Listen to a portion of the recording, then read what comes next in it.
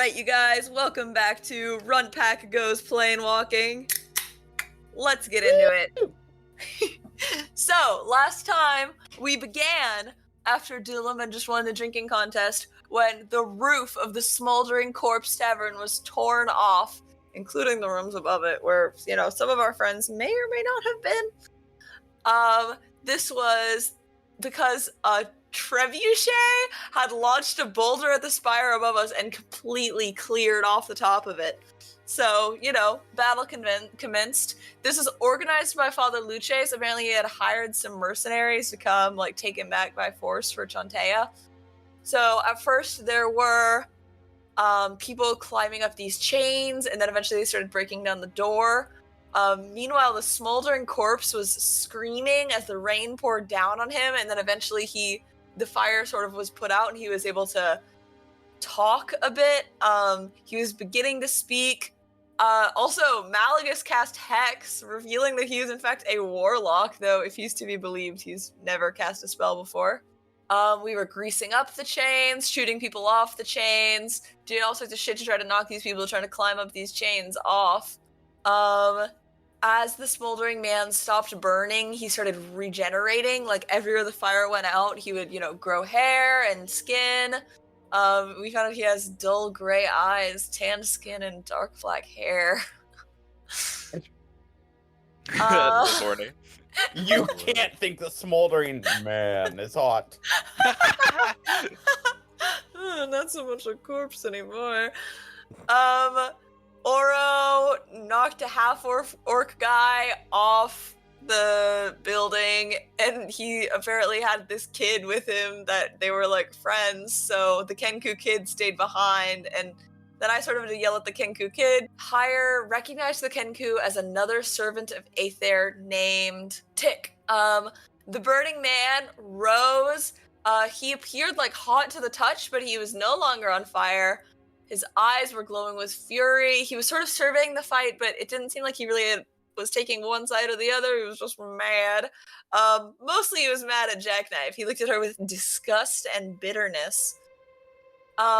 With Oro's encouragement, Samir sort of snapped out of his daze and summoned a metal fox and metal hawk that began ravaging Father Luces' followers as they entered the tavern. In the battle, Hire fell unconscious and woke up somewhere in a grassy field with two suns above him and a sense of emotionless calmness.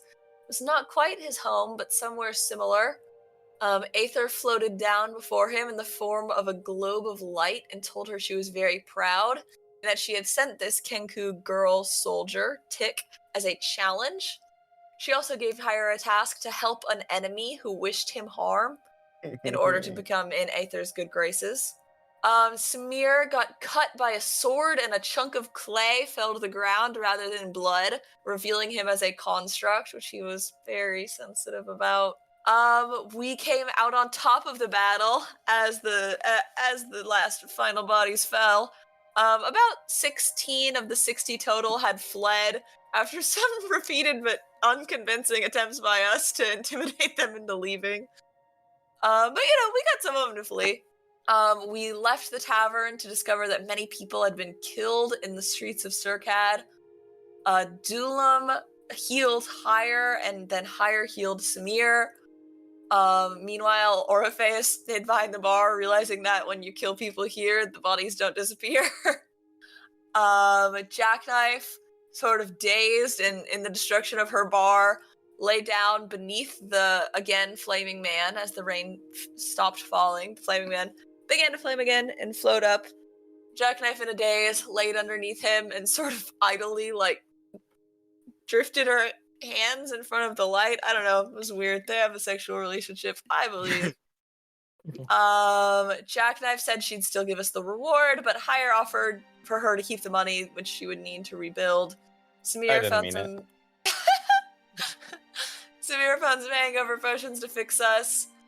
And when we went to look in the rubble for our room, the only body we found was Bagatha's empty, doll-like cloth body, which I personally believe there was something inside that is the true Bagatha, and this is just sort of a shell.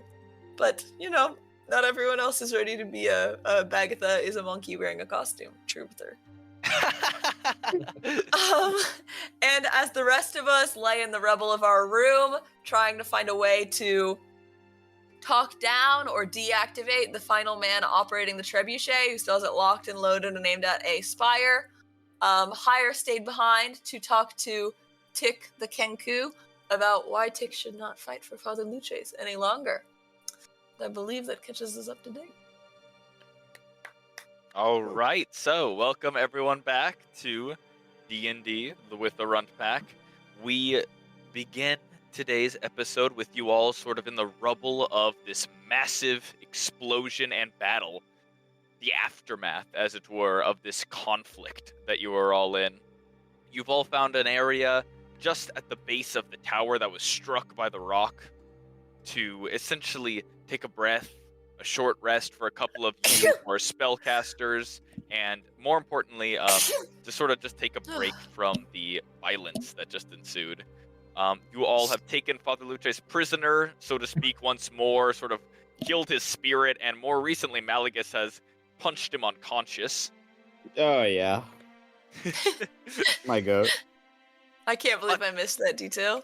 What looms large now is the one remaining siege engine on the horizon, a single war machine left completely taut, with a large boulder pressed into a cupped sort of launching mechanism that you all see in the distance, aimed at one of the nearby towers with a lone soldier with a gritty, iron-faced look, watching you all.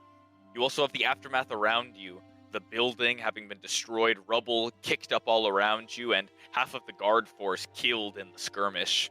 There seems to be a decent bit of sadness and sort of uncertainty around Circad, and that is where we all begin. So, you all are sort of standing around at the base of this tower now, looking out into the distance. Malagus has just punched Father Luces and has a big smile on his face looking at all of you. What would you like to do? Orpheus wants to, slap himself pretty hard. Hey, what are you doing? No, it's what I'm doing because I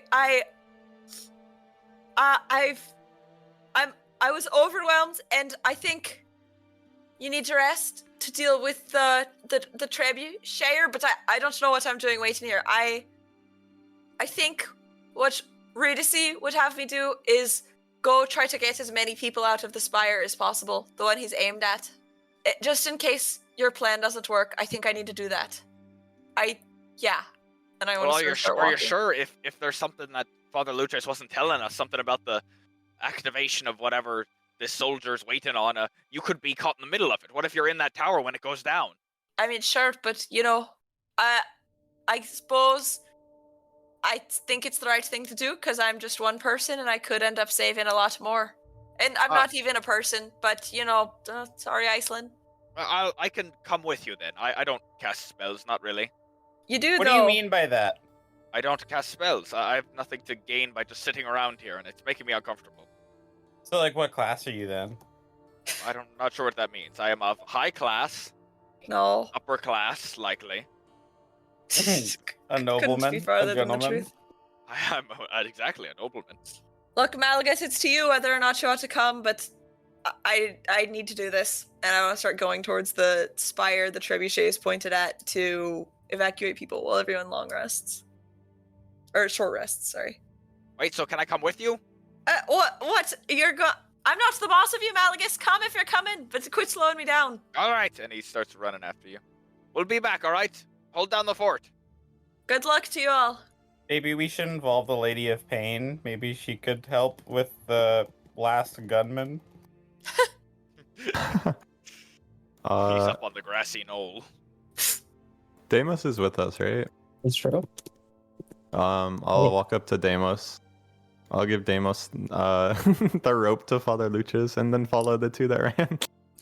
All right, Deimos, you are handed this heavy hempen rope that is tied all around Father Luces. He is unconscious on the ground, so you're just sort of drag his body a couple feet to put him in Deimos' hands.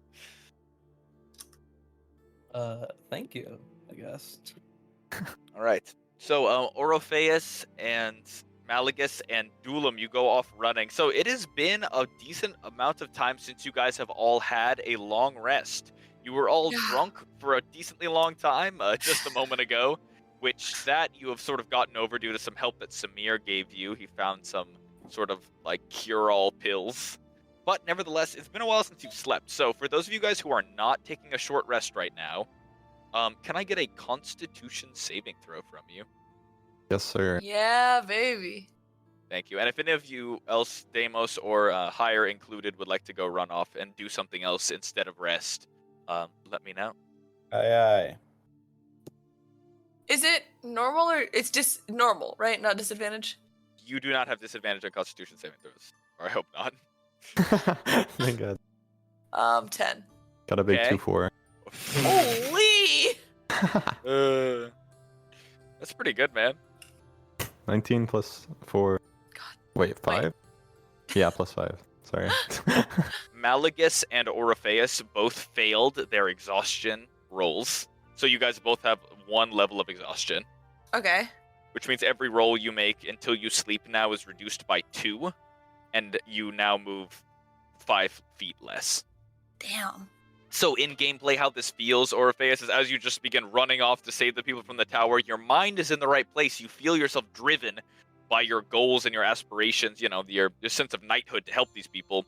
But instead, your body just can't keep up with yourself. You have this sort of fatigue that's lingering on you, and you feel yourself slowing down a little bit. I still think you're as fast as everyone else here. Faster. Oh. I also do think okay, what's that? Because I cast Expeditious Retreat on myself, but I don't know how long that takes. Never mind, it's probably burned by now. So you are moving a little slower though. Dulam, this is something you notice, and you notice yourself, your mechanics, you know, they need some time to sort of recharge. You need to self-lubricate at night. Don't we all? So you feel your metallic components sort of grinding against each other a little more, but all of you do feel a bit more strengthened due to a recent level up that you all had. Woo! Woo! Part of that is actually an increase in your mutations. Oh, I forgot about that. So I hope you haven't forgotten that. So I know you guys sort of got into a little bit here, but I want to put this out before you begin Yes. doing roleplay stuff. So before I go any further though, Deimos and Higher, you guys like to short rest here? Yeah. Yes. Higher and Deimos, you guys can go ahead and mark off a short rest on your character sheets, you know, return those hit points to you, gain back your spell slots in the areas you want to. And by the way, for those of you who increased your level and gained some new spells, you now feel those powers sort of come to you and to gain some new spells. So you guys all feel a little bit stronger because of that. But for those of you who still haven't rested in a while, you still feel sort of exhausted. But so as for our mutations, I'm going to start with Higher. The first thing that you gain is that you can now talk back to alcohol. Oh. I'm not sure if you So realize this. before- It was only talking to you. You were not talking to it. But now you can have a full-on conversation with alcoholic beverages. Good, thank God. I know that's important to you, but so before it was just talking to you, and you did sound like a crazy person. But now you're a little less crazy. I feel like it'll still seem crazy. Let's say that.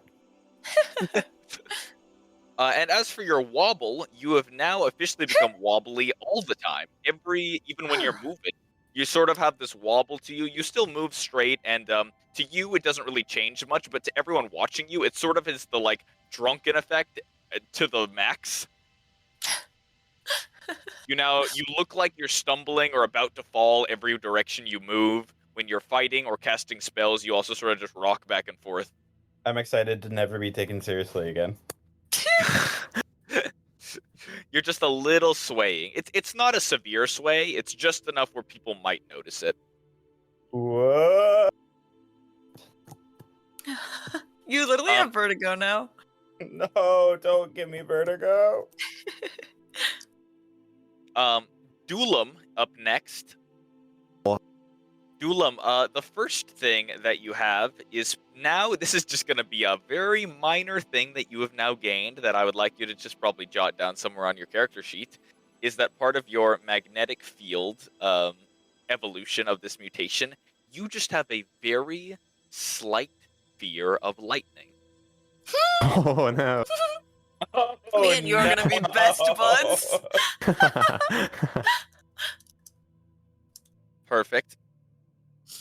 And next, as you level up and your mutations evolve, your laser blood has now begun glowing faintly through your armor. Oh, It's God. I suppose like a dull red silver glow that shines through your metallic components, and through the cracks of your body it shines through brightest, granting a bit of light in darkness. In like dim and dark environments now, you grant a 10-foot radius circle of light around you. Oh. One part of this that I will note for you, and it will, if it ever comes up, I should warn you now so you don't get caught in it, but because of that, you now have disadvantage on stealth checks if you're trying to hide in darkness. That's happened. too bad. This in both campaigns, my my mutations have given me disadvantage on stealth. Well, Dulam's an honest lad. Why would he hide? Yeah, why? That why are is you true. so My character will never hide. Yeah, that sounds unfair. That's funny. The last one was because you were buzzing all the time, right? Yeah. Well, this time you do have light, though, so you have lightness in any darkness that you go in, though, so... Huge. Jot That's that good for down. me. No dark vision. Exactly. You so don't now have dark vision? Oh. That's crazy. You have a minimum 10 So feet, or I guess maximum 10 feet view in any direction. It is dim light that comes out of you. This is not, like, extremely bright, but it is just enough for you to see a couple things. Huh. Huge. All right, up next we have Deimos. Deimos, you actually gain a pretty nice effect with this. If with your star-flecked eyes, you continue to see starbursts in every direction. In fact, the starbursts have now grown even brighter, to the point now we're staring directly at an extremely bright source, say, for example, the sun, an extremely bright star, or like a light spell, almost is like blinding. It like hurts your eyes more than a normal person's might. You've got the blue eye pretty privilege. Oh god. Where it hurts an extra bad amount to look into bright lights, but now you can look a little easier into darkness. Oh. So, if you didn't have it already, you gain dark vision out to 80 feet. Holy. Whoa. Dang. So would that enhance my dark vision that I already have, or? Yes, or- your standard dark vision is out to 60 feet, so now you can just see a bit farther than anyone else in your species. Nice. Looking at Dulam is gonna hurt you so bad. Everything is just a bit brighter now, and you can sort of pick out the light that is in darkness a little better, which allows you to see into it more clearly. Nice. Awesome, and last... Oh, well, I guess Malagus also gets a level up, but I will not share with you what he gains. No. Next up, though, is Orpheus. Orpheus, the first thing that you've gained is that your iron nails have, in fact, grown a bit sharper. Whoa. They also feel heavier. Both of your hands sort of weigh down just a fraction of a pound more than they did before, which sort of throws you off. To be fair, this body is new to you, so you already were a little unknown about the materials here, but your hands are just a little less dexterous than before. In no way I'm going to impose any disadvantages on you for that, but just imagine like your handwriting is probably just a little worse. Okay, that's fine.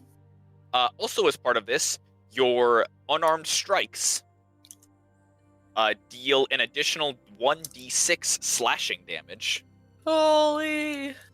Nice. And that is part of your nails. Mm-hmm.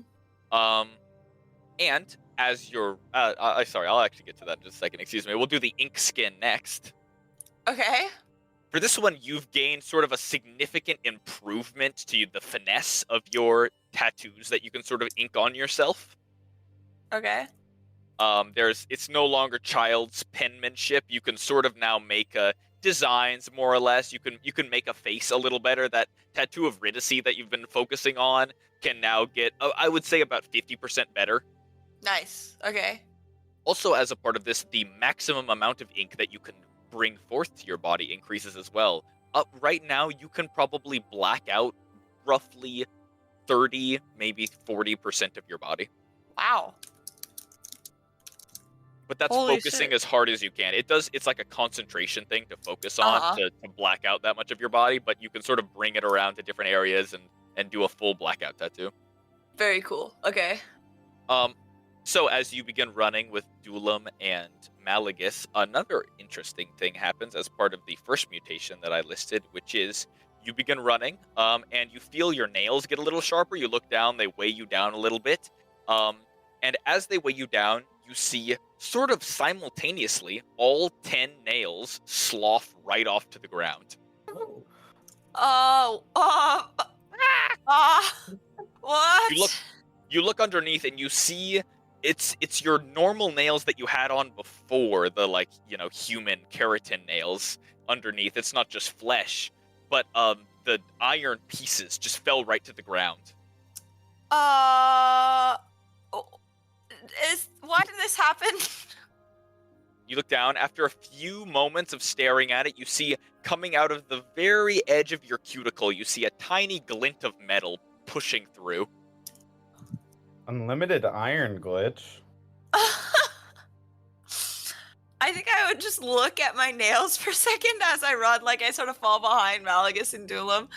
And I just look at the metal that sloughed off, and then I'm just gonna be like, guess this is part of it, and keep going. Because while this is really weird, so is everything else that has happened to me these last few days.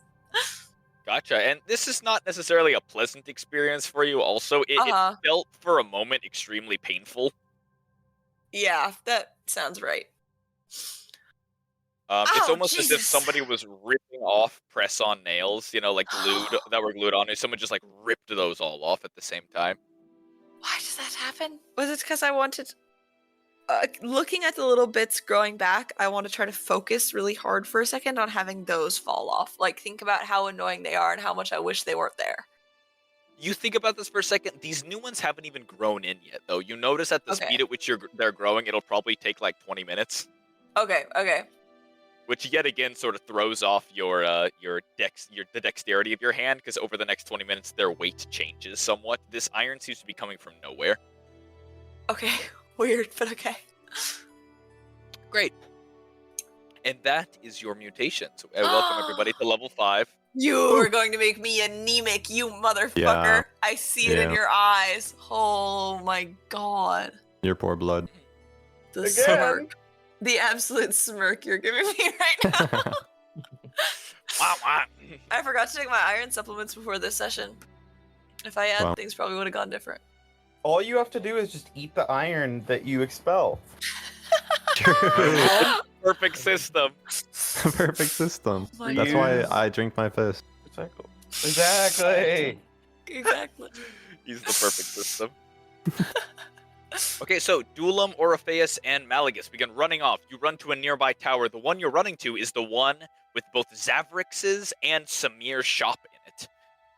Okay. Oh my god, that's the one it's aimed at? Jesus. Yes, you notice the catapult or trebuchet. For those of you who are at all, knowledgeable of siege instruments, can roll a check on that if you'd like to figure it out. But either way, the enormous stone that is locked into the back is arced to look like to hit maybe the first or second floor of this tower. And as you run over it, you notice a decent amount of people are already outside of the tower, just likely for fear of one tower already went down and they were just afraid for their lives. Mm-hmm. But we know at least one guy who literally just went home, so I would want to start running to Samir's house. Excellent. You get all, the three of you make your way over, and Malagus, you notice, is a bit slower than the rest of you. He sort of shouts, slow down a bit. I'm a bit exhausted. Hold on, let's make a plan. Maybe I'll get the bottom floors. You guys can run up to the top. That's a good idea, Malagus. Sure thing. All right. And you see him run over. As you guys make your way over, you see one of the guards of Sigil. Where am I? Yeah, with the giant iron masks. Those Circadian guards. Runs over, puts a hand out in front of you, and says, "Halt! What's your business running around so much? Is there more violence?" Yes, we need to evacuate the tower. There's a trebuchet aimed here with the intent to knock it down. Get the guards in order. We're running to the top floor to start warning the people up there. He sort of looks around, and you point to the edge of the forest, now several hundred feet away. Oh, there's more of them? We can send a... I'll notify the chief guard. I don't have time for this. You just need to evacuate them, okay? I need to keep going.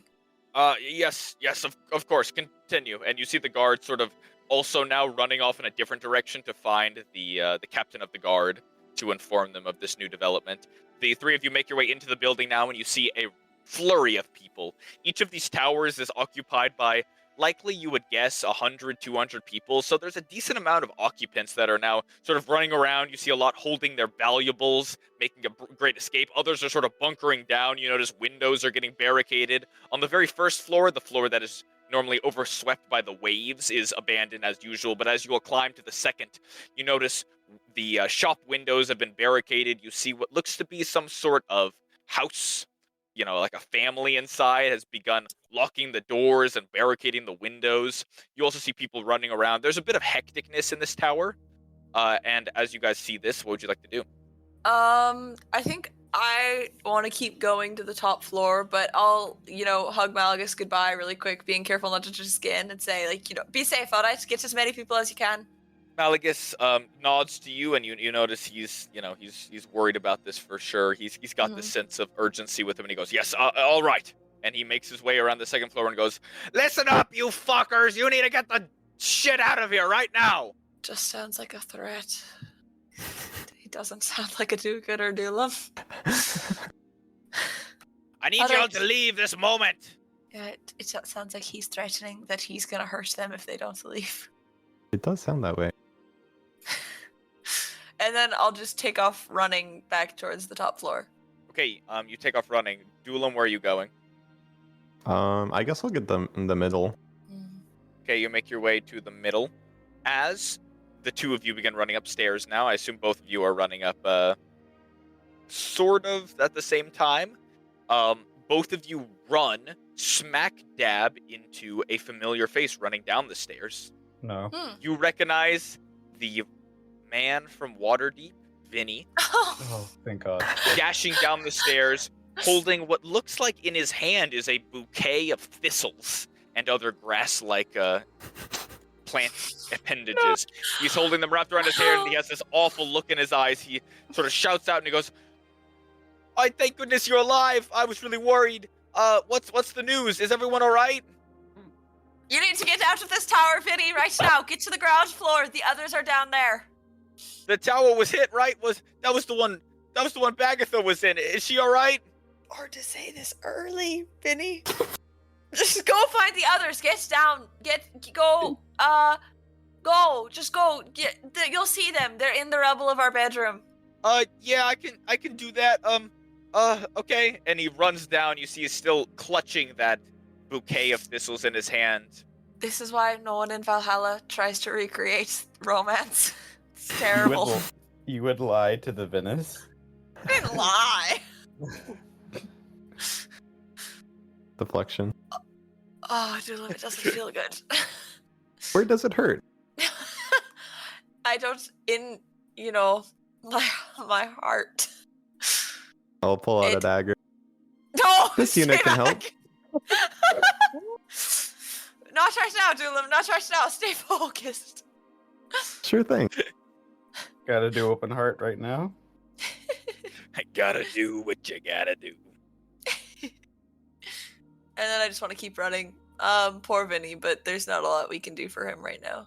All right, the two of you then continue dashing up the stairs. Eventually, you make your way into the mid-floors. You notice there is a florist in here as well. You also find a couple other shop fronts that already look to have been closed down or either bunkered down. Doolam, you sort of see an area of frightened people all talking hurriedly with each other, and you see Orpheus run off to higher floors. I'll sort of I guess I'll make a message on loop, and start running around. Make my voice loud with precipitation. And start running around. All right, you start running around. What would you like to say? Citizens, please evacuate. The tower will be hit. Just say that on loop. Okay. They're hitting the tower. Oh my God. Ah! Evacuate. All right, you begin shouting it out. You want to give me a persuasion check just to get these people all figured out. Oh yeah. Oh, 15 plus. What's my persuasion? Probably 4. Yeah, 19.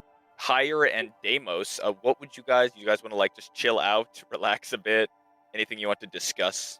Or can I assume Tick came with me to Deimos? Yes. Tick has been sitting with you, sort of just hanging out, with a nervous look on her face. You guys haven't really been communicating a lot about what is the main problems of what happened here so far. Especially, you haven't even discussed why she is here. But you did get a note from her. You'll recall, she gave you a note that she wrote with some details. Oh, that's extremely true. Okay. I glance at the letter. Oh my god. Oh my. Oh my god. I approach Tick and say, I'm so sorry about everything. It sounds like things haven't been well for you. How did a war break out in Ethera of all places? She begins writing back another letter. You notice it takes her a while to write each of these letters. It is not necessarily like a quick process by any means. So you sort of like have to, take a moment to listen and wait for her responses. Mm-hmm. I will send you the next response as I do so. Orpheus, you make your way up to the top floors of the tower. There are people up here. You notice Samir's shop. You run by it. It looks like it's still closed. You don't notice anyone inside. The windows are dark. But everyone on this floor still seems hectic and bewildered at seeing somebody run up instead of down. They all seem to be sort of filing their way down anyway out of fear of what just happened, to discuss perhaps with a local lawman to determine what exactly just occurred and if there's any more danger. But you've got this look on your face that shows them all otherwise. Mm-hmm. Is there anything you'd like to do here? First off, I'm yelling as I go through, everyone evacuate, the tower is going to fall. And then I want to pull one of the bees off my necklace and imbue it with that same message. I want to do like maybe 3 or I guess I can do I can do up to 5 objects at a time. So I want to imbue 5 of my bees with that message and drop them behind me as I'm going. And you pull out the little bees from your necklace and you imbue each one with this little spark of arcane energy. Mm-hmm. So, click out the magnet, throw them behind me, and each of them basically says, okay, so it's 6 seconds. Let me time it to make sure I don't do something too long. Everyone evacuate, the tower is going to fall. Don't get your objects, go now. And that's my message. And then I want to run to Samir's shop and start banging on the door. You run up to the shop and begin banging, bang, bang, bang. You notice all the glasswork on the outside of the shop is all mirrored. You can't quite see in that well, but you cup your face against the glass and look inside. It looks abandoned. There's no one inside. You still see all the valuables in there, all the metalwork, and you can even hear the faint clicking, the tick of the clocks inside, but you don't see anyone. After a couple moments, there's no response, and your beads continue shouting out the response. Okay, but he told us he was going home, and we didn't pass him on the way up. And I think it's likely that after all this, he wouldn't be in the storefront. He would go into the back where they live. So, I think I would try to break one of the windows with the butt of my cannon. I just want to try to smash through. Okay, you pull out the butt of your cannon. Give me a strength check. Is the door unlocked? You check the door. It is locked. Okay, I break the window. All right, give me a strength check to break the window. Okay, not my best stat, as I might have mentioned once before. Natural 20! Oh my god. Nice. I have adrenaline in my brain. As I guess someone in a car might perfectly tap a hammer against one of the windows to shatter it, you smack the butt of your weapon against the glass and you hear it shatter, all of it clattering to the ground. You notice there's sort of like a chicken wire built inside of this glass, likely to reinforce it. But it all comes collapsing down with the glass as the weight of the heaviness pulls it all to the ground, completely exposing all of Samir's shop and the valuables within to the elements. Well, I hope he doesn't get looted, is all I'll say for that. I'm waiting. I want to run into the shop and start yelling, Samir, are you here? We need to go. We need to evacuate. You run inside, you shout, no response. You step over the crunched glass that fell on the ground on the inside of the shop, but no response. It really does seem empty. He didn't make it here. The hell? God damn it, Samir. Did you send me on a wild goose chase because you're a liar? Dirty liar. Okay. I would run into the back room and just yell again, Samir, the tower's coming down. We need to go. You run to the back. You see some of the projects Samir's been working on cast in stark relief from the light outside, the shadows sort of making it all look a bit creepy in here, especially with all the ticking noises, and every once in a while a sprocket will jump up, scaring you, but no living person is here. You don't see him at all. A couple of the onlookers from outside, the passers-by, have begun looking inside the shop front, noticing you. What they think might just be looting. I'm not looting. I'm evacuating people. You've seen me come in here before. You've seen that I'm a good friend of the shopkeep. People, Give it's all me right. a persuasion check, please. Okay. I'm very persuasive. Ooh. Oh, it's 5 minus 2. So Wait, I thought 3. you had proficiency. Well, I rolled a 2 plus. No, sorry, I rolled a 3 plus 2 minus 2. So 3. Just grim. My jaw is negative. I'm just proficient in persuasion. So the looters that... excuse me. What did I just say? The onlookers.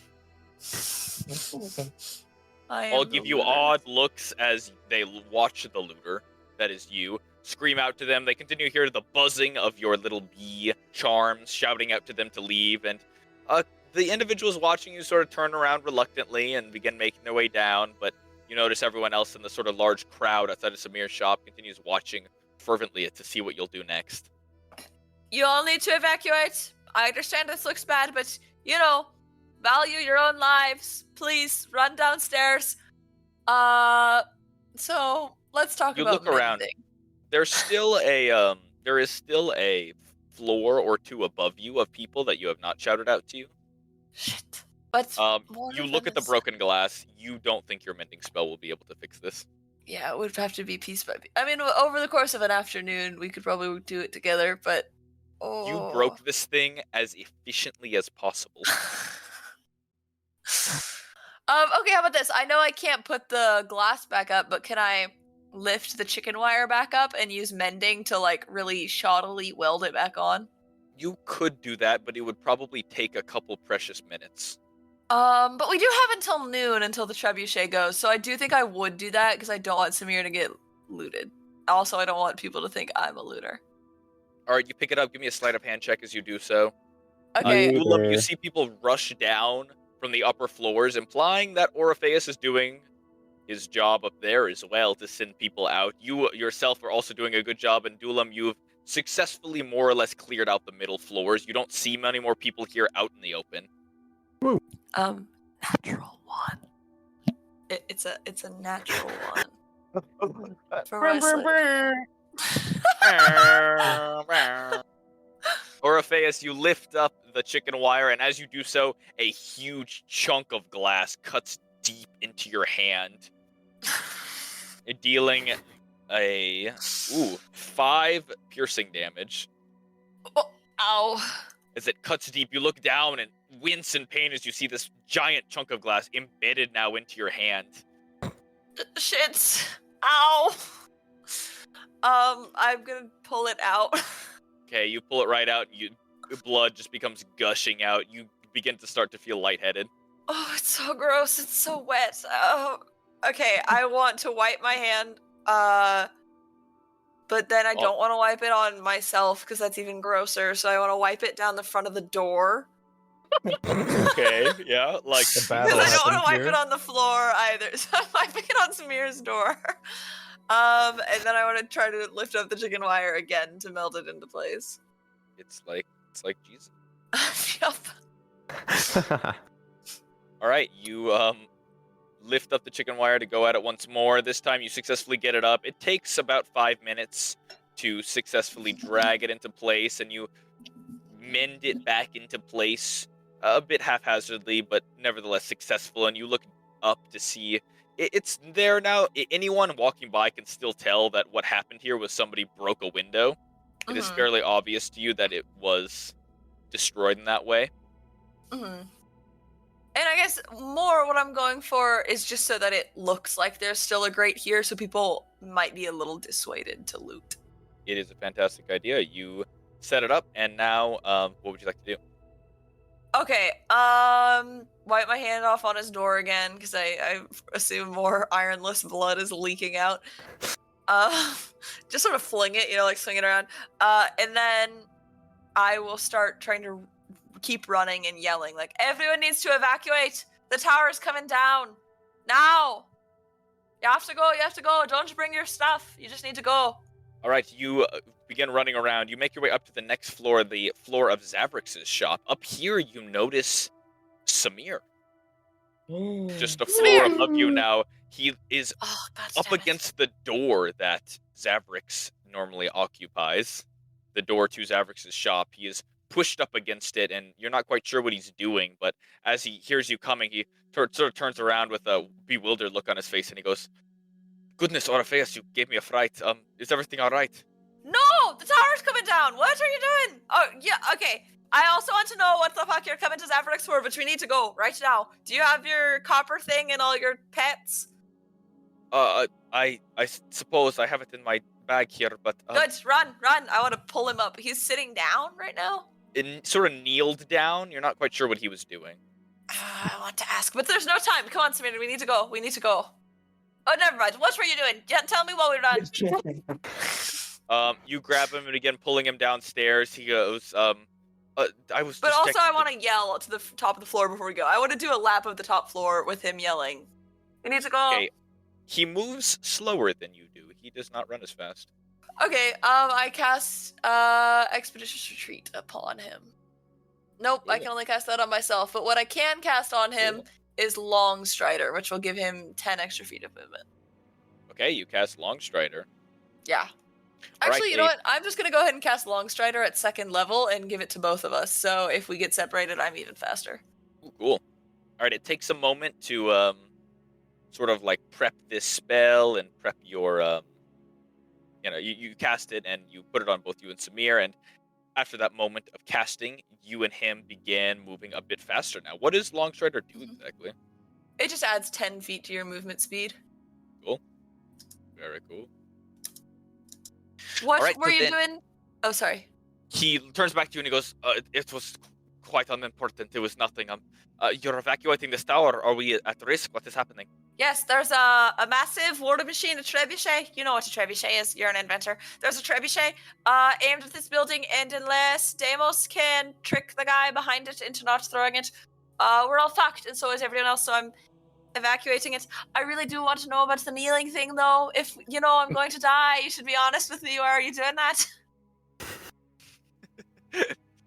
We're going to die, or are we at risk? I thought yes, we're at time. risk. This whole spire's coming down.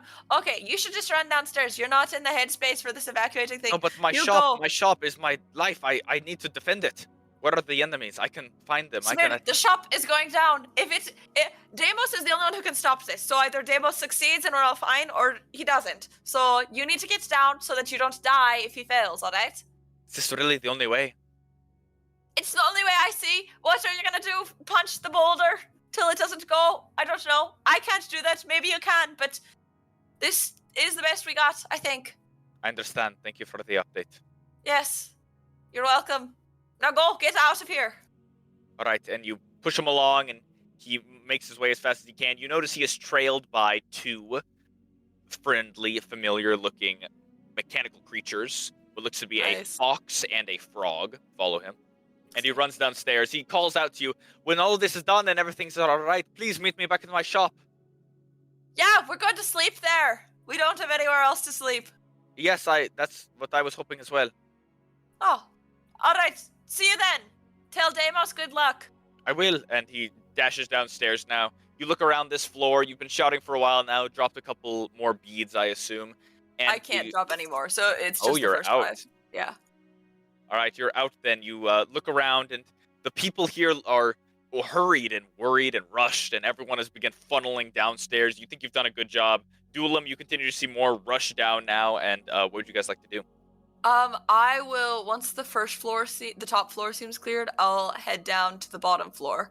All right, so the rest of the group then is looking pretty good. For the most part, at least, you've noticed, Duelim, that pretty much everyone has more or less been evacuated from here.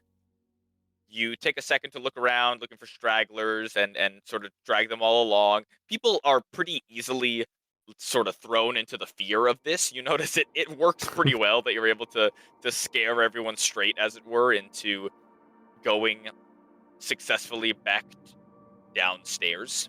I feel great. So with that being said, Duelim, you guys are now sort of successfully navigating the abandoning of this tower. What would you like to do next? Everyone is funneling their way out now, and you could continue to sort of stand around here if you'd like to continue to make sure that it's going well, but otherwise, it is somewhat successful, yes. Sweet. Yeah, I'd probably just wait for Oro to get confirmation top floors are handled, and then with Oro go down and look for Malagus. All right, so you guys make your way down now. You notice Malagus is on the first floor. He is also doing his best to scare everyone off enough to get this place cleared out. Malagus is doing this in a much more threatening way than you would have liked him to. His involves many more threats of violence than you would have liked. But nevertheless, he seems to be getting the job done enough. So after a couple moments of that, you see the tower now clearing successfully, and you guys all take a moment, a breather, to see everyone clear out. Looking around now, you notice that the guard that you sort of informed earlier of your activities has now made his way into what looks like a little bit of a platoon. As well, Deimos and Hire, you also see this large group of guards now approaching the grassy knoll on which the trebuchet sits. It's a group of no more than 15, maybe 20 guards, but all of them have those heavy iron masks. They look pretty threatening, and they all bear swords, long swords in their hand, threateningly, making their way as a sort of a line toward the trebuchet in some sort of hope of deactivating it. All right, Duelim, you look around now, and you notice this tower looks more or less empty. You wouldn't be surprised if maybe someone was hiding in a back closet somewhere in a locked room, but those kind of people you sort of calculated as being... It would have been very difficult to pull all of those types of people out. Nevertheless, you think 99% of this tower is completely evacuated out onto the ground floor. What would you like to do next? You see Malagus and Orpheus run up beside you. Sweet. I think we did it, but that was really tiring, and oh my god. Yes, great work. You notice Samir is also down here, and a friendly face, as well a couple other people you've seen around the town. This tower looked to have housed those scholars that you've seen walking around for a couple days now, who also were at the drinking competition the night before. They all look extremely hungover and upset to be here, but they all wear these sort of collegiate robes and look to be younger, holding piles of books as much as they could carry, as they all look around, waiting for somebody to give them instruction. I guess I'll shout again. Everyone, please be calm. It will be over soon. You hear one of the scholars now shout, What'll be over soon? The giant trebuchet. There's still a threat? There's still someone out there? Yes, it is being handled. They all look at each other nervously as you say this. Are you sure? All right. What do we do? Steer clear of the giant tower. And what is someone gonna deal with that? Yes. They notice some of the guards now are making their way over there, and they go, oh, thank God, there's the guards are headed over. Hey, well, I've got some nice books upstairs. I'd really like to save them. What should I do? Do you like your books more than your life? It's that dangerous? Is he gonna fire any second? Yes. Ah! They're all a bit frightened of this. Alright, I guess, Malagus, Oro, should we go help Deimos? I don't know how we can help him. Sorry, I'm so tired of breath. I just figured, all he has to do is rest and refocus, right? Is there anything else we can do here, or anything we could do to make a backup plan, or to somehow fortify against the rock's striking point? Now that's a good idea. Fortify. Perhaps, what if we set something up, some way to stop its momentum? Maybe we could throw something up to block it, or build some. I don't know. I don't know. I don't know. You know what? You know what? Oh, After the battle, I was sort of thinking of some spells I haven't known before. I guess some more something things came to came you? back to me. Yes. good. Say it. It's called Shatter. It could it things made of stone or crystal it disrupts them. It breaks them apart. So maybe if we can estimate which floor the rock would go to, I could stand there and wait to cast Shatter if it hits, or before it hits, like, you know, to jump on it and cast Shatter. Well, that's a damn stupid idea. You might as well be killing yourself if you're the only one on the floor right at the level it will hit. Those things Well, are but if huge. If I cast Shatter right as it gets there, it'll break up into lots of little pieces instead of one What big if one. you don't cast Shatter? And those little pieces won't be just pebbles bouncing off you either. Well, I don't know. It feels like one. I think it'd be all right. I think it's the right thing to do either way, unless we have another plan. And don't. it won't come to that so long as Deimos' idea works out. I prefer the idea of, yes, we should well, honestly, I think the best idea that we could do is somehow kill the man in there, somehow disarm him. And Malagus gestures now out to the line of guards that's slowly approaching the trebuchet. You notice they're moving slowly, and one of them seems to be shouting out loudly at the one individual left, armed with this giant weapon. God, we need to stop them. Are they stupid? They shout back and forth a bit, and you see no progress is made, and after a couple moments, the guards stop moving forward and simply just stay at a feet of what you would guess is maybe 50 feet away from the lone gunman. The guards are probably ruining what is probably our only chance of Deimos tricking him, so I guess we need to get the guards to stop. Yeah. I do like Deimos' idea, but we still need our friends to rest, can't we? It feels wrong, but maybe we just wait out the hour. I don't think I can do that, Malagus, but, you know, I don't know what else we can do. So I guess there's that. I'm going to try to figure out where the rock will hit. I don't want you to be in here alone. You're a people person. A people person? Or a face. You know how to talk.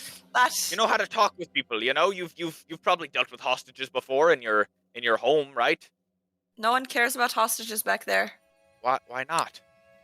Well, you know, when you die, you just sort of dissolve. You'll come back eventually, so it would be foolish to make any negotiations on the idea of keeping someone around just a few minutes longer. We've all died before there. It's not so big a deal anymore. Well, shit, you're dying a lot here too, damn it. I'm not dying. Well, you know, I won't be. Not yet. Not yet. Malagus, Malagus, you should go down. Get the guards to stop approaching, alright? I think that should be how you could help the most people. All right, damn it. I'll go out there. You all get back with the group and decide something. And get that fucker. And he points to Samir now, who's sort of nearby you guys, looking a little shell-shocked. To help. He's a smart guy, right? Are you? Samir sort of turns his head and he goes, "Oh, me. I can help, but how?" I don't know. Maybe help Deimos focus, or I don't know. How can you help, Samir?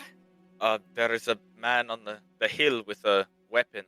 He sort of looks around, he goes, I don't have my tools, I can't make anything. I could perhaps create a construct to catch the machine, or create something small, barely the size of an insect, to go over there and disassemble it, and so that it will not fire. But I don't have my tools. What tools do you need? He looks around. My screwdrivers and my hammers, and I need some bits of metal and some coils, and he sort of grasps his hands at nothing, as if all of a sudden he's very nervous about this. If you'd give me a moment to go back into my shop, I could make something work. Not an option. Just keep going. I have a screwdriver if you can use that, but I don't really have any springs or scraps of metal. He looks at Dulam now and looks a little hungry. If you can get me there stealthily, quietly, if you can get me to the machine without the operator noticing, I can disassemble it. I think I know just the model. I could take it apart, but you'd have to get me there. I think that's far too risky. I think it's better for Deimos to appear in disguise while he won't expect it. Should we run to Deimos so you can confer with him? Yes, I think so. All right. I'll go with them back to the boys. The boys. All right, you guys all run back. It's been the better part of 15 minutes now of this of all this running up and down the tower. Actually, I misspoke. It probably takes a lot longer just to get everything put into place here. So I would probably wager it's been more like a half hour of just running around up here. So back at the home front, Deimos and Hire, you guys continue sort of sitting there with Father Luces, who is still unconscious. The father doesn't move at all and sort of just sits there. But Hire, you continue your conversation with Tick. I would say part of the color slightly fades from higher scales. What do you mean? Ether abandoned you? I don't. Why would she? How could she? She's been talking to me normally as if everything's been fine. Ether's truly abandoned? The bird sort of chirp. Abandoned. She spoke to me just now when I passed. Where is everyone? Some sort of war group came through? War group came through?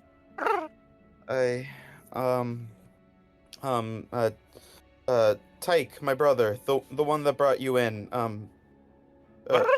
do you know what happened to him? How is he okay? He okay? Do you have any idea where he could be? And the bird in front of you leans back over the notepad to start scribbling something else down. Shoves it in your face. As it reads, "He returned to your home." I didn't even know he knew where that was. I thought we were rescued from there. Why would he go back? I'm sorry, this is just so much to think about all at once. We need to return as soon as we can to figure out what's going on there. But I'm so sorry about Splash and the half-orc man that was Splash. killed. Splash. I don't know how things have gone to here, and I don't understand how or why, but surely Ether can still offer guidance. She said she sent you on purpose, so I believe she's still looking out for you, but I can't even begin to understand how or in what way. What way? Sent here on purpose. I can't tell. She talked about expanding, but what's the point if there's no home to go back to, or there's no place we're protecting or trying to bring people to? Protecting. And as she says this, she sort of runs up and gives you a hug. Yes, well, we'll do better. Aww. That fight was not how it was supposed to go. We lost many people. Lost many people. We'll figure this out. She goes back to her notebook and begins now. I say her notebook. You did give it to her. Yeah. But she goes back to it and now, begins sort of like doodling something in it slowly. I'll like slip off my ring and say, and like give it to her and say, I don't know if this is useful, but you can use it to help calm yourself if you need. It's connected to ether, so I don't know if you want to, but you know, if you need it, if you need to, you can. Her head cocks as you pull it out. She sort of gingerly grabs it out of your hand with these feathered arms and passes it back and forth between her two hands, sort of tilting her head back and forth as a crow might seeing something shiny. 1, 2. And she tries to slide it over one of her feathered arms and rub it a little bit, and she nods and gives you a beaked sort of smile, and then hands it back to you and sort of settles up against one of the walls that you guys are sitting against. She pulls out the blade that you saw her pull against you all earlier and just sort of look at it, dazed. Have you had to use that? Had to use that? I'm sorry. I will say we might need it just in case things go worse. But hopefully, we don't have to use it again. She nods slowly and responds, just in case, and puts it back in the sheath. And at this point, you notice just that the crowd around you has begun growing and growing of people just hanging out basically on this first floor. And after a few moments, Dulam and Orpheus and Malagus return. Oh, all right, I think we did it. That went great. It did. A lot of people were giving me stink eyes when I was trying to save them. It's like, hello, I'm doing my best. Your approach was definitely more like threatening them into leaving before you killed them sort of vibe. But I wasn't going to kill them.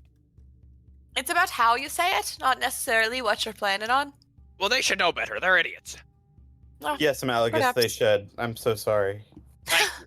But I think we did it. And Dulam fixed the middle floors, and I think Orpheus saved Samir upstairs too. Yes, and some other people. I'm not gonna lie, I did not go into Zavrik's house to warn him, but I sort of hope he dies, so. I'll be honest, great call on that one. Thank you, Hired. I thought you'd agree. We also brought, and he sort of looks around, and Malagus goes, ah, shit, where the fuck did he go? And he runs back a bit to find, sort of pulling up the rear now, moving, again, pretty slow compared to you guys. Samir is running over. He has extra movement speed. He's just being a brat, I think. he still does move slower than you and Malagus and Dulam. Damn. How slow is he? Well, man. Deimos, Samir wanted to talk to you about what you're going to do. Samir is now in front of you, Deimos, and he looks worried. He's got this worried look that you've probably only seen on his face just a couple times when business gets really rough. And he goes, Deimos, are you sure you want to go out there alone, or go out there and at least be the main attack force against this enemy? I have confidence in this plan, Samir. I think it'll really work. But Deimos, your magic, it's still so young. Are you sure it'll all work? I just one wrong move and our home, our shop will be destroyed. Well, I won't be the only one out there, so I have confidence in all of us. Yes, all right. I can work on something that could maybe help from here, but I don't know how else to help. I feel so helpless. I feel like I have so much to protect. And he looks at you and then he pats his bag. Oh, I'd put my arm around Samir's shoulder. I try to comfort him. He also pulls you in for a hug. It is awkwardly different sized people. His head's below you and he goes, please don't hurt yourself, alright? If worse comes to worse, let the tower crumble. There's no one inside. Your life is worth more. Wow, that means a lot that you'd say that, Samir. Malagus sort of punches you on the back. Deimos, he goes, yeah, enough with the fucking hoity-toity and enamored love shit. I don't fucking care. Malagus? I'm gonna head out there and disarm the fucking guards, but before I do, there's a conversation we need to have. Oh? Being? And he turns around, now with a bit of a glare in his eyes, and he goes, listen, Hire, I think we need to have a conversation with you, as during the heat of battle, I witnessed you healing the enemy. What was that about? And then this one, and points to the bird friend that you've been talking with for a while, is now on our side? What's that about? Malagus, we're all victims of war. I would do the same again. The goal is to not kill as many people as we can. Listen, sometimes you got to get your hands dirty. I'm sure we can all agree on that, and I think it's best that we all know next time you're going to go into a battle, actively working for the wrong side. What if one extra person is all they needed to overwhelm us? Malagus, it worked though, didn't it? The man he healed turned and ran. This time, but what about next? If he had attacked us, it would have been different. Well, Malagus, I I swung my mace when I needed to. I'm on our side, but I wouldn't prefer to kill. Damn pacifist. All right, well, at least I know that for the next time we get into a fight, I know I'm not going to stand next to you. And he shoots you a somewhat odd look of the anger that you didn't quite expect. And he runs off. what an asshole. I think he's still sad that I didn't have a healing spell for him at the end. That's why he's so angry, because when you healed the other guy, you could have healed him instead. Yes, I mean, it's still not your fault. He's alive. I am still figuring out what's best to do. I wasn't built for situations like this. I think you made the right call, Hire.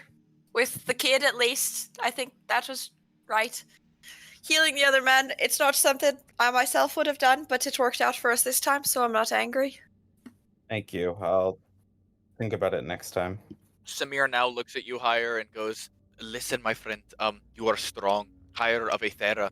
You have strength within you more than any desolate worms could even comprehend." And he sort of flaps a hand in Malagus's direction. Why do they hate each other? Listen not to the words of others. Listen to yourself, the words within to define you. You did the right thing by helping somebody. Helping somebody is always the right thing. And he gives you a very neutral smile.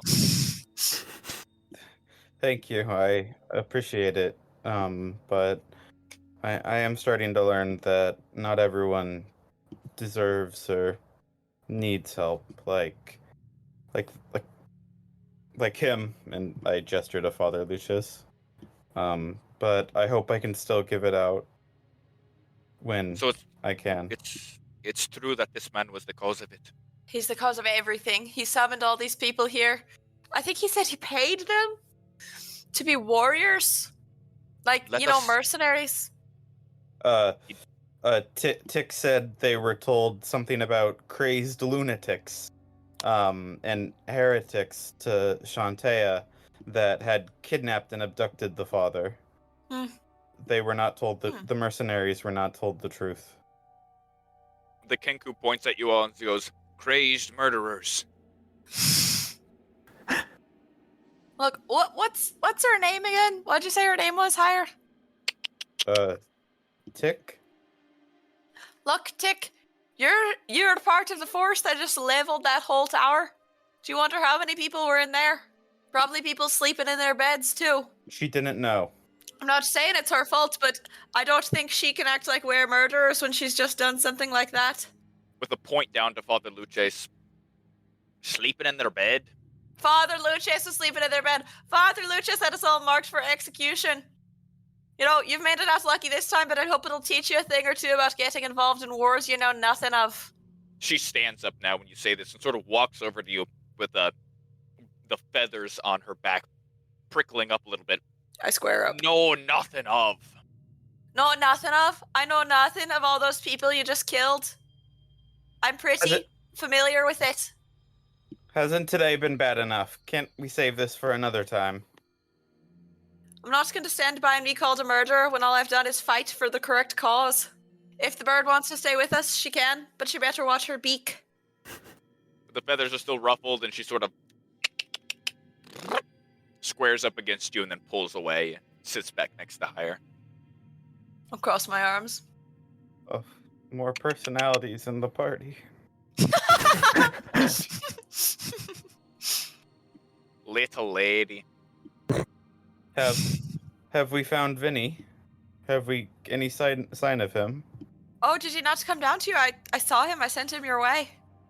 And just as you say that, you guys were long striding. You got here faster.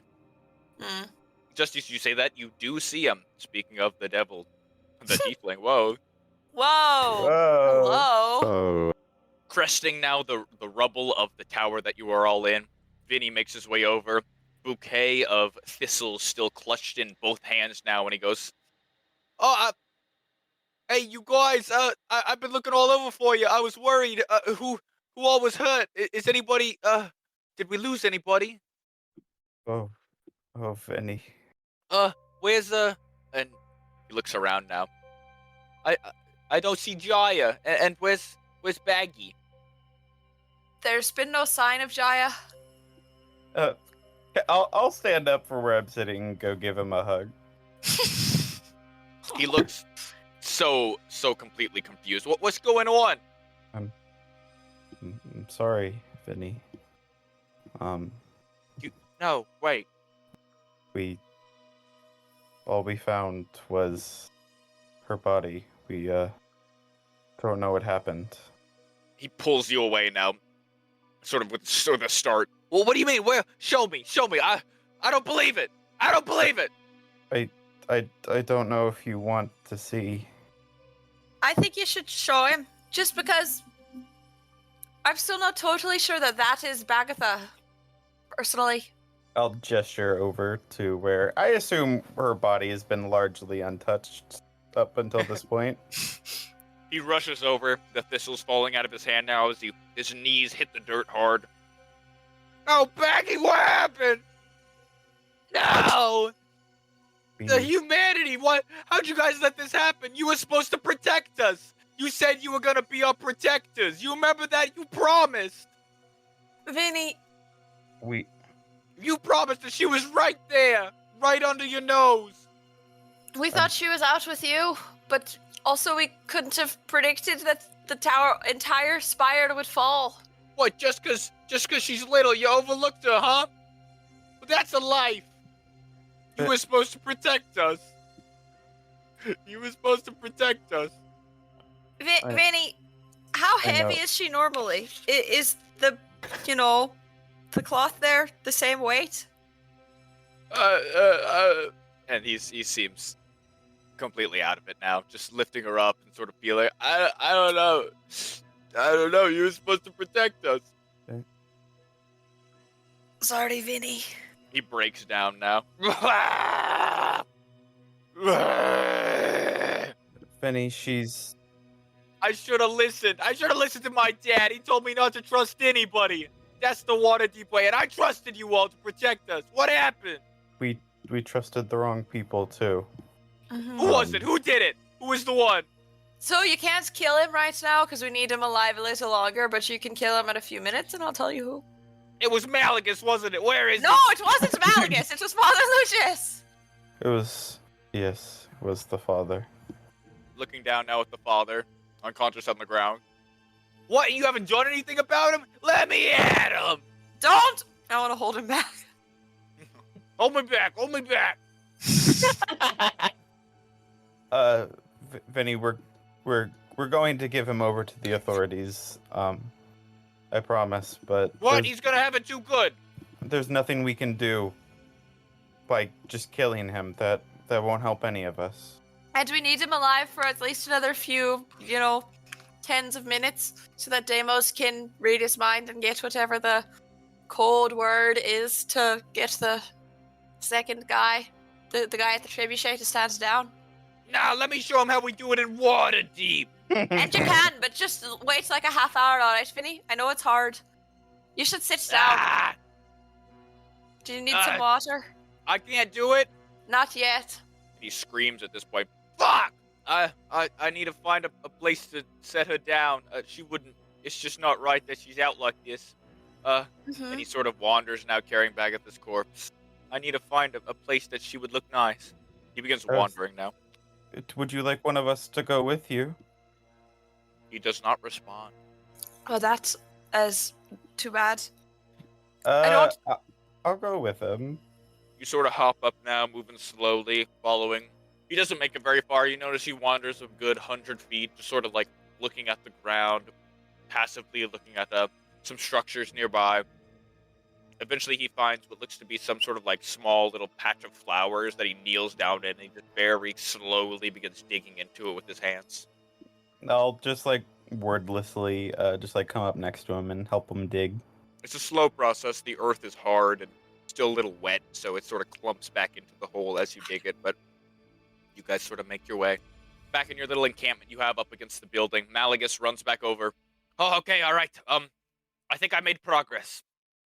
In fact, they already said that the lady herself is intervening in this, and they're waiting for her word, so they're not to step an inch closer.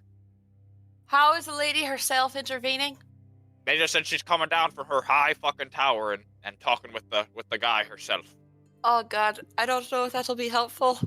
No, I think we should get there first. Can we do Deimos' plan? What? I can wake up the father right now. How long has it been? And you guys sort of feel yourselves a little bit here. It's been about an hour, so for those of you guys who short rested, you now have that short rest and all your spells back. Wow! Nice. Have you been resting long enough, Deimos? Is it time? Yes, it is time. All right, good. Well, I guess I'll wake him up. Does that sound good? Yes, that'll be fine.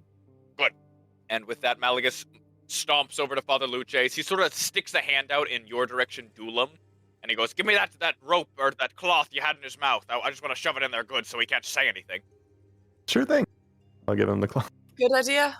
All right, he makes like this awful, janky gag that he shoves in Father Luces' mouth, and then delicately pulling out his blade, Malagus slips the blade sort of between his fingers a bit, dragging it against Father Luces' arm, and then with a start, he cuts deep into Father Luces' arm, drawing blood. You see a red gash appear as Father Luces' eyes thrown open, and he screams out into a soft cloth gag, sort of a quiet. He looks around all of you wildly, his eyes kind of bloodshot now. You assume down to his last leg with very little life force left. He looks out at you all wildly and begins shouting something that you just can't hear. Watch his hands. He's got a knife in his jacket. Malagus sort of reaches his hands inside of the bindings that you made for him, Dulam, and grab his arms and pin them down the same way you had earlier so that he can't grab anything. His hands flail about wildly and he kicks his feet out, kicking up dirt. Father Luces, you were going to signal the man at the trebuchet? And then I want to sort of sign to Deimos behind my back. All right. I cast Detect Thoughts. All right. Detect thoughts. Malagus is with us. You're casting it on the wrong guy. All right, Father Luces rolls a 9, and likely because he's a bit dazed still and down to 1 HP, he's not quite moving and acting in his normal state. He fails the saving throw, and Deimos, you just sort of lightly enter his brain. Mm. All right. I'm sort of looking for, like what his plan was at the end of all this. Like how he intended to get back and what his plan was with the last man at the trebuchet. Okay, you lock in a little bit here, diving deeper into his mind. It's a sort of sick, slimy place, not unlike Malagus's mind. He has all these horrible thoughts of killing you and killing those around you, but yet he has also these thoughts of repentance and trying to sort of ingratiate himself among you once more and to apologize for all of his wrongdoings. These thoughts sort of flow around at the same time, and it's hard to make sense of what is more present in his mind, but you sort of gleam into his plan a bit here about what he had entailing this entire sort of evil project that he had planned out. You see the trebuchet firing off, destroying another building. You see him laughing maniacally, and you see his vision of the future. You see this horrible sight, and it sort of scares you to your core, Deimos, because you've probably never met anyone who feels so strongly about this, that he, without any doubt, was convinced he would die in this encounter, and he was okay with that. And that sort of scares you. You see in his future, he sees himself dying, and he sees himself being reincarnated under Chantea's grace, back on the material plane, back as a human, a younger human, with strong muscles, a limber frame, a tall body. You see him imagining the sort of perfect, like, reborn self that he gets born into after he dies here. He sees it so well. It's almost like this perfect image of this human who likely doesn't exist. And he sees it, and he imagines, and he believes with the full thought of himself that all of the work that he's done today, involving also this sort of attack on the tower and what the trebuchet might do to another, will give him this future. All of this going according to his plan will lead him toward this rebirth, and that's exactly what he thinks. Wow. Okay. So I guess. you also another thing you do notice, and this is sort of more directly related to what you're thinking now, is that Father Luces does have a code word that he wanted to speak with this individual, the operator of the trebuchet. He knows this person personally, you find. You see in his mind, he sees the person's face, and he has their name as well. Can I dig deeper and Go ahead and probe around in there. find the name? Yes. Yeah, I will see if he can shake you off at this point. He's still feeling pretty gunked, though. Ulam, you gunked Father Luces.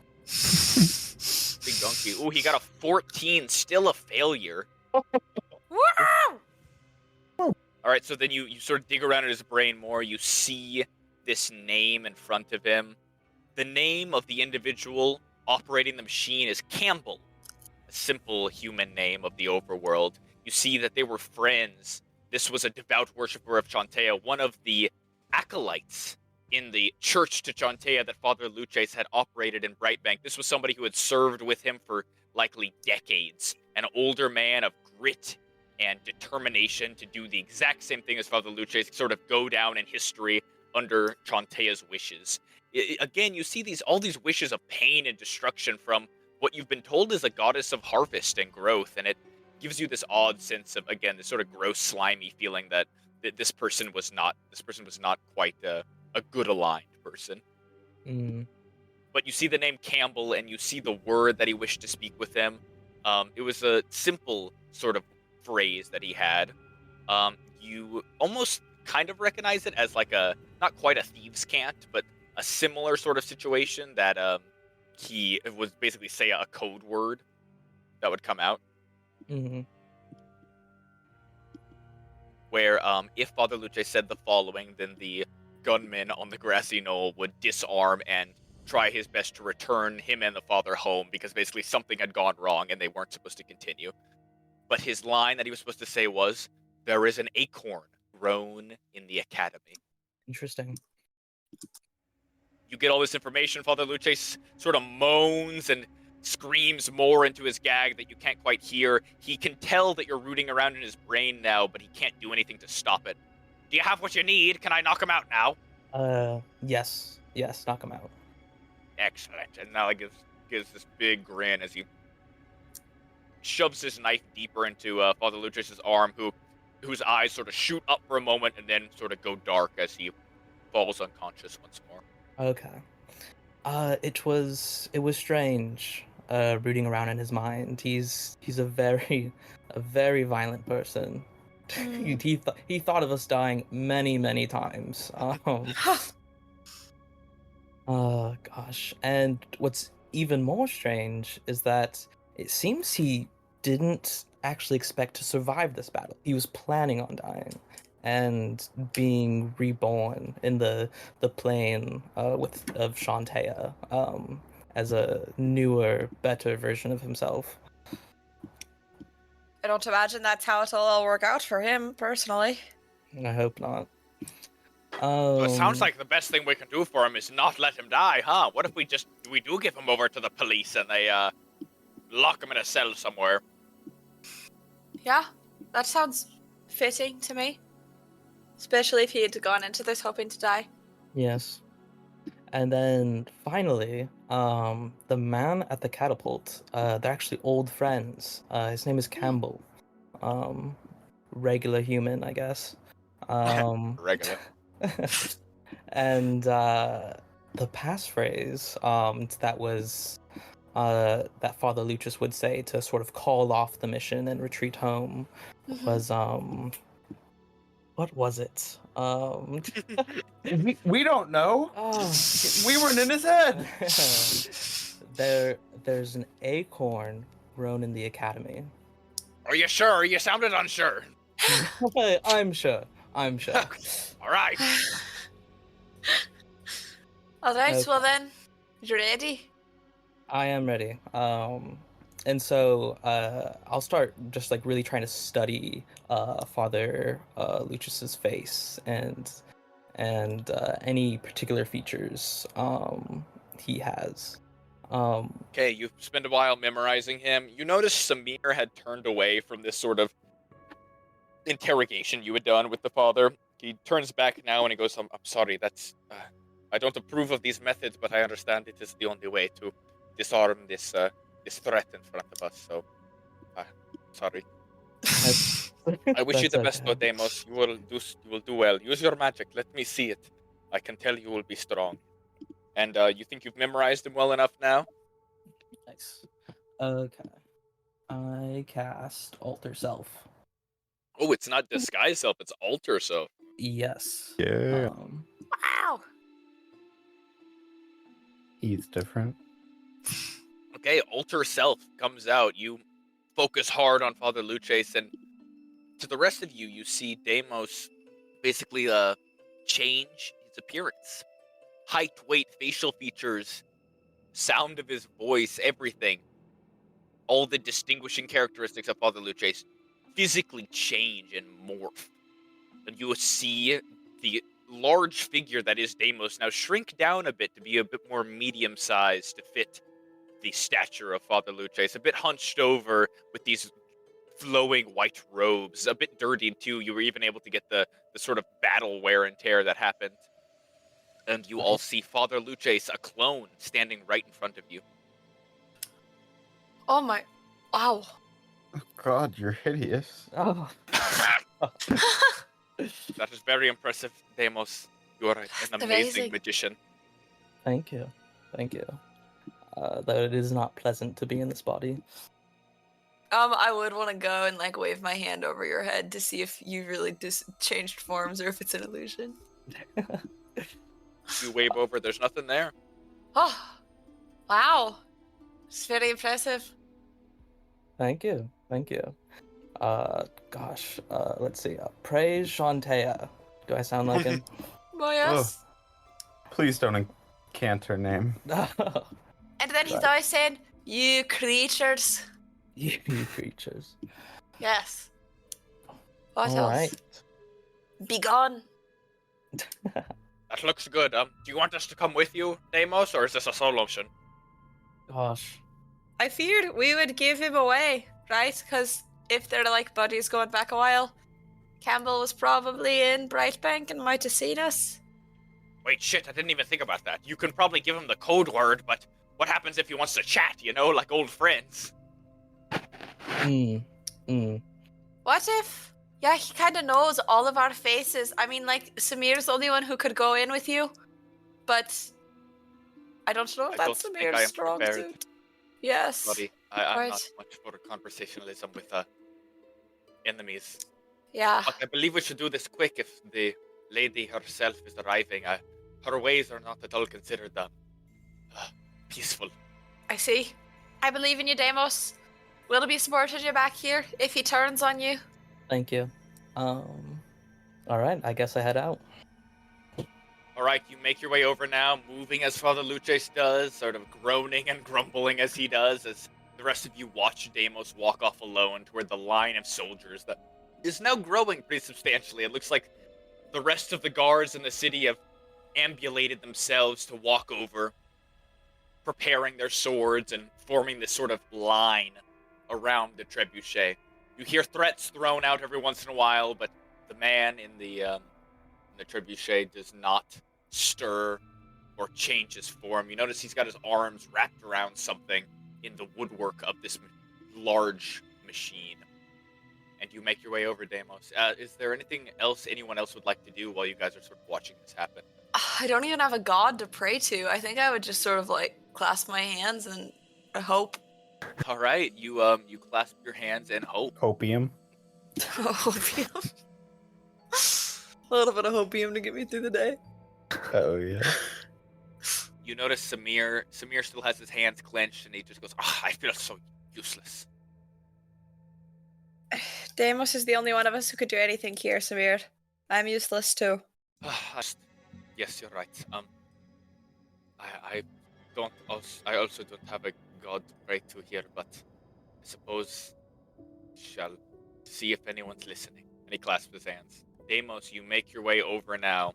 You sort of exit the city proper and walk out toward the edge of the bright pink cotton candy forest. Each step sort of squelches into the morning mud, or rather afternoon mud, of the grasslands that you make your way over. You eventually approach the wall of guards themselves, and as you might expect, one of them sort of shoots out a hand as you sort of go past and goes, "Oi, no one's allowed to pass. We can't get any closer." Friends, it's quite all right. I know this man, actually, and this has all just been a big misunderstanding. Wait a second, you know this guy? Uh-oh. And as the guard sort of yells that, a couple other turn toward you and they start making their way over. Were you responsible for this? Are you with the enemy? I thought they were all killed. I want to shake Samir and say, actually, you can't help him. Shove him Samir forward. eyes goes wide and goes, okay. Can please someone else come with? I can't. Literally none of us can come. He knows all our faces. You need to go. Samir starts running. He's long striding. You sort of have, this guard up in your face, Deimos, as he goes, "You're responsible for this, aren't you? I was told they all either ran into the woods or were killed. Are you coming out of the woods now, huh? You ready for another fight?" And the sword is drawn now, shoved in front of your face. A couple of guards are sort of circulating around. You notice the man in the trebuchet has turned his head now to watch the action, but holds his hand firm, not moving a muscle. So what'll it be? I keep a calm demeanor. I'll have you know that man right there has been instructed to pull that lever he's holding on to, and will demolish another tower if any harm comes to him. Do you want to roll for me a deception check is best here? You're deceiving him that you're someone else. Yeah. Please give me a deception check. And because you do actually look like the person, you can go ahead and roll that with advantage. Nice. 24. Nice. All right. The guard drops his hand from you, just pulls back a second and pulls his sword away, still giving you this evil, hateful look as the rest of the guards in the wall that have sort of crowded around you now are sort of formed this embankment around you and all look mean and nasty, and they look like they mean you death, but you think your threat landed as Samir sort of runs up now and goes, Good sirs, there's more trouble at the town. He's choking. Please, if you would." And you see him walk over and he goes, "Oh goodness, it is you, Frederick. Why, how is the wife? Have you seen her recently?" And he pulls in close now, and you see him get all buddy-buddy with this guy. "Listen, we don't owe this man any harm. He is one of the enemy, but he means us well. He wishes to reduce all of the harm of the future and stop this attacker.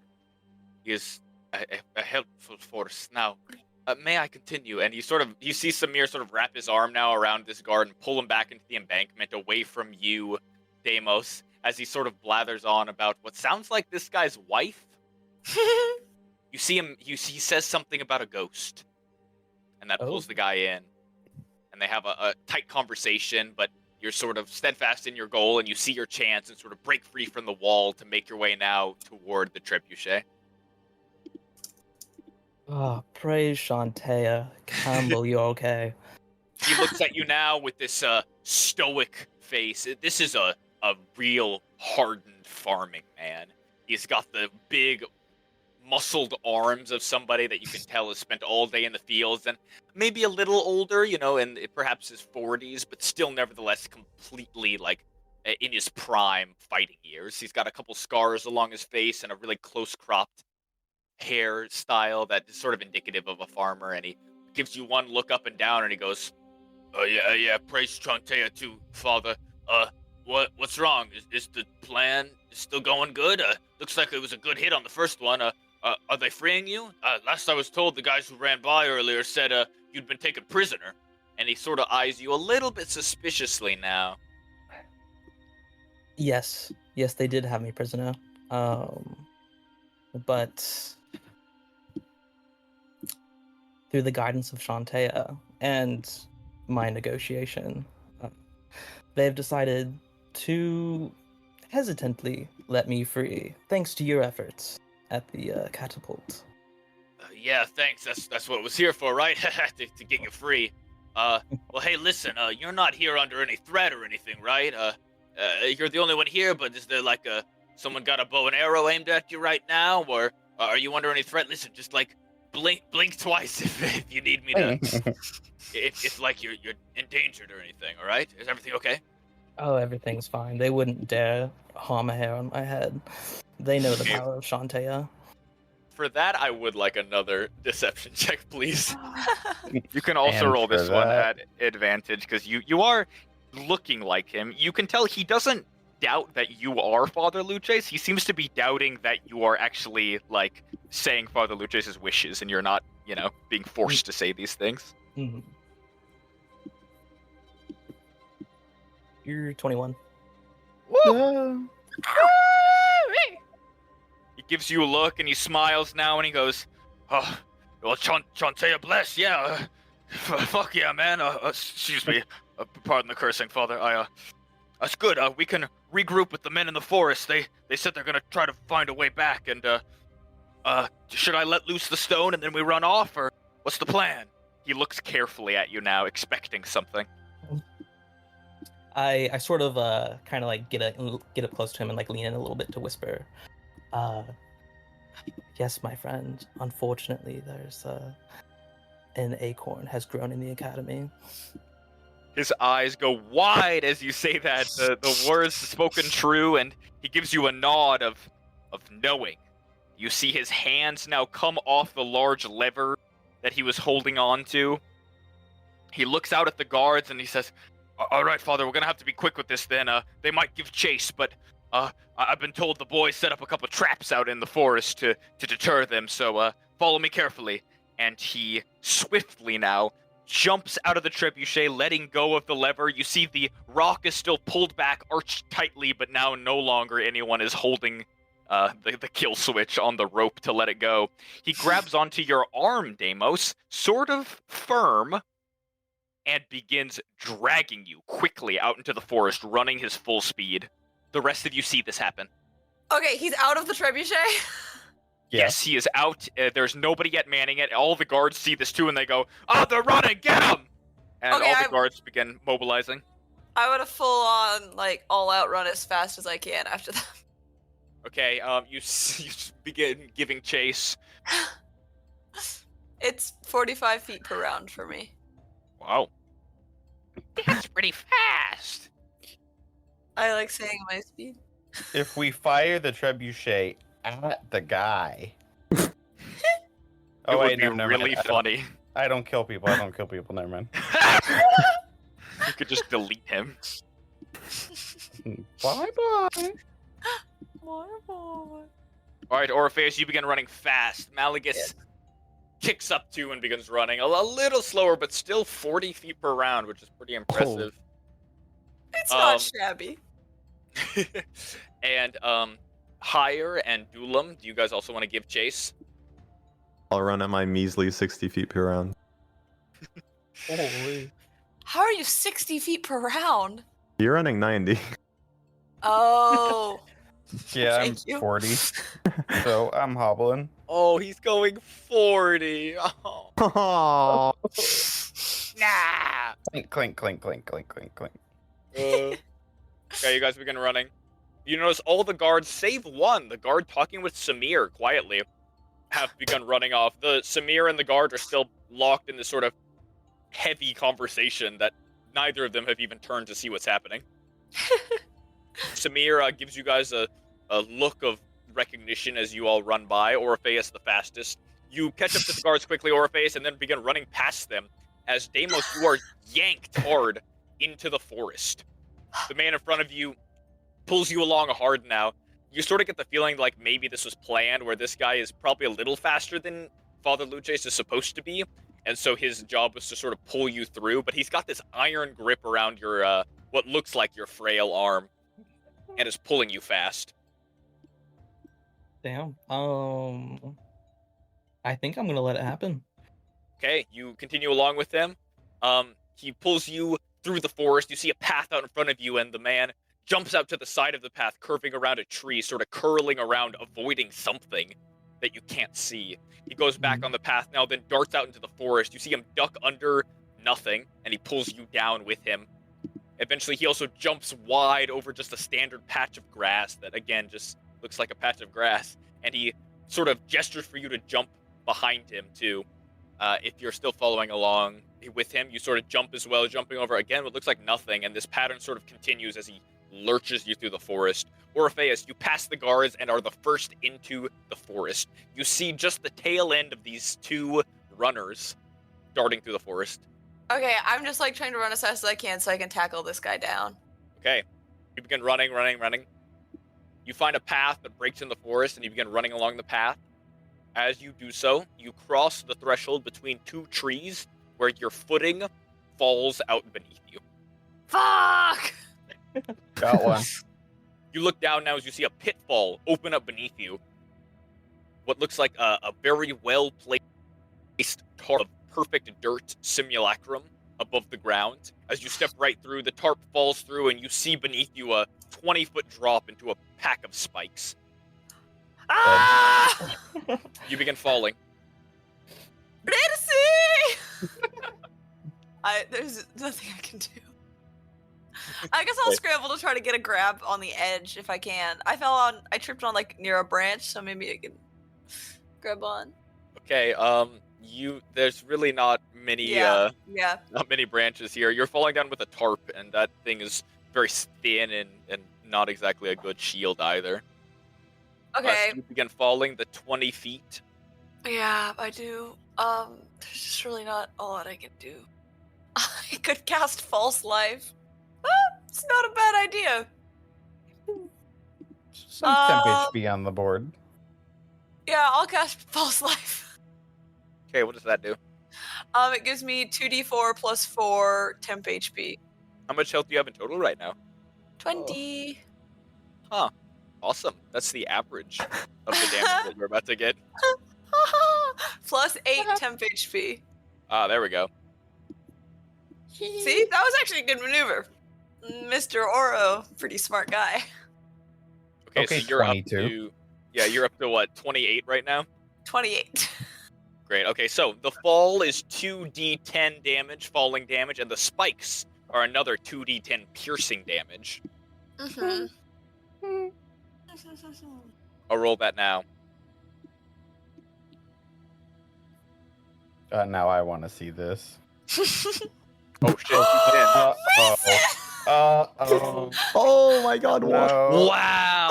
Wait. Whoa! Okay, that is 27 damage. As you fall, you slam into the ground hard, and one of these massive spikes plunge into your leg. Another plunges into your shoulder as you fall. The wooden spikes, very haphazardly made. You don't think they were made that quickly or fast. It likely just the night before the great attack, they put these out here. You snap all the wood at the base of these long shaft spikes, and they snap into you, leaving these like chunks of wood inside of you as you hit the ground hard. You almost fall unconscious, but you cough up blood, and you find yourself at the bottom of a smooth 20-foot hole. Ah! I scream, and then I'm like, okay, I'm alive. And then I look down at myself and see a bunch of wooden things puncturing my body and a lot of blood oozing out, and then I'm gonna scream more and try to stop moving. Okay, you try to stop. You look up now and you see the guards rushing past you. They continue screaming, "Oh shit, there's traps out here. They took a right after them. Watch your step, boys." Help! And you hear the thundering of boots as people run by you. Eventually, you see a familiar face thunder by as Malagus runs by. He skitters to a stop as he turns around and goes, "Orpheus, what are you doing down there?" Help me! I'm so hurt. It is really gross. Shit, I think I'm gonna throw up. He goes for his body. You see him reach into his pack, like thumbing around for a line of rope. At this point, Duelam, you catch up. Hello. Duelam, you're more useful. Keep chasing Deimos. He fell down the fucking hole. I'm so hurt. There's so much blood and there's all these things in me. My apologies. Can I look at the ground? We're like in a forest, right? Yeah. Are there rocks on the ground? Yes, definitely a lot. All right, I want to pick up a some handful down. of rocks. Yeah. While I'm running, I want to just throw them in front of me, like every 10 feet. All right, you throw your rocks. You continue running. Luckily, you actually are now none of you guys, I mean, are at the front of the pack anymore. As you hear a blood-curdling scream come from further down. Those of you running sort of turn up to see this as a huge log seems to fall out of a tree and slam hard into a group of 2 guards. The pair of them go flying off in a direction as you see these huge indents in their armor, likely caving in a decent amount of their body as they're thrown sideways. The guards continue screaming, "Watch out! Watch your step!" Malagus sort of winces and it goes, maybe we take up the end, yeah? We'll let the guards get there first. Malagus isn't gonna help me get out of my hole. At this point, Malagus has pulled out a nice stretch of rope, and he drops it down, and he goes, "Listen, Orpheus, are you all right? Are you gonna die?" I don't know. Listen. And he claps his hands sort of above you now, and he goes, "You're not afraid of blood, all right? You're just afraid of living. Get up here." I'm just gonna try to look up out of the hole and not down at blood and keep start climbing up. All right, that's a yeah. There we go. Adelad. A good one. Attaboy. All right. Listen, I'm feeling pretty fast myself, so I'm gonna get back to it. But you're gonna be all right. All right, just take a breather. And Malagus gives you a smile and begins running after Duelam now. Bye. Don't fail you your come dex out- check. Oh yeah, do I have to roll? Now I want you climb out. You're okay. Okay. You climb out of the hole. I mean, the rope was like, you had a rope to climb out, so it's not like you were climbing up a dirt wall. Eventually, you come up, and as you crest the top, this is when Hire makes his way over. Hire, unfortunately, you are moving slower than the pack of guards and Deimos is, so you're not actually gaining ground on them, but you are there to see Orpheus, like, sort of hulk his way out of this hole. No, you fell for the classic pitfall. I didn't know it's just a classic. Oh, Can you my put God. all this back in? And I'm sort of like scooping the blood and like wiping it off on the grass. Oh, Orpheus, healing does not do that. That blood What? is lost forever. Just get it off me. It's okay, you'll grow a new one. And you'll grow new blood, and then I'll do a quick, Orpheus is all the more horrified that he will just keep growing more blood. Pure blood, not tainted by iron. Dirty. I'm so pale. Mason, is there any water within 30 feet? You look around you, none that you can see immediately. Okay. I'll do a little creator destroy water to, like, just, a tiny little wave, just like I do to Duelam, but to Orpheus, to help, like, wash the blood off. Okay, you do so.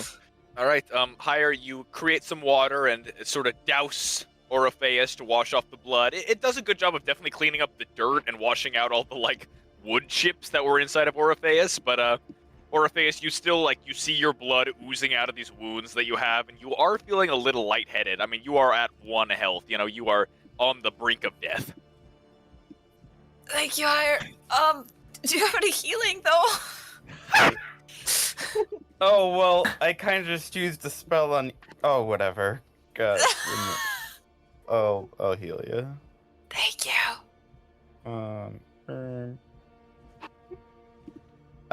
Yeah, I place like a claw on like the back of your probably your kneecap, probably right at a great height.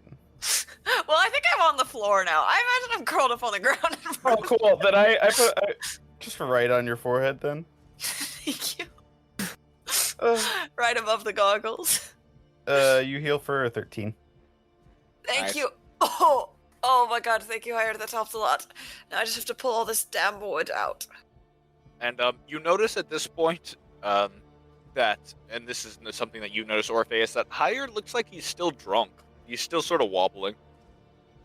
Are you still drunk? Did you eat Samir's magic bean thing? Yes, I had the magic bean. And it didn't work? I feel fine. Well, physically. You're sort of wavering.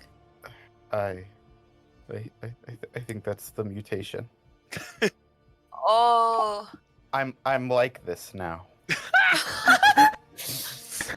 I'll reach a hand up off the ground to like slap your shoulder, like, sorry, buddy.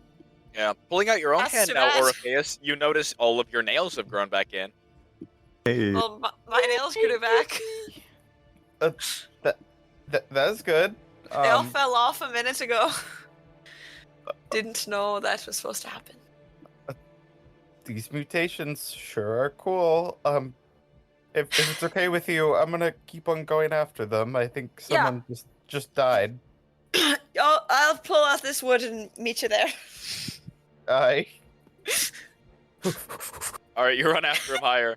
Back to Deimos at the front. Deimos, you're still yanked along by this big-looking soldier guy. He definitely looks tougher than the individuals you were fighting in the bar. Likely a leader of some sort, but, kept at the back, so in an important role.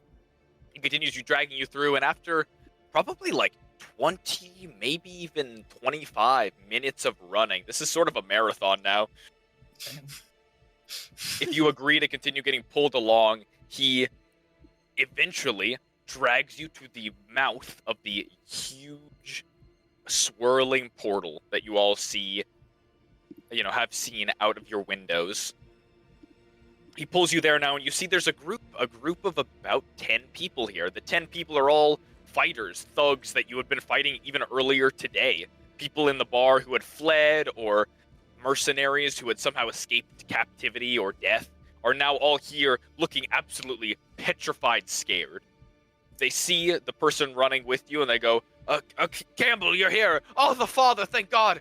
Father, do you have any way to get us out of here? And the 10 sort of all hop to their feet. You notice a couple had been sort of sitting down, head in their hands.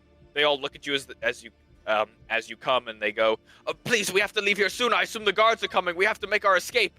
Can you open the portal to get back? We can't get through. We just can't. I don't want to die here. I have a family. Yes, my friends. Worry not. Shantae always has a plan. Good, yes. What do you need to do to them? Let's see. All right. I need everyone to come near me. We need to pray. I guess quick question. So since we leveled up, Yes. and we got 3rd level spells, does Yes. that mean my 3rd level spells are filled right now? Yes, they are filled. That is fair. So you have your 3rd level spell. I think it's just one, right? What are you gonna cast? We'll see. Does everyone gather when I ask them to gather for prayer? They real quick? all gathered without question. All of the 10 people plus the man who you traveled here with, Campbell, who was also, along with the rest of them, fervent believers in your abilities, all gather around you now, and they're close, well within, all within 5-10 feet of you and each other, and they listen closely as they're waiting for you to pray or say some sermon, and you guys all hear the guards in the distance running after you. They're probably what you would guess is maybe a couple minutes behind, but they're nearby. What would you like to do? Okay. Okay, everyone, make sure you're in like a 20-foot sphere. Okay, guys, like this is very specific. They all gather, and you hear a couple of them even say, they're like, oh, the father's gonna bless us. Yes, the father. Oh, he's gonna bless us. Thank goodness. The guards continue running closer. Malagus is at the front of the guards, running full charge. You see he's like injured now. Over your shoulder, Deimos. You see him. Yet maybe like a half a mile away now, running through the forest. with a bunch of scrapes on his body and like tree sticks stuck to his face, like from traps and dangers that he was in the way of. But what would you like to do with them? They're all gathered in the 20-foot circle. God. All right. I'm going to step back a little bit. You step back. The group huddles among themselves, and they all watch you. All right, close your eyes, everyone. You're sick. You're sick. Anything you say, Father. And you hear the guards getting closer now. I cast Fireball. Oh my god. Okay, Deimos, I am going to have them roll their saving throws at disadvantage, considering none of them, not a single person here, expected their lovely father to kill them so quickly. Oh god, perfect. So, go ahead and roll the damage for me, please, as you do the unspeakable and just fucking smite these bitches down. All right, 32. Dead. Every single one. That is really, really good, man. That is just really That's just something special, huh? Holy. All right. Let me just do some mass rolling here for a second. Okay, fail, Oh, yeah, fail, baby. fail, Some good rolls, some good rolls. Wow. I kid you not, every single one of these people except Campbell failed their constitution, their dexterity saving throw. You just Meaning wanted your the OC full to win? damage. Deimos, your hands sort of flicker as you twist them in this new way that you now understand. You know, perhaps you were working on this spell for a bit in your spell book, and today is finally the day that you want to try it out and see how it works. And you see the small spark shoot out from your hands into the very center of this group. They all watch the spark land, excited to see what'll happen, expecting some sort of beautiful, radiant blessing. But instead, the group of 10, 11 soldiers are engulfed in a white-hot flame that basks you with light. Deimos, I need you yourself to give me a Constitution saving throw, please.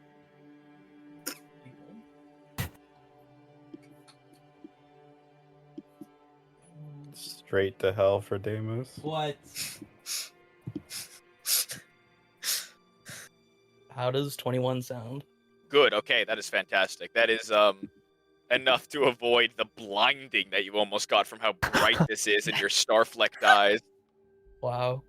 And it just looks beautiful. It's beautiful. This blossom of flame and the explosion in front of you is just so beautiful. It's ridiculous how impressive this explosion is.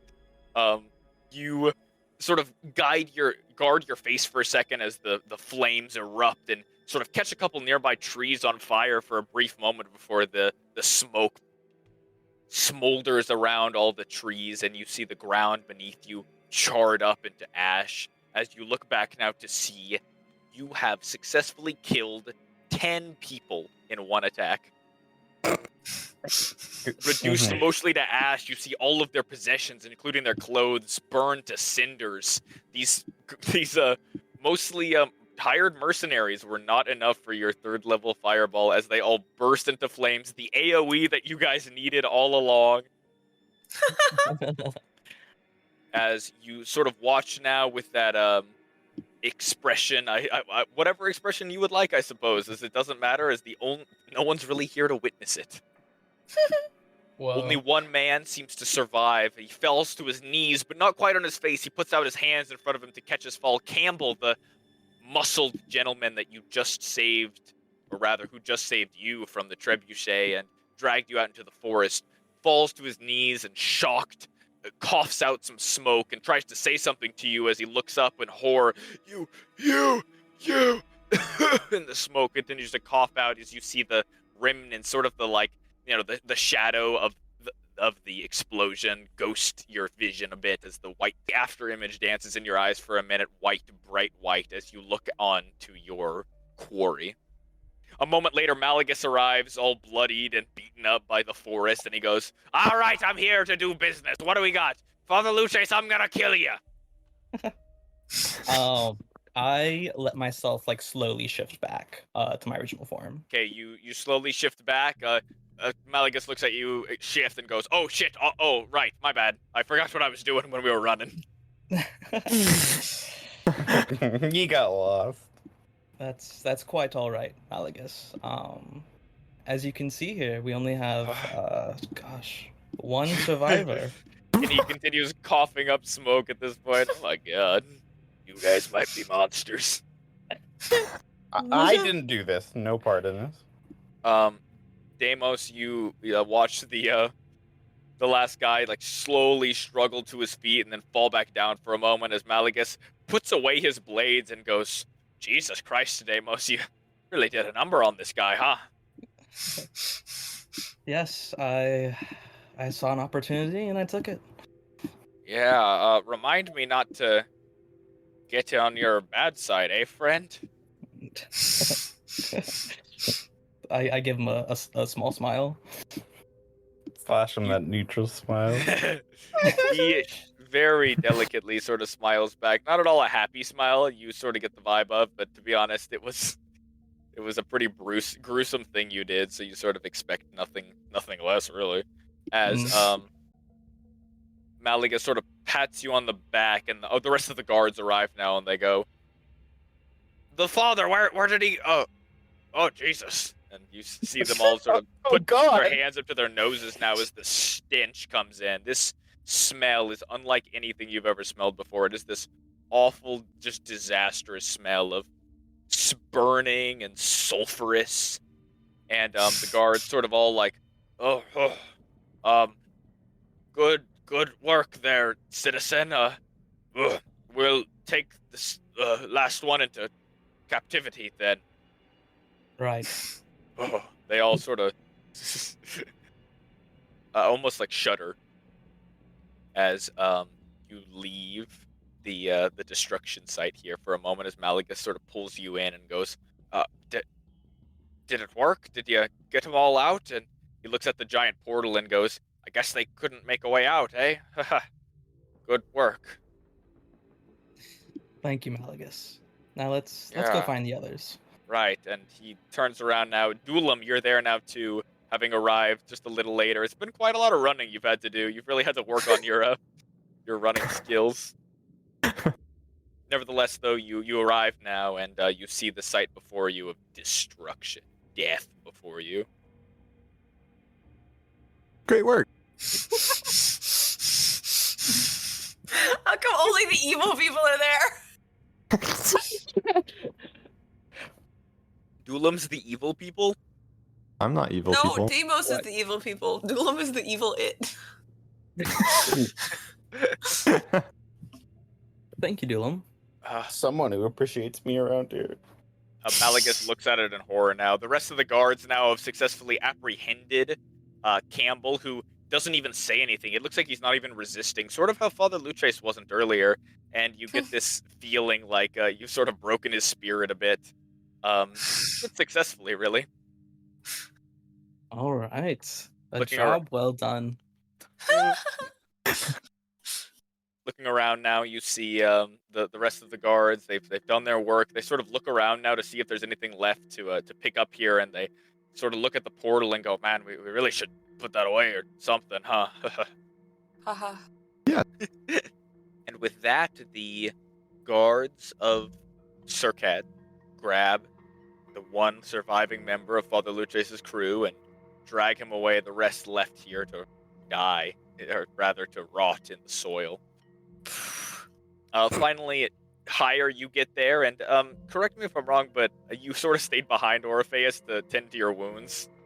Yeah, I think I would probably get there like 5 minutes later, but I also think I would like have my first panic attack. Is this my first? I guess I sort of had one last session too. I have my first alone panic attack. All right, yeah. You eventually make your way there too, but higher you get there first. Is there anything you'd like to say about it, higher? Oh, God. Deimos.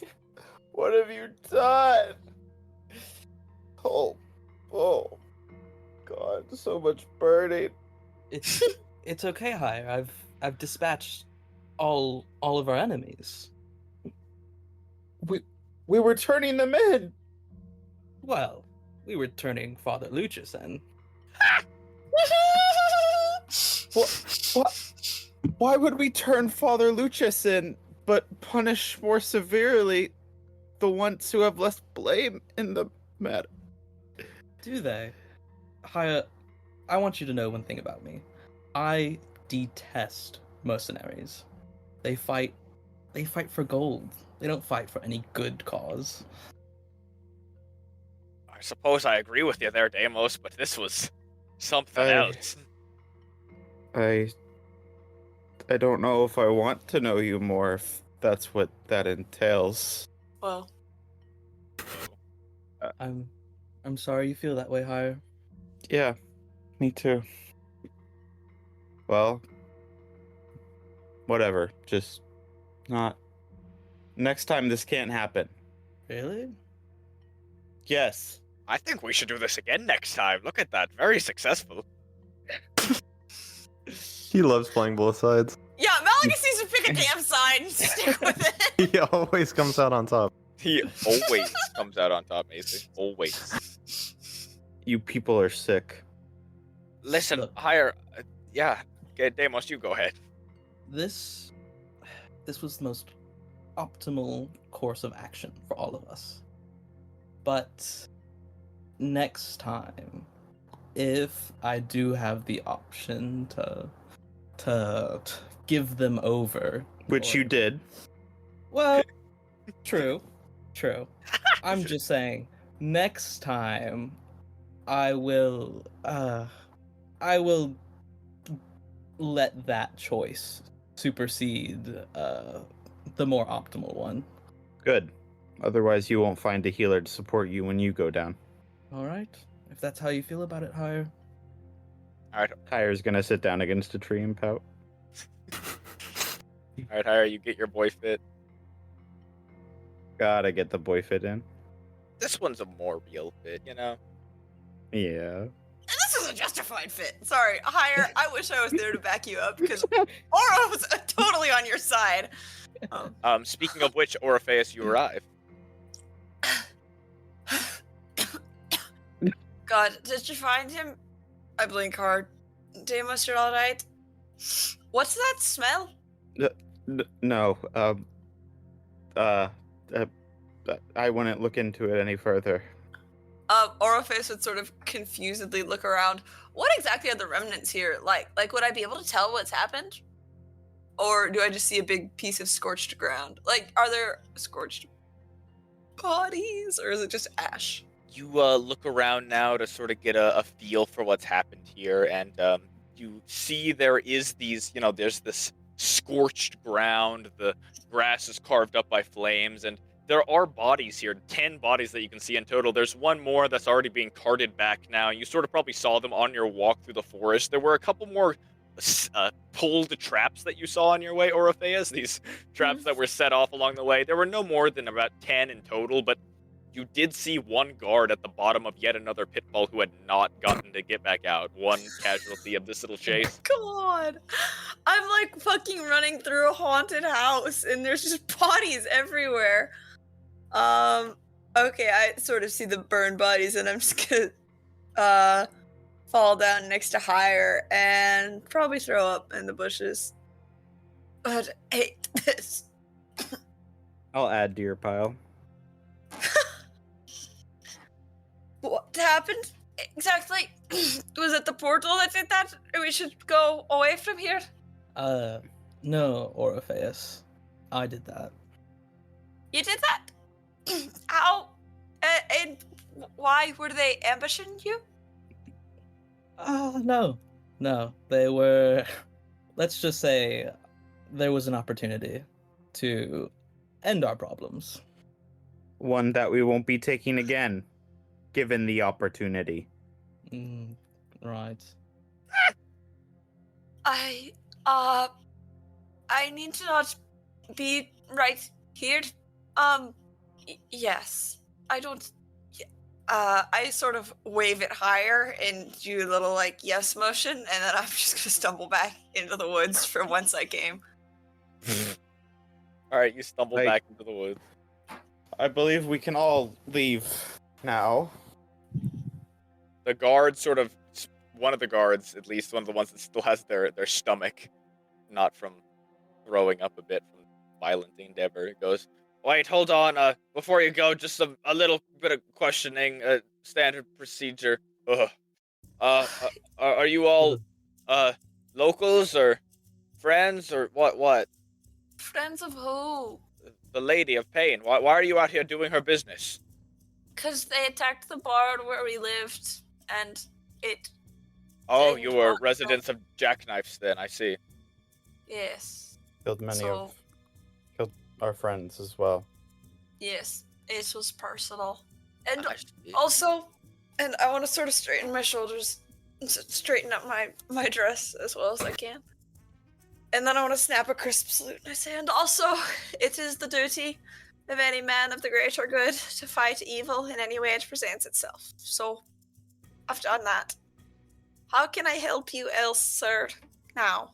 With this, with what you are portraying as an extremely, noble, response to their questioning, he goes, "Yeah, alright, it's quite alright, that's enough. Well done, I suppose. We'll have an official statement out tomorrow morning about all this, to see if it was just an act of terror or if perhaps there's a greater issue to be held at.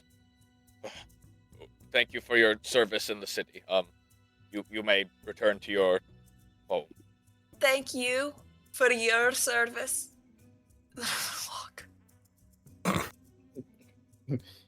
You too. Fuck. Shit. Alright, you begin walking back now. I assume all of you guys are sort of walking back. Is there anything else anyone would like to do out here? It's sort of a sour scene now, as it's mostly guards out here who are more or less really thrown off by the violence of this scene. None of them are stopping what they're doing. They seem to all mostly just be preparing the scene. They're doing investigating, your classic detective work. If we could also try to just I guess look at the bodies, if there are any helpful items, I guess one could say, that would help us. I'm looting the bodies. What?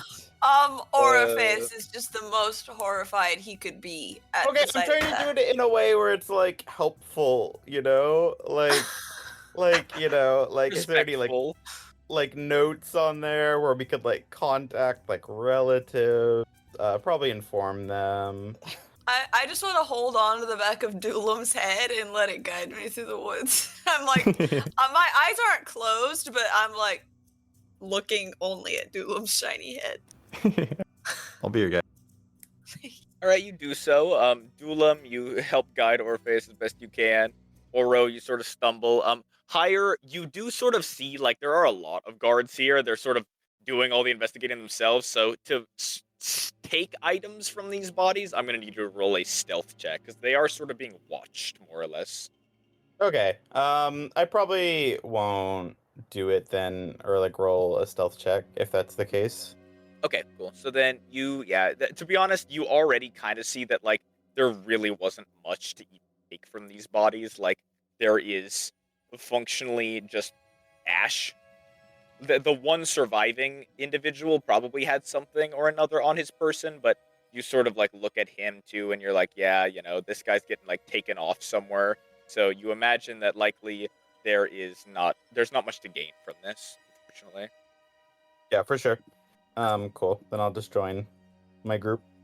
Okay, you join back up with your group. It's still a pretty sour sight to check in with them. Everyone is, I assume, in a somewhat sour mood about the entire affair that just happened. Fair. But you guys make your way back now. It takes another 20 minutes to walk back. Dulam, you guide Orpheus the entire way, and eventually you guys are back now in Circad. The day is waning on now, and for those of you all who have still awake, I might need you all to roll another Constitution saving throw, please, for exhaustion, as it sort of sets in yet again how just awful this whole thing has been. Just fucked me up. You're gonna regret ever saying that. It's an 8 for 22. me. An 8, all right. Now, for me personally, it's a 16. Pretty good. 22, no big deal. 16 as well. All right, nice. You guys all get it. So basically, the cutoff for this is a 12, which is not that high. So is that just Orpheus? I'm so tired. Okay, so now my rolls are all reduced by 4, and my speed is reduced by 10. And also, by the way, Samir and I's long strider is probably gone. That only lasts 10 minutes, so. Okay. So yeah, you're 4 and 10. Thanks for jotting that down. You guys all make your way back into Circad now, and things are still about the same. You see the trebuchet has already been apprehended by a guard, and as you guys all arrive back, you are all struck with the presence of a new person. If it's the motherfucker, I'm gonna be so mad. Could that possibly mean? You know It's who the it mother. is. Who's the motherfucker? Who could that possibly be? Fucking Zavrix. The bastard. No, this is Abrix's op. Well, one of his ops, not his main op. Who the fuck? Oh, Miss The devil? Payne? A You're lady out. of sorts. The devil of sorts. A lady of sorts. As the chaos of the battle has sort of settled now, you notice the townsfolk are still mostly in the grease pits of Circad, the bottom floors, as they sort of wait for something to happen. As the eerie silence that is now on the edge of Circad is near you all. You make your way through. The rain is stopped, and the galaxies above now shine down brightly as daylight. And you all see one individual among the guards around the trebuchet is hovering about a head or two above the rest. Suspended in the air is what you can only assume the Lady of Pain. A figure about a head taller than any other human that you've seen here, and already hovering a foot or two up, makes her sort of strike a presence at her from a distance away. Her crimson cloaks billow sort of unnaturally, untouched by wind. Oh, they move as if almost alive, like thousands of different little arms are pushing at them from inside, rippling with intent. The iron mask covering her face is a grotesque work of art. You see its surface has sharp, sort of abstract edges and faint engravings. The mask's weight looks unbearable, yet she floats effortlessly, and she just sort of hovers there, watching the guards. A couple turn to her and make points, but you don't really hear a voice come from her, except as you all sort of make your way in now, making your way back to town, and you hear this unnaturally crisp voice come out from beneath this mask, the words slicing through the air toward you all. She says, "Outlanders!" And the guards sort of make way for you to approach her, gesturing. I'll walk in first. Oh no. I follow via Dulam's head. You all approach now. She hovers well above all of you, even you, Deimos, just only by a head or so, but for Dulam and higher, it's like the fucking Willem Dafoe looking straight up. Her tone is cold and precise as she continues. This city burns, and you stand at the heart of its wounds. You will answer me now. What role did you play in this chaos? Who do you serve? Speak truth, for lies will find no purchase among. We serve the people of the city. We And defended it, and will again. we also served I served Queen Ridice as well. And Uh, we were at the heart of it because we were in the tavern that was attacked. So, sort of, our friend died.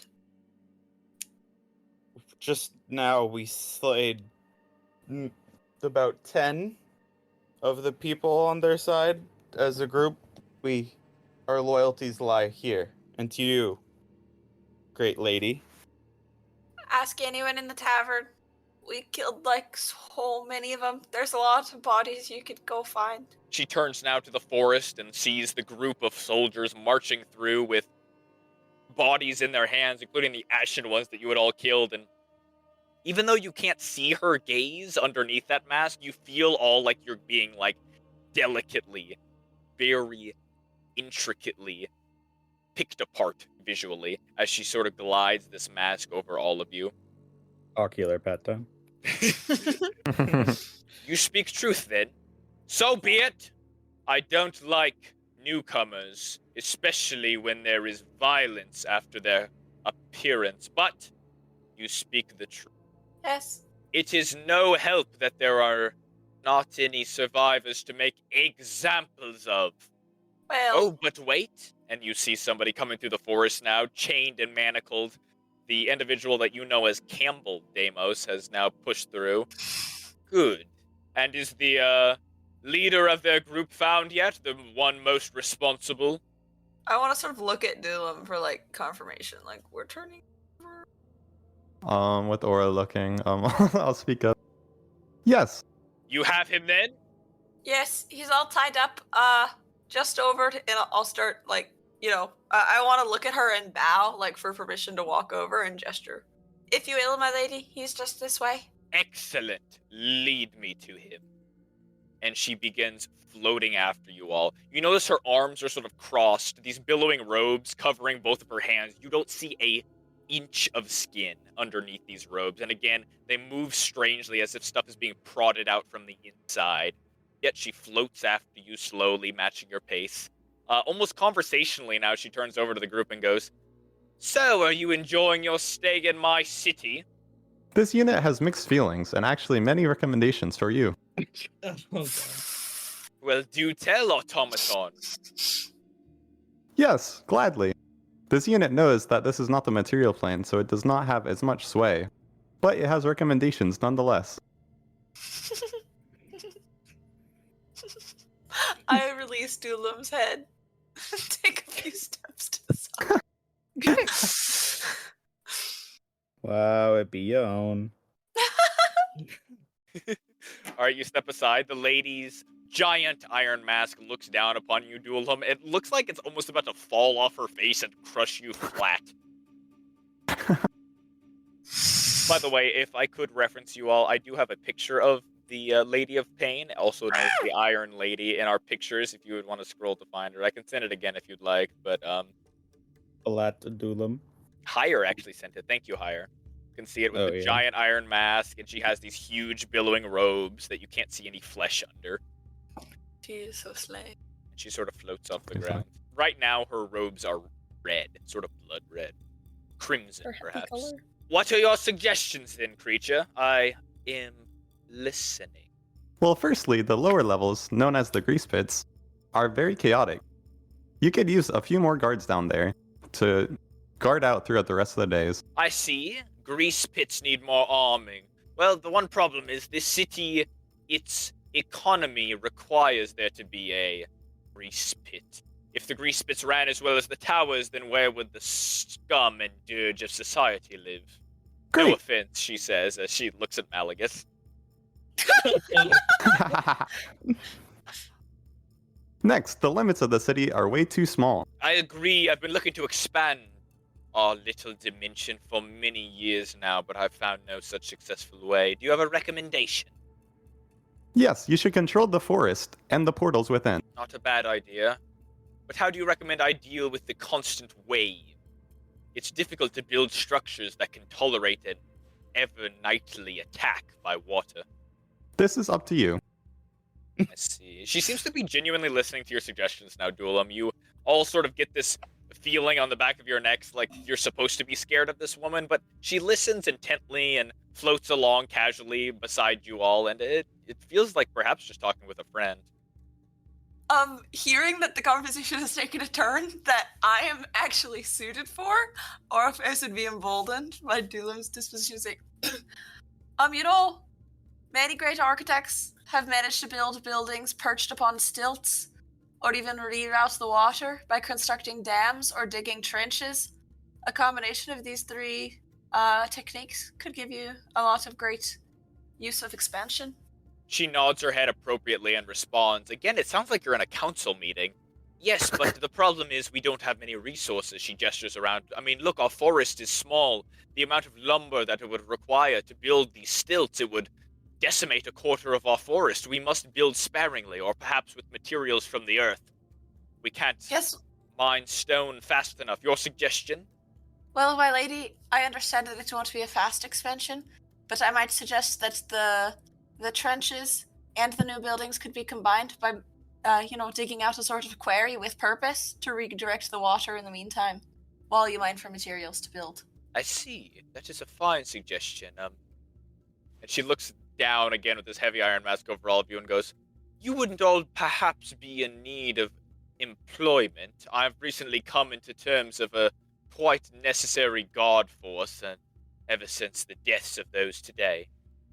I would be happy to draw up some plans for you, but I can't offer you my full-time employment. It has been a truly just terrific day for all of us. I think we would need time to consider that gracious offer. Thank you. Excellent. Please consider it. You will find me in the highest tower. And she gestures now. I should remind you all, it's been a while since we've discussed this, but in the city of Circad, there is one structure higher than all the rest, a somewhat floating tower, a little airship of sorts that hovers about 100 or so feet higher than the tallest tower off in the distance. She gestures to it now, and you see it once again. This seems to be where she lives. Makes sense. And how do we get there if we wanted to speak to you? Well, there is transport. Simply inform any of the guards of my great city that you have a meeting with me. I shall set it any time you desire, and they shall bring you. Thank you, my lady. It's sort of hard to see what exactly she's pointing to again in the sky. It's like almost as if one top of one of these towers was cut off and then made to float a bit higher than the rest off in the distance. It's not above any tower. It's above simply air, and it floats several hundred feet off the ground, as you guys all see it just barely off in the distance. It almost looks like a star. If I could have you all reference the image I sent you also, it is apparent there as well, because I really like this image. It's a good Okay. image. Also in our pictures chat, thank you. I think Hire sent that one too. Oh wait, is it not in the pictures chat? What Oh. the heck? I see it in my mind palace. Yeah, I was looking at it in there also. In Isaac's Mind Palace? Get out of there. Yeah, I was also in Isaac's Mind Palace. All right, the Lady of Pain floats beside you all, continuing down to Father Luces.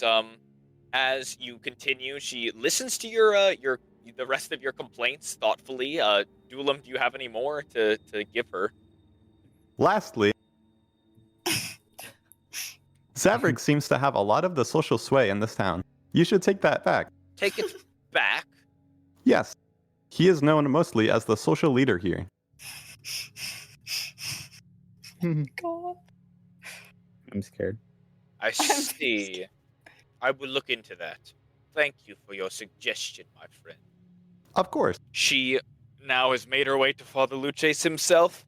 You now get to see yet another individual of this town who you have all met before. A sort of crazed-looking wizard is hoisted over Father Luces, holding in his hand a long staff. It's more like a baton, really, that has this little dragon head skull on the end of it. This is the wizard Tufto, who you guys have talked with before, with the crazed look in his eye and the sort of jumping around, temporally lost voice. Oh no. Oh, hey, you guys! He got up, so I made sure I kept an eye on him. All right, is that all right? Look, I've got him held down. And Tufto references down now to Father Luces, who is now up, kneeling in the dirt, with that horrible, scared, angry look in his eye, as Tufto sort of standing over him, like holding the leash, as I could call it. Thank you, Tufto. You're a good friend. Just doing my part. Before you take him off and, have her do that thing to it, I just want to say, I think we should give him one more chance. And he smiles weakly. I'm sorry, lady, 1,000 apologies, but just, perhaps we could give him another chance. He has good in him still, I'm sure. We just were in his mind, were we not? There is good still within him. It's true. proven then. I've seen it, but there is also there's much malice in his heart as well. Hire shoots you a dirty look, Deimos. But I'm sure the good could win out with the proper motivation. It's a shame we can't risk the hate winning again. I want to turn and point at Father Lucius. He killed my squire, and it's his turn to die or suffer. Actually, I don't want him to die because he wants that, so it's his turn to suffer. He does want to die, so maybe if we could find a punishment you of course, lady, a decision that would not give him the satisfying end he is hoping for. Like the scorched corpse, perhaps? Oh, I wouldn't go that far, personally. Maybe you should do something to him, my lady, where every moment he has to deal with a conflict, he doesn't get to relax or enjoy life. Like, like there's a large rock tied by a short rope around his testicles, and so if he drops it, it'll hurt, so he always has to carry the rock. My god, alright, you guys all get a glimpse of Orpheus's fucking naughty side. Jesus. You know, God. he sent Bisk back to the fucking forever war, so I think he can deal with some eternal discomfort himself. He sort of struggles here, and Tufto sort of bows his head meekly at the Lady of Pain and pulls back so that he's not involved in this anymore. He mumbles something under his breath and looks out at you all with this worried look and says, I'll see you all yesterday, alright? And he runs off. He should know better than to interject himself in situations he doesn't know of. It's just you can't help but feel bad for the guy. And Malagus now gestures down for Father Luces. I mean, look, he came out here on a fucking death sentence. Like, he's really that deluded in his shitty god to think that that's gonna do something for him? Like, damn, you know? Malagus, let's you and I skip to the part of this conversation where you switch around to agreeing with me. Alright? What the fuck is that about? Wow. I mean, you don't stand for any side, so I don't know why you bother talking about either. I'm not some turncoat. I point at his coat. I haven't... well, fuck you, alright? Fuck you, Riddler. Look, Malagus, I appreciate what you've done today. I consider you a dear friend. Father Luces destroyed Jackknife's home, killed countless people, including Bisk and Bagatha. He would have leveled the city if he could have.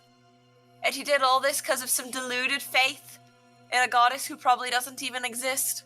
There's no reason to defend him now. You want to give him another chance? We treated him with nothing but kindness since we all ended up here. And, we talk a lot about how, maybe Dulam kidnapped him or whatever. But even that, before that, he wanted to execute us for us having been taken to the material plane against our will. He was never a good man, and we were always kinder to him than he deserved, and it only stabbed us in the back. He deserves to be executed for what he's done against us, against our friends, and against Queen Eurydice's cause, and the greater order of the universe. I look at Dulam with that last part. Give you a neutral smile. He is certainly not a good man, but this killing must end somewhere. We can't, and we shouldn't just kill everyone that does something wrong. There has to be more. Something. Right? It just doesn't feel right, but... And the lady now holds up a hand and says, Silence. His punishment will be doled out where the crime was committed most heinously.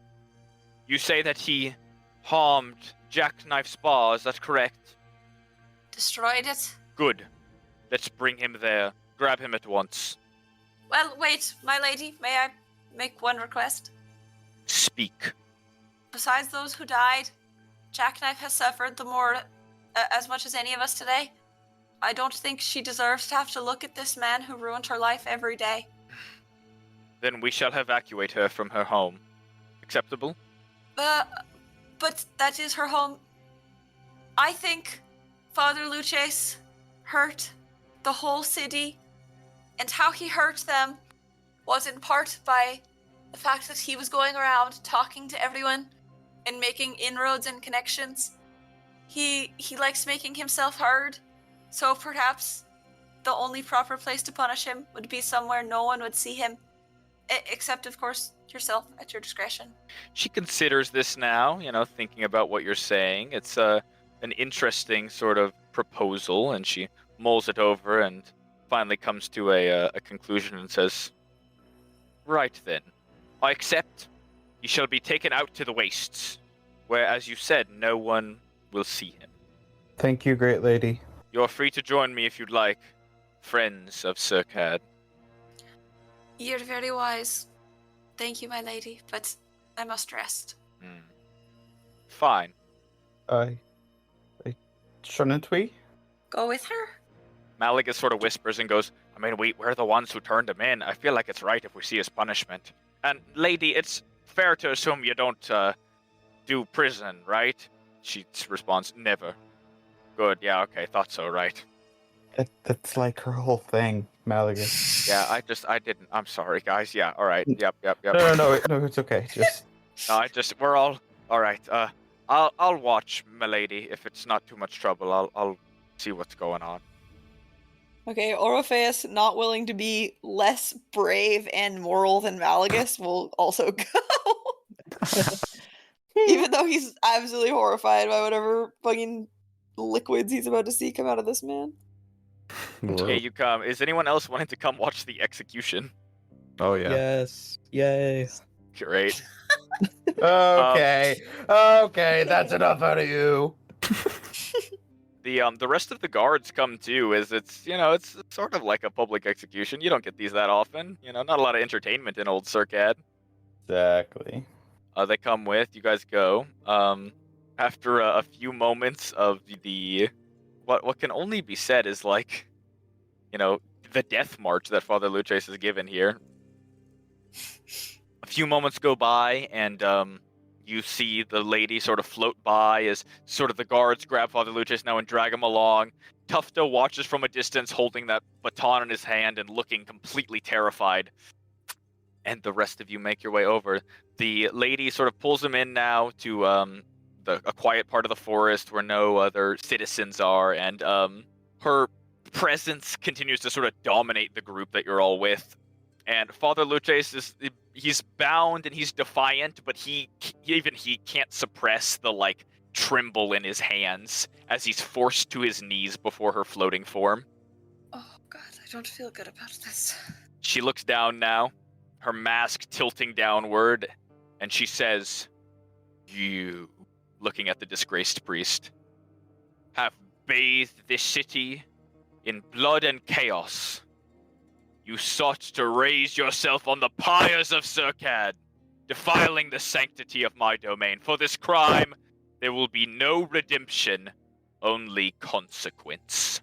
You see now her hands uncross as you see an almost ghostly white hand come out from beneath her sleeves and glows faintly, a cold, pale light emanating from almost bony fingers. Father Luces tries to pull back now, fear etched in his face, but these guards hold him still, and you guys all sort of watch as the punishment begins to take shape. She speaks slowly now.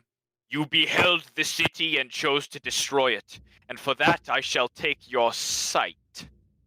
And Father Luces begins screaming now as you see blood boiling out of his eye sockets. Ah!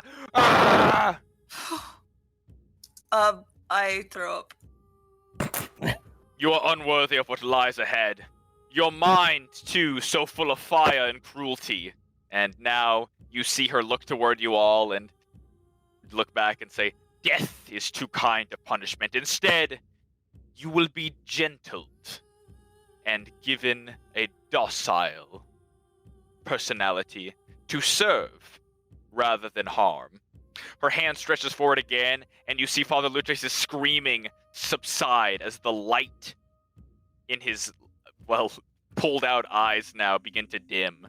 His mouth sort of lolls open now as his vision is stripped from him, and he gasps as a sound of anguish mixed with realization echoes from his mouth. The air around her hand shimmers faintly for a second, and you see Father Luces fall silent, his head lolling forward as if his entire flame of being was extinguished. He's not unconscious. He's breathing steadily and he remains somewhat upright.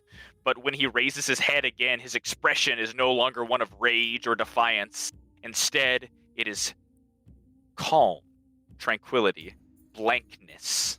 You will harm no one again, she declares. Your wrath has been stilled and your ambitions extinguished. You will live as a shadow of what you once were, harmless and blind to the chaos you unleashed here. She retracts her hand and the faint glow surrounding it disappears back into the covered fabrics of her body.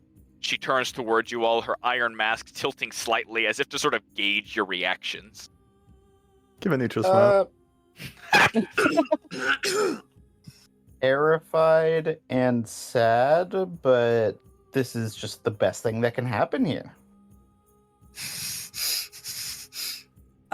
Yeah, still drawing up in the bushes, I think. She turns now toward her guards and says, "This city demands balance. Let this be a reminder of what cruelty and imbalance brings. And the other, kill him." And she floats off now, upward and kind of outward. It's a sort of odd float and very slow, no more than like 5 feet per round. As she looks down toward you all and says, "Do with him what you must. Just know that balance is now returned to Circad. If you need me at all, you know where to find me." And she floats away. She ascends and leaving the rest of you sort of silent. What would you guys like to do? We cannot kill him. Oh gosh, that's The soldiers, of the guards, basically, of Circad, unbind Father Luces now, and you see he stands up slowly, rubbing his wrists, and he turns towards you all now. You notice his eyes are still there, though milky white, like cataracts. You can tell his sight was taken from him, as there's no pupil or color to his eye at all. It's just solid white from end to end. And he looks at you all, not quite watching you, but instead just gazing around through the blankness of his vision, and his mouth lolls open, and you see a bit of drool come out. I'm sorry, Father. I wish we could have helped you more. He doesn't respond. I think Orifice would just like cover his whole face in horror, like shrink away from this, and whoever's nearest, like I would just be trying to hide my face in them. Okay, you're sort of hiding in the bushes, right? Malagus takes a moment to come up next to you and goes, "Hey, listen, Orpheus, you alright, man?" I just want to like hide behind him. Listen, can't. I should have listened to you, I think. You didn't know. What? You didn't know better. I mean, hell, I kind of wanted to see him burn too. He was an asshole. And we couldn't just let it go. He did all of that. It was because of him, right? And then I guess this is just a little bit more because of him. I know. It's a frightening thing to behold. I agree. I'm not at all happy about what just happened, but I think he might be a better man now. He'll lead a decent life, I'm sure. Perhaps even strive to be better somewhere. I don't know. Perhaps somewhere out there's a place for him to enjoy an honest day's work. Or I'm sorry. Is he even alive anymore? Like really? Is it alive? I don't. Well, I mean, is Duelam alive? Sorry, buddy. I mean, it's not. He's not going to come with us, right? We can't. I don't want to look at him. We brought him here. We did. We shouldn't have. We didn't mean to. We're still making up for past mistakes. I mean, he was an evil son of a bitch, right? Come on, let's wipe those frowns off your faces, lads.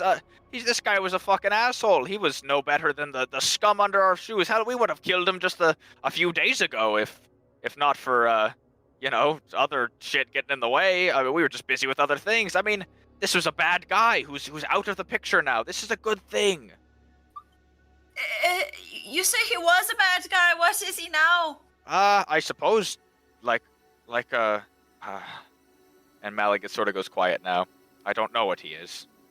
I don't want to be here anymore. I really just want to go home. Damn it, Orpheus, what is home for you, huh? Is it here? Because every time you appear here, you end up going back. What do you mean by that?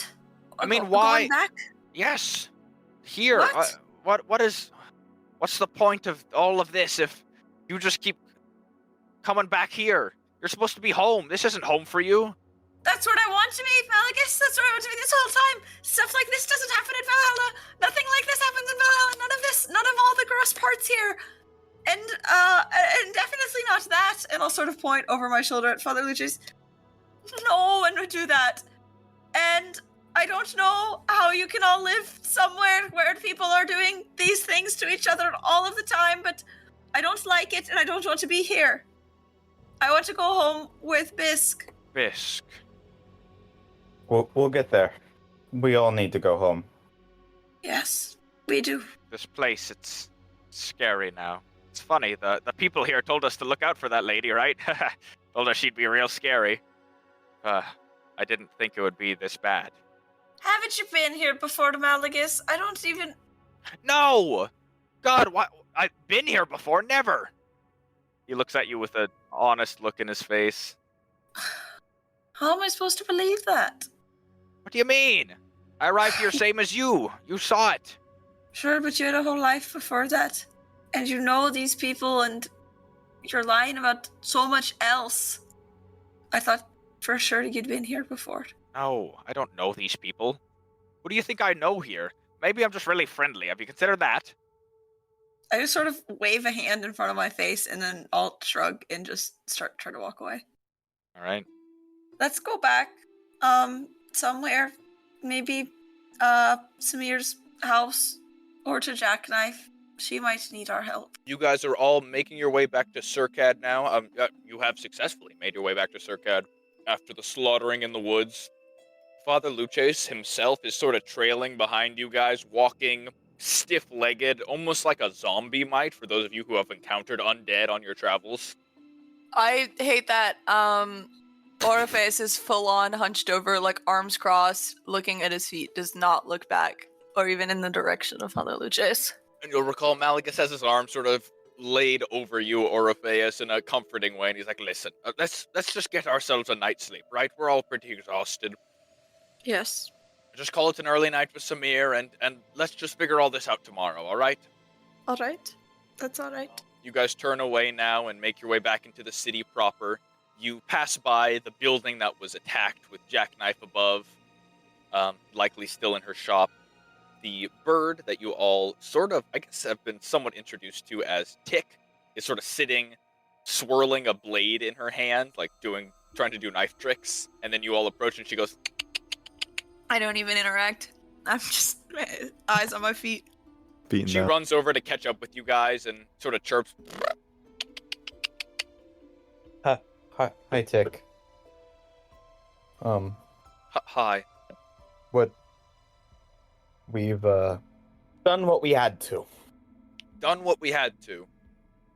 And she sort of gives you a beaked smile and catches up with the rest of you and points off at the different towers and goes, Yes, we stopped them. And she trails behind, sort of just following the group. You notice now she's got something written in her journal that she shows to you now higher. It just reads, "Can I stay with you?" ? Please. I would prefer. Yes, please do. It sounds like we need to get back to Ethera just as quickly as possible at this point, and it's a dangerous and awful world out here. We shall do better together. Do better together. Aye. And you guys set your sights now on the building that Samir's shop and house is in. You haven't seen Samir in a while, ever since he pulled aside a guard to help with the trebuchet. The war machine, the little siege weapon, has now been completely disassembled. You see the enormous stone is still there. You sort of get the feeling that the guards didn't even know how to move it. So it lays there resting on the hillside. But the woodwork and the ropes and all the mechanics have all been almost completely taken apart now and dragged in for scrap.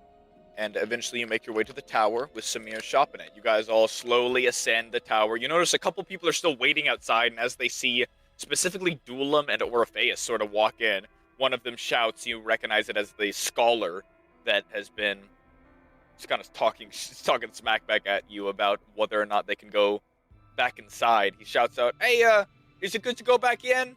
Yes. Everyone should be safe. Ah, good. Thank you, guys. You like the heroes of Circad, you know that? Thank you. I just vaguely shake my head. Yeah, and oh shit, there's the monster, and they point to Father Luces, who's trailing behind you. Get him, somebody! He has been punished enough. The Lady of Pain has done what she thought right. Oh shit. Oh fuck. Yeah, he looks kind of messed up, huh? He is but an infant in a child's body. Or a That's a man's child's body. Damn.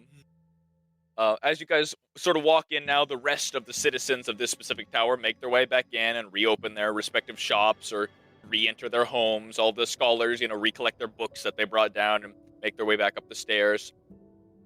You notice here outside of this building is where Hire, you, and Vinny had dug that little hole earlier. You see Vinny still sitting by the hole after having packed it full of dirt. It's a very small grave. I mean, barely the size of a puppet.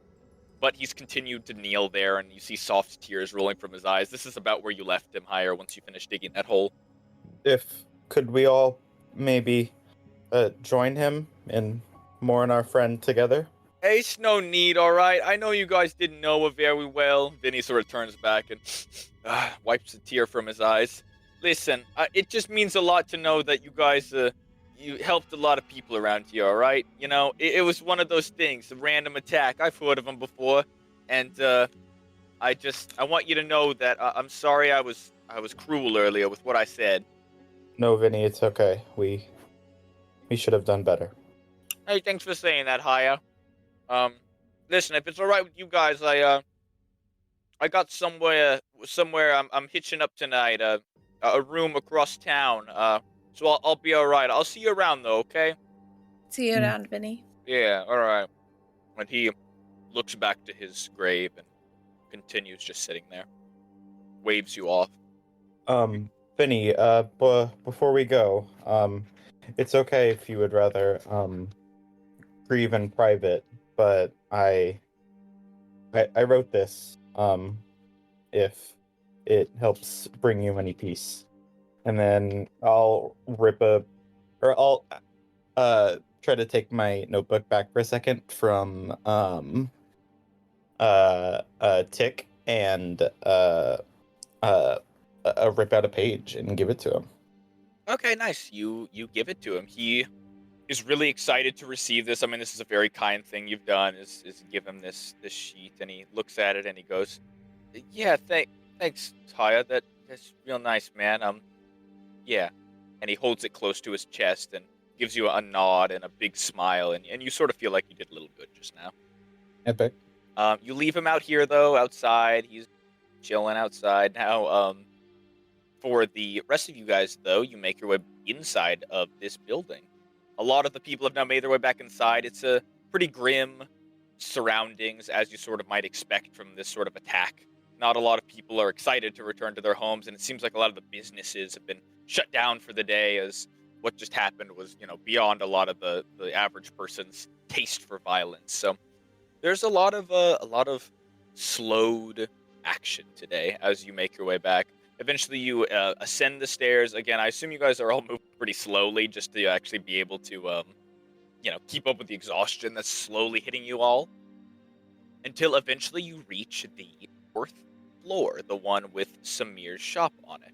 On the 4th floor, you make your way inside now, and Samir gives you all a grin as you see him standing, not behind the counter, but rather in front of it. He looks to have set out a couple rough hide sleeping bags out on his shop floor.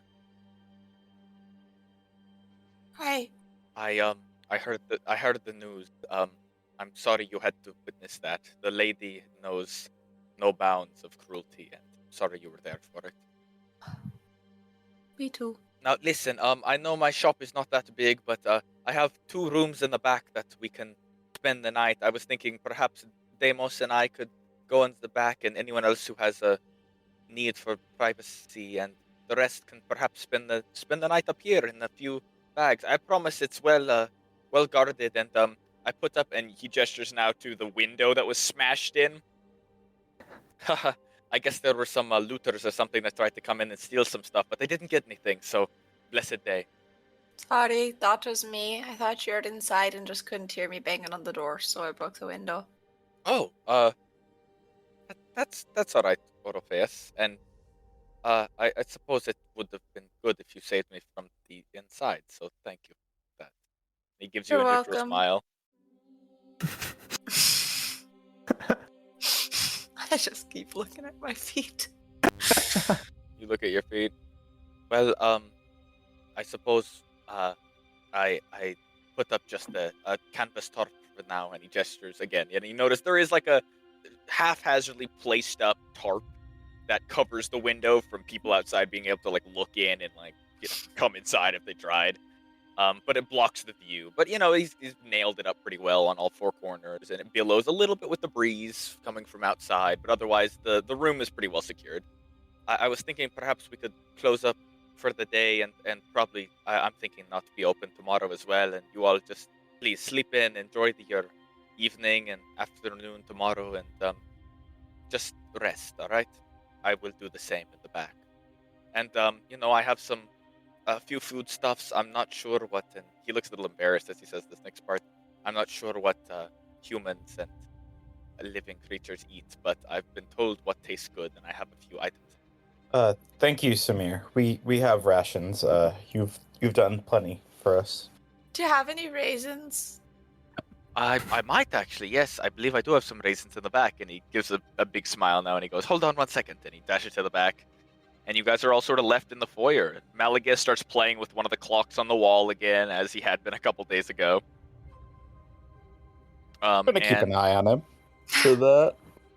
And the rest of you guys sort of look around. You notice on the ground here are set up like 8 or so sleeping bags, which are made of animal hide and look to have some sort of fur-lined interior. Very, high quality for traveling. Not exactly the quality you guys were used to in an inn, but definitely could work in emergency situations. And Deimos, from being here that there are 2 rooms in the back that both have like proper beds in them for people to spend like the night.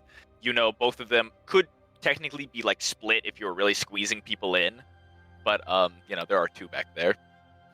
Samir comes out a moment later, moving quickly with a big tray of food on it. It has raisins, as well as you see some peaches and a few other odds and ends charcuterie board style dried meats and some sort of soft cheeses. This is like standard adventuring supplies, but nevertheless it's still a welcome sight compared to the nutrient bricks you guys had been eating.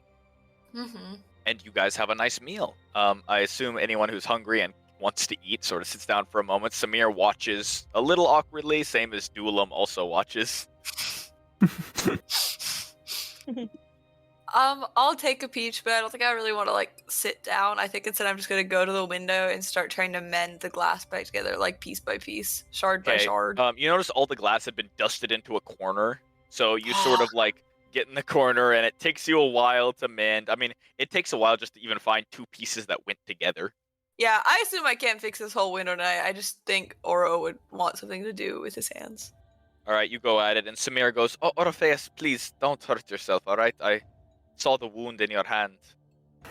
Yeah, it's pretty gross. I don't want it to happen again, so Yes, I'll be careful. I can just buy a new one, all right? It's not that pricey. I'm not strapped for cash. You do have quite a nice shop. Everyone thought I was going to rob you. Thank you. I've actually been working on something new that I think I could sell. So I might just fiddle with that too. And he sort of gets up now and walks behind the counter and hop up on a high seat and sort of fiddle with something on the counter as he's playing with mechanical parts just to pass the time. Please let me know if you all need anything. And I understand this was very hard on all of you. And for those of you, Deimos and Dulam, who are, well, more of my kin, if you have anything particular you would like me to look at, let me know, okay? Thank you. Thank you, Samir. Of course, I worry about you greatly, and Deimos, I'm proud of you. I'm so proud of you for going out into the forest and solving the problem of the man with the trebuchet, but I want to inform you that the way you did it was frightening to me. It scared me how well you performed that, and I hope that you only use that for only the greatest goods, only the greatest needs. Of course, Samir. I don't want to alarm you at all. It was just it felt like it's what had to be done at the time. I believe you. I do. All right. Well, let's perhaps get some revelry back in. You know, some livened atmosphere. I could. Do you all enjoy music? Yes. Of course. And he goes in the back and fiddles with a couple things. Deimos, you're aware of this sort of contraption. As after a couple seconds, you guys hear a loud scratching come from like the air around you, and then all of a sudden, a soft sort of. And you sort of look up now, and tiny little silver cans in the walls begin echoing out this slow symphonic song. Samir walks back out now and gives you guys a bigger than neutral smile, sort of proud of what he's showing off. I have an old gramophone back here that I can outfit to output sound energy in this room. Impressive, yes? Orifice is already pushing past him to get in the back room to see what the fuck a gramophone is. It's wonderful. You sort of push past him into the back, and he goes, "Oh, please, that is a private." Oh, hell, it doesn't matter. Explore all you like. And you push to the back, and eventually you find what is effectively the old-timey phonographs. What you find is a slim, blackened record, pressed hard on both sides, and a long bronze horn sticking out of it. You know the horn is sort of attached on several ends to wires that stretch out into the ceiling and disappear into the walls behind them. You hear sort of an echo of sound in this room, and you see a little needle pointed on the record spinning slowly as some sort of unseen mechanism pushes the thing along. I'm sketching it into my journal, just recreating it exactly, trying to figure out how the fuck this could possibly work, and mostly trying to figure out where the air comes from and how the horn makes different noises without anyone pushing on it. You look at it, you're fascinated by this. He sort of looks and he goes, "Yes, haha, I was inspired by those music boxes that children play with." A music box? Where I come from, most of the music comes from tubes or strings. Oh, you've probably seen one. I might have one around here. And he walks around and opens a couple cabinets and rustles through some stuff, and then returns to you with a small box with a little handle on the side that you can wind.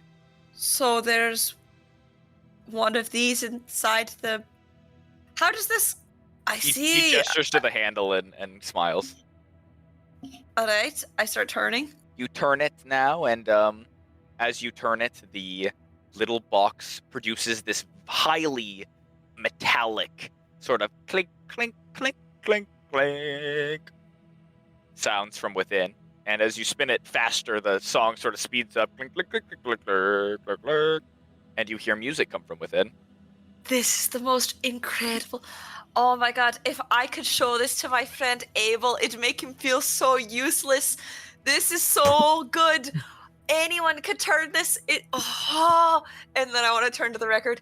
And this one, it's like 20 Abels couldn't do this right every time.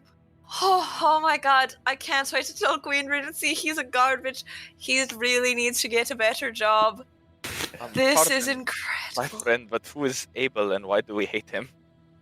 No, he's my friend, but he's, lazy. He's a musician, and this would just totally make him need to get a better purpose. Wow.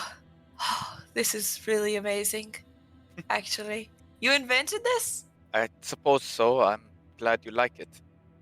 And this? And I want to shake the music box. That is anywhere. You could probably find that in a child's toy shop. It's just a metal rod. It is a simple design, isn't it? But I would have never thought of this.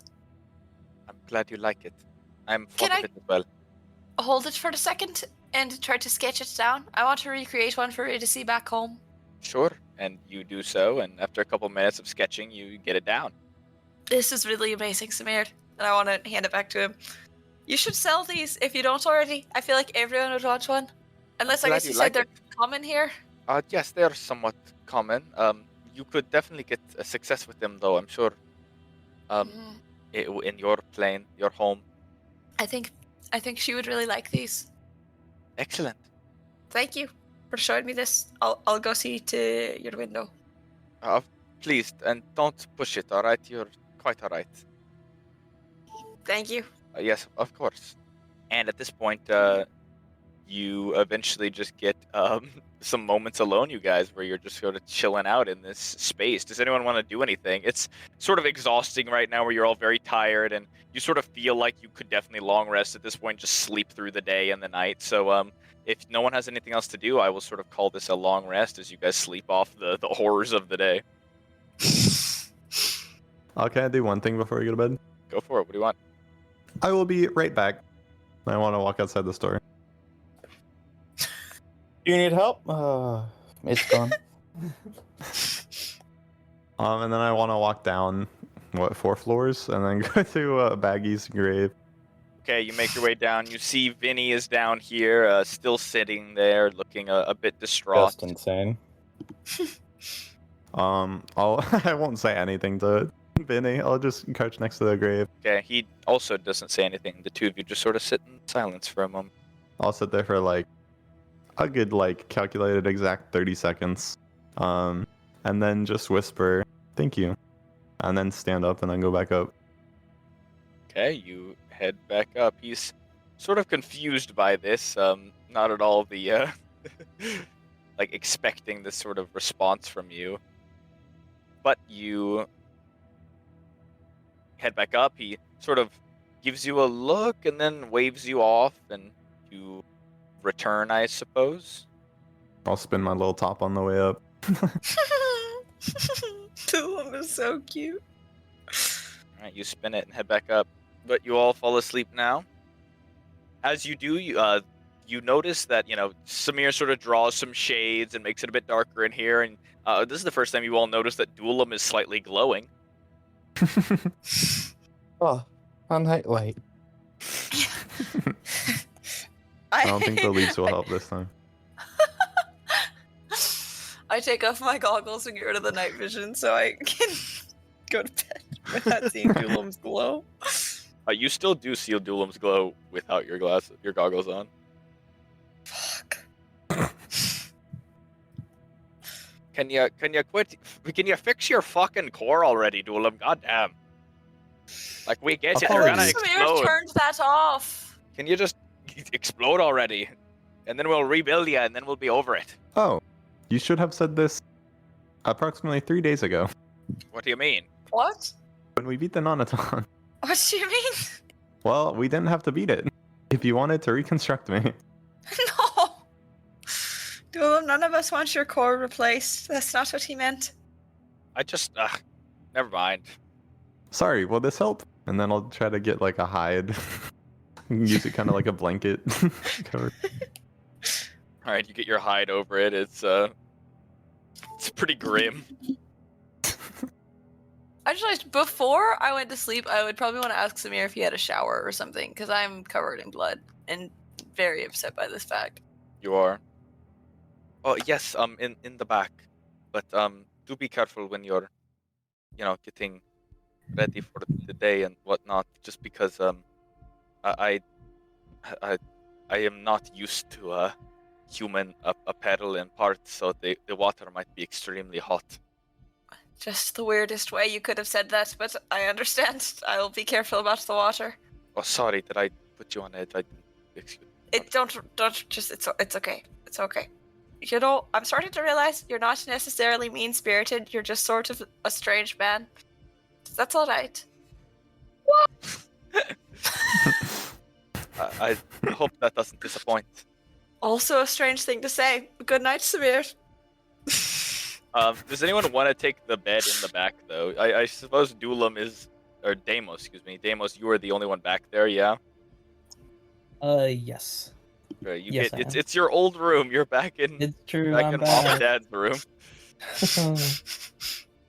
But so then you are back in your room. It's quite cozy as you remember. I mean, you set it up real nice just for yourself. You see all your stuff that you were using. I mean, probably just several days ago is when you lived here. It's true. My adventure didn't last very long.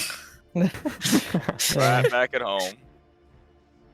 I appreciate the lack of eternal screaming though. Pretty good, right? I mean, you can't go wrong with that. So is he just gonna like wake up every night? Because it's gonna rain every night. It does I was not... also Okay, yeah, I guess I need to imply this too. It does not rain every night. The waves seemingly just come from the ground. It I did was rain also the other confused night. by that. The one night you guys stayed awake, but every night when the waves come in, they simply roll in as if from some like unseen sea far away. They don't come from rain. Now, that doesn't help last night's rain because that did make the wave worse. But nevertheless, yeah, I should have implied that earlier, but yeah, that's the sitch. Mm, You understand. Maybe it comes from another plane. Mm, Water plane is a neighbor. that makes sense. Well, all the elemental planes are a neighbor. Think about it. Holy. Fire's Yeah, 'cause here, what- water's here. Yeah. Well, also wind, because we get wind up top and water up bottom, so we're placed sideways between the two. Holy, where's my grease? my grease Diagonally to plane? me. Why do you need your grease plane? I We need to need my send Malagus home. grease. You'll send Malagus to the grease plane? That's where It's he his fucking belongs. home. You guys are That's where he so came hateful. from. You're He's so a hateful. walking grease plane. You Oh. literally- What are those noises supposed to be? That's me sad that you're His wronging Malagus. hairballs. It sounded like God, he's not a cat. those He's were not. his Hairballs. hairballs. I don't know how to tell you, Mason. You made him a cat boy. You guys could not He be did more it. wrong about him. Could not. I'm I sorry. don't. It's okay. You're just mad I found out so early. As part of your long rest, I should note, Deimos, as you fall asleep, it's sort of weird. You fall asleep and then, like, teleport almost to the morning. Like, you close your eyes, you get all sleepy, and the way that your dreams were taken away from you, it's not like you just have blackness all night. It's like you close your eyes and then you open them and it's morning. And it feels like you're well rested, but it's just a little odd every time. Hmm. Hate. If you guys ever had one of those in real life. Yes. They're the worst. Wait, so I that's want how my you sleep to feel live like now. it takes eons. You live like this? That's how you live. You live like that. Forever. So then, you guys all long rest. You take a deep slumber, and I know I'm sort of skipping ahead with Deimos, sort of teleporting awake, but I just sort of want you to. That's how you experience time when you're sleeping. You guys, fall asleep. So does anyone else want to do anything during the nighttime? I guess I shower. Yes, you shower. It is I leave the weird. lights off. Great. You turn off all the lights, get undressed, and shower, or do you shower with your clothes on? No, I will take them off, but I do want to wash them in the shower. Maybe before I bathe myself, I'll wash my clothes and then set them out to dry while I'm showering. Okay, that's pretty good. But all like within the bathroom, obviously, door locked, boots jammed under the door in case anyone picks the lock. Ultimate privacy. Got it. All right, you do so. It takes a long time to do it, and in fact, you've basically never showered in recent memory, so, I mean, soap is involved somehow. Yeah, this is all based off of the time Malagus washed my hair, so I end up pulling out a lot of my hair. Like, any piece that seems a little too dirty, I just yank it straight off. That's how we did it. It's extremely painful. You're like, damn, why do people do this? Yeah. And it's starting to dawn on you now why Malagus rarely ever bathes. Yeah, it's starting to make a lot of sense. It just makes so much sense. All right, after an extremely lengthy and painful process, you finish showering, unimpeded by others, sort of come out now. Most of the shop is shut down and quiet and dark. To the outside world, it's still like about 6 p.m., but you guys are just dead, tired, and most of you are sleeping out in the main area. Just as you finish bathing and you put on your still sort of wet clothes, Orpheus, you don't have a change, I guess. You notice there is a bathrobe in here that you assume is Samir's that you can take if you want. Not a chance. Jesus Christ. Never. Just throwing it out there. Good. Just put that away. All right, you put on your wet clothes and sort of slop out. You sort of squelch back out. You guys all hear Orpheus's wet slopping sounds as he comes out of the one shower there. And around this time, you guys all hear a knocking, a soft knocking on the main shop entrance door. You look out now. As you recall, the windows of this place are all sort of one-way mirror, where from the outside it's hard to see in, but from the inside you've got a pretty good view out. So you can sort of spy on people outside with knowing that they can't really see in that well. And looking out now, you see sort of bundled in white robes is Father Luces knocking on the door. It is locked, and you see him try for the handle, and it doesn't open, and he knocks softly again. I walk back into Samir's room. Well, we can't. Going to sleep on the floor in here. Should we just leave him out there? The corpse is haunting us. I mean, he's just gonna knock all night. He tries for the door again, finds it's locked, and then goes back to knocking. Should we let him in? I don't want to fucking let him in. Do you want to let him in? Maybe we should at least hear if he has anything to say. He'll have nothing to say. I think he's just looking for a place to sleep. I mean, Dulam was the one housing him. Maybe he has a spiritual connection to Dulam now and is just following him around. All right, I'll let him in. Wait. Stand up. Hold on, Dulam. Are you sure? I mean, if we let him in now, we're basically telling the world that we're going to look after him probably forever. I mean, God, I don't know what she did to him. Have we even talked about what the fuck happened to him? How can somebody do that to a person? Yes, he got a just punishment. Dulam, do people do that in Mechanus? Is this something that's done to bad robots? Because this is fucked up. No, because no robot commits such a heinous crime. No, with Dulam on that one. I'll Start leave it walking up to for you. the door. Alright, you walk over. And it is locked. You have a deadbolt on your side. I'll start unlocking it. The door opens softly as Father Luces' milky white eyes glance at you from the other side, and his mouth opens slowly, and you hear quiet words come out from him. I have nowhere else to go. Welcome. Guy got him in. You guide him in now. He's still bundled up in his white robes, and Malaga sort of sneers as he comes in and says, just keep him away from me, alright? And keep an eye on him. Make sure he doesn't steal anything. Sure thing. Lock You up the guide door. him in now. He stumbles in, sort of kicking some of the dusty pieces of broken glass, and looks around wildly as he hears another voice in here and goes, I'm just looking for a place to stay. I don't mean any trouble. Father, how are you feeling? Doing well, higher, Valea. Great, you can remember a name. Now fuck off. He huddles in his little coat and follows you, Dulam, to wherever you guide him. Alright, I guess I'll lead him away from Malagus's bed. I guess near mine. Okay. You Panic Probably back. just into yours. situate him up. There's a nice, there were more sleeping bags here than there were people, so there are enough open where you can sort of find him a little spot. Sweet. And then I'll hand him one of my 10, now 9 nutrition bricks. He eats the nutrition brick then, and you have great memories of a better time back when Father Luces ate your nutrient brick and all was well. Did what? You guys have No, a this most is fucked great. up relationship. This is great. He's not even complaining this time. Yeah, guys, I think we officially have a new party member. This is horrifying. That's what you said last time, Hire, and look what happened. You. He slowly and softly eats the nutrient brick, and you see him pull out a flask from under his coat. You sort of recoil for a moment. Dulam, as the motion that he uses to grasp under his coat is the same one that he used to pull out a dagger like 3 times in a row in front of you. But instead, he pulls out a small flask of what you imagine is water, and he slowly drinks it down as he eats the nutrient brick. Sweet. Thank you, my friend. I will to bed now. And he rolls over. Where did fucking Orpheus go? Did he get queasy again? You hear a knock on Samir's door, Orpheus, as he's sort of just sitting there looking at you awkwardly.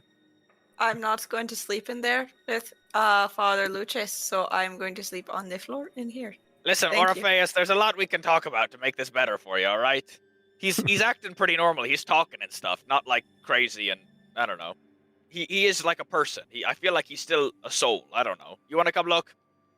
No, the whole idea makes me sick. Like, fundamentally really sick. Like, not even...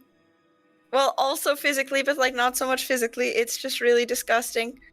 I don't like looking at him or remembering he exists in this way. Well, you might have to So- take that oath dueling, because people are already saying he's our new party. Yeah. I just Dirty want to go to member. bed right now, Malagus, but thank you. Alright, well, good night. Night. Good night. And Malagus heads back over. You guys all... Not good to you. And at this point, you guys all long rest. So, if you all want to officially add a long rest to your character sheet, gain back your hit points, gain back your spell slots, you guys did it. You officially survived the level 5 day. Nice. Nobody has any dreams tonight, but in the Especially middle of not the Deimos. night, Deimos just fucking time travels to the morning. In the middle of the night, at what you'd imagine is maybe 2, 3 a.m., once the waves have started crashing against the base of the tower, and there's no rain tonight, it's a clear sky. Dulam, your alarm spell that you put up every night goes off. I'll get up. You get up and look around. You don't see anything, because I assume the way alarm works here, let me actually look it up just to double check, but it's like you set the criteria of who is allowed in and out. Yeah. So it's anyone who's not in the criteria who comes in, right? Yeah. Cool. Okay. You look around. You don't see anything immediately. Give me a perception check. Oh yeah. Oh, that's a great roll. 4. A 4. I'm groggy. You look around now. You're not seeing anything immediately. It's a little dimmer than normal. You know, your eyes have to sort of adjust. And I'll speak out. okay, you speak up. What do you say? Hello. Show it yourself. And at this point, you hear and almost rather feel a rustling to your side. On the side of where you were sitting down just a moment ago in your stasis, you see a rustling coming from your bag. Okay, my I'll God. go and open it. As you sort of approach it, you see the top of the bag suddenly close as you see some sort of what looks almost like an appendage draw quickly back inside of it. Okay, I'll open it. As you look inside, you look down into the room below and you see something that sort of shocks you. And this is one of those times now where you're feeling an emotion that you've never really felt before. Not one that was built into your system, but rather something new, something genuine coming from somewhere else in your body. As you feel this sort of sense of being hunted, like an animal that's being watched by something bigger than it in a forest. As you look inside now, I'll grip my hammer a little tighter. yeah, you grip oh, you grip it, all right. I love the emotions Dulam gets as its first emotion. It's pretty good, right? Shame and feeling hunted. It's like a Yeah. fear, like an animalistic fear is what you feel all of a sudden. Maybe emotions aren't good. These are just the carnal ones. Seems like definitely not. And now I have I have another fear of lightning. Which is great. It's really great. I was just telling them about how I took elemental adept lightning. You hate me. I'm a lightning build, dude. So, you look inside the bag now. This sort of brown and blue leather bag that you sort of were given haphazardly by Malagus, right? Mhm. And as you look inside, you see some sort of fast-moving amalgamate, a creature. The outside of its body looks to be made of leather and thread, the same colors as the bag itself, almost stitched together like a patchwork quilt. Its form is vaguely quadrupedal, though its limbs bend in unsettling ways, like being hinges. Its head elongated with a sort of snout that tapers into a jagged slit of needle-sharp teeth, made of almost like tight frayed ends. As you look into the bag now, the creature slams hard into the base of the floor beneath and scampers off quickly into one of the nearby rooms. You see a deep black, maybe indigo-colored oval eye, a button eye. Thank you, Coraline fans. As it scurries toward the edge of a room, sniffing the air and emits a sound like the squeak of on a wet floor. Its body then hurls itself into one of the adjoining rooms and disappears as you hear an echo of a sound in the distance. And the alarm spell stops going off. Can I go over to Samir's room? You make your way over. You get up and leave, and Samir's door is closed. You sort of open it. It's not locked, and you come inside to see Orpheus is on a sleeping bag on the floor, and Samir is curled up in a bed. Actually, sorry, not curled up. He sleeps exactly starfished. Exactly. I'm so surprised he sleeps. I really thought he was gonna be awake all night. He's just pretending. What would you Oh like my to god, do? no, you're so right. He's like Duelim, he just goes into rest mode, but he probably makes it look like sleeping. I'll try to push Samir awake a little bit. Okay, you don't even have to. The Carter and Maisie's hypothesis was right, as before you even touch him, his mouth moves and he goes, Duelim, is there a problem? Yes. Do you have a spare small bag? Yes, I have hundreds. 1 second. And he lurches forward awake now, his eyes still kind of closed. Both eyes sort of shoot open, and you see his deep eyes look towards you, and he hops off the bed and wanders over to a corner of the room where he digs through a pile of canvas bags. He looks like he does, in fact, have quite a few. Eventually, he pulls out one of a tan leather and gestures it to you. He sort of smiles awkwardly and points at it, and you see on the front of it is the sigil of the Broken Compass, the sort of shop that he runs here. A bit of free merchandising, right? He has merch. He hands it over to you and says, So is good. everything alright? Is there a problem with yours? I don't believe there is a problem. Thank you. Enjoy yourself. You as well. Whoa. And he gets back on the bed, starfishes again, and closes his eyes. I like to think Orpheus is just sort of watching this happen since they were being loud. And what would you like to do with this bag now, Duelim? I guess can I walk into like the room that I saw the creature run to? Okay, you lower the rope into the bag, and you descend down the rope into the room. It's cold and sort of quiet in this room, the inside of your bag. As you look around now and you see all four walls of this bag room all have doorways on them now, leading deeper in. They're all pitch black inside, and all you have to light the way is the brief bit of light coming down from above and your own light emanating from your body, briefly glowing around 10 feet.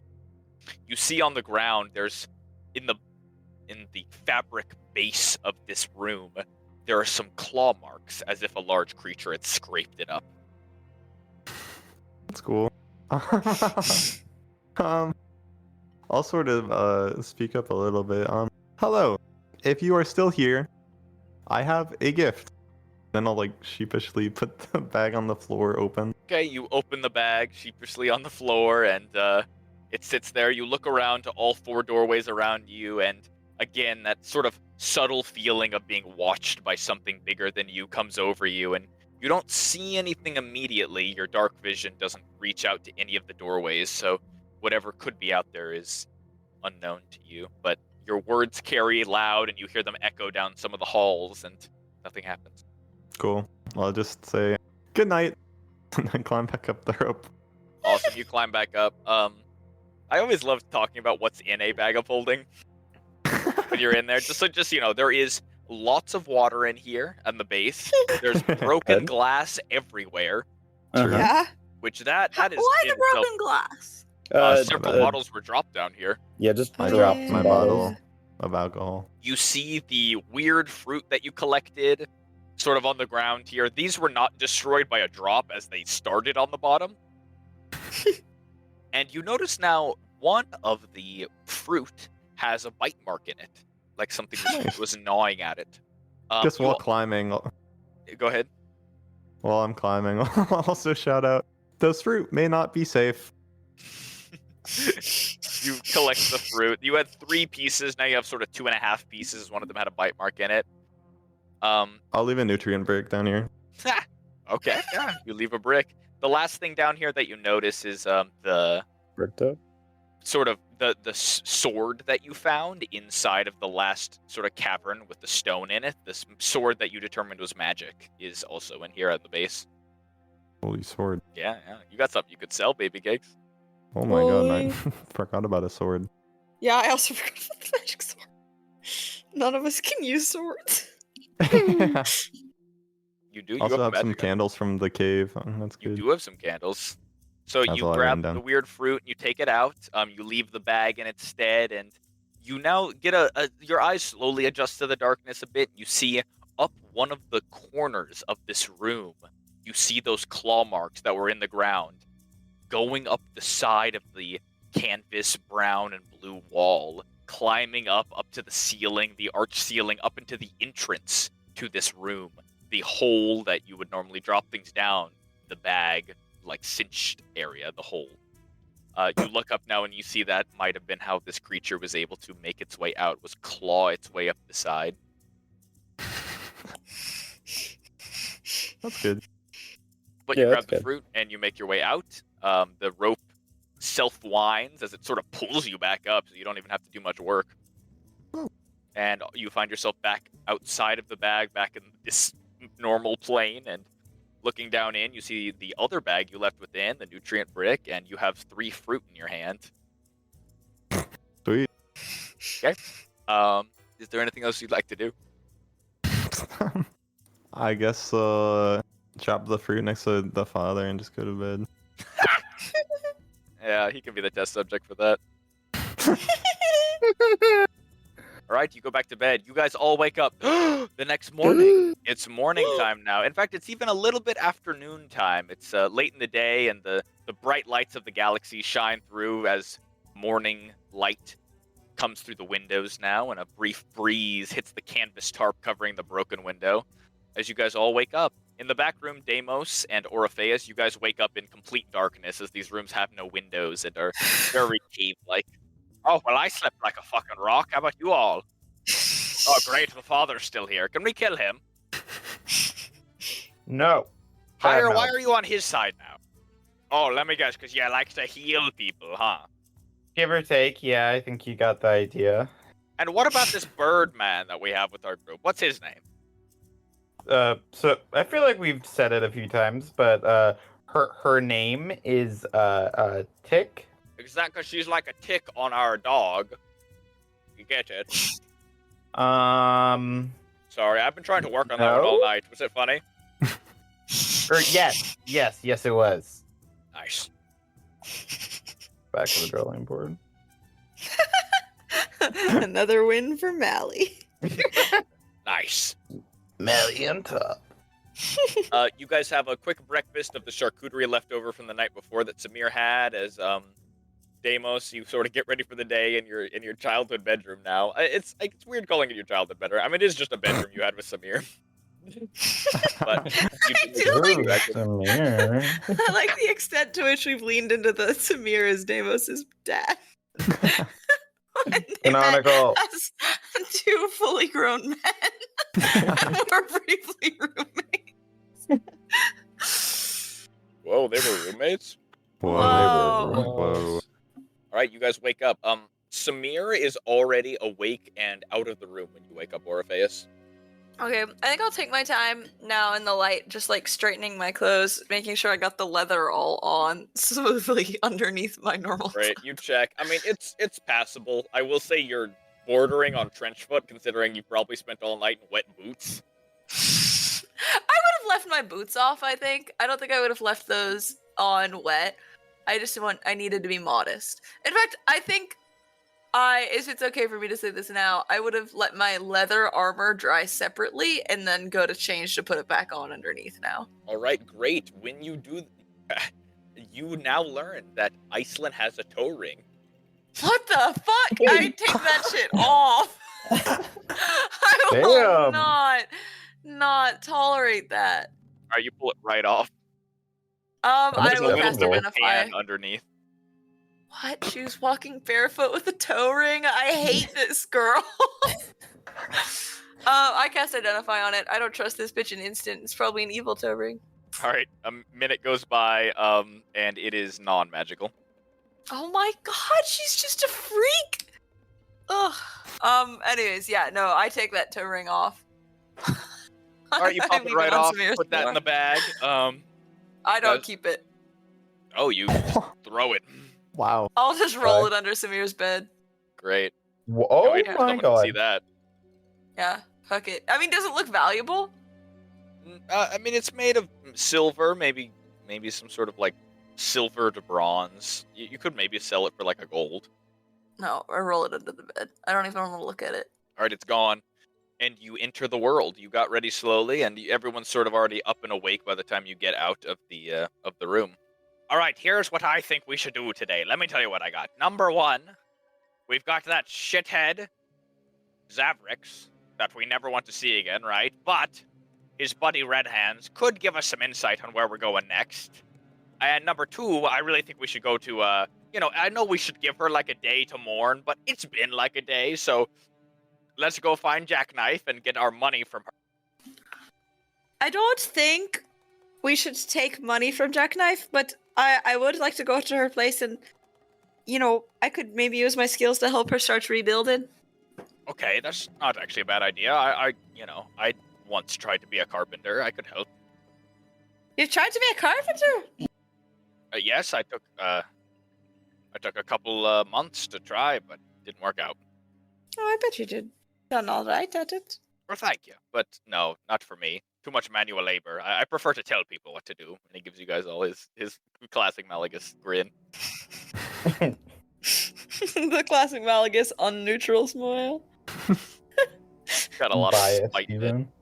The other thing is I was hoping to do today is perhaps we can build some sort of noose for Father Luces to hang him at.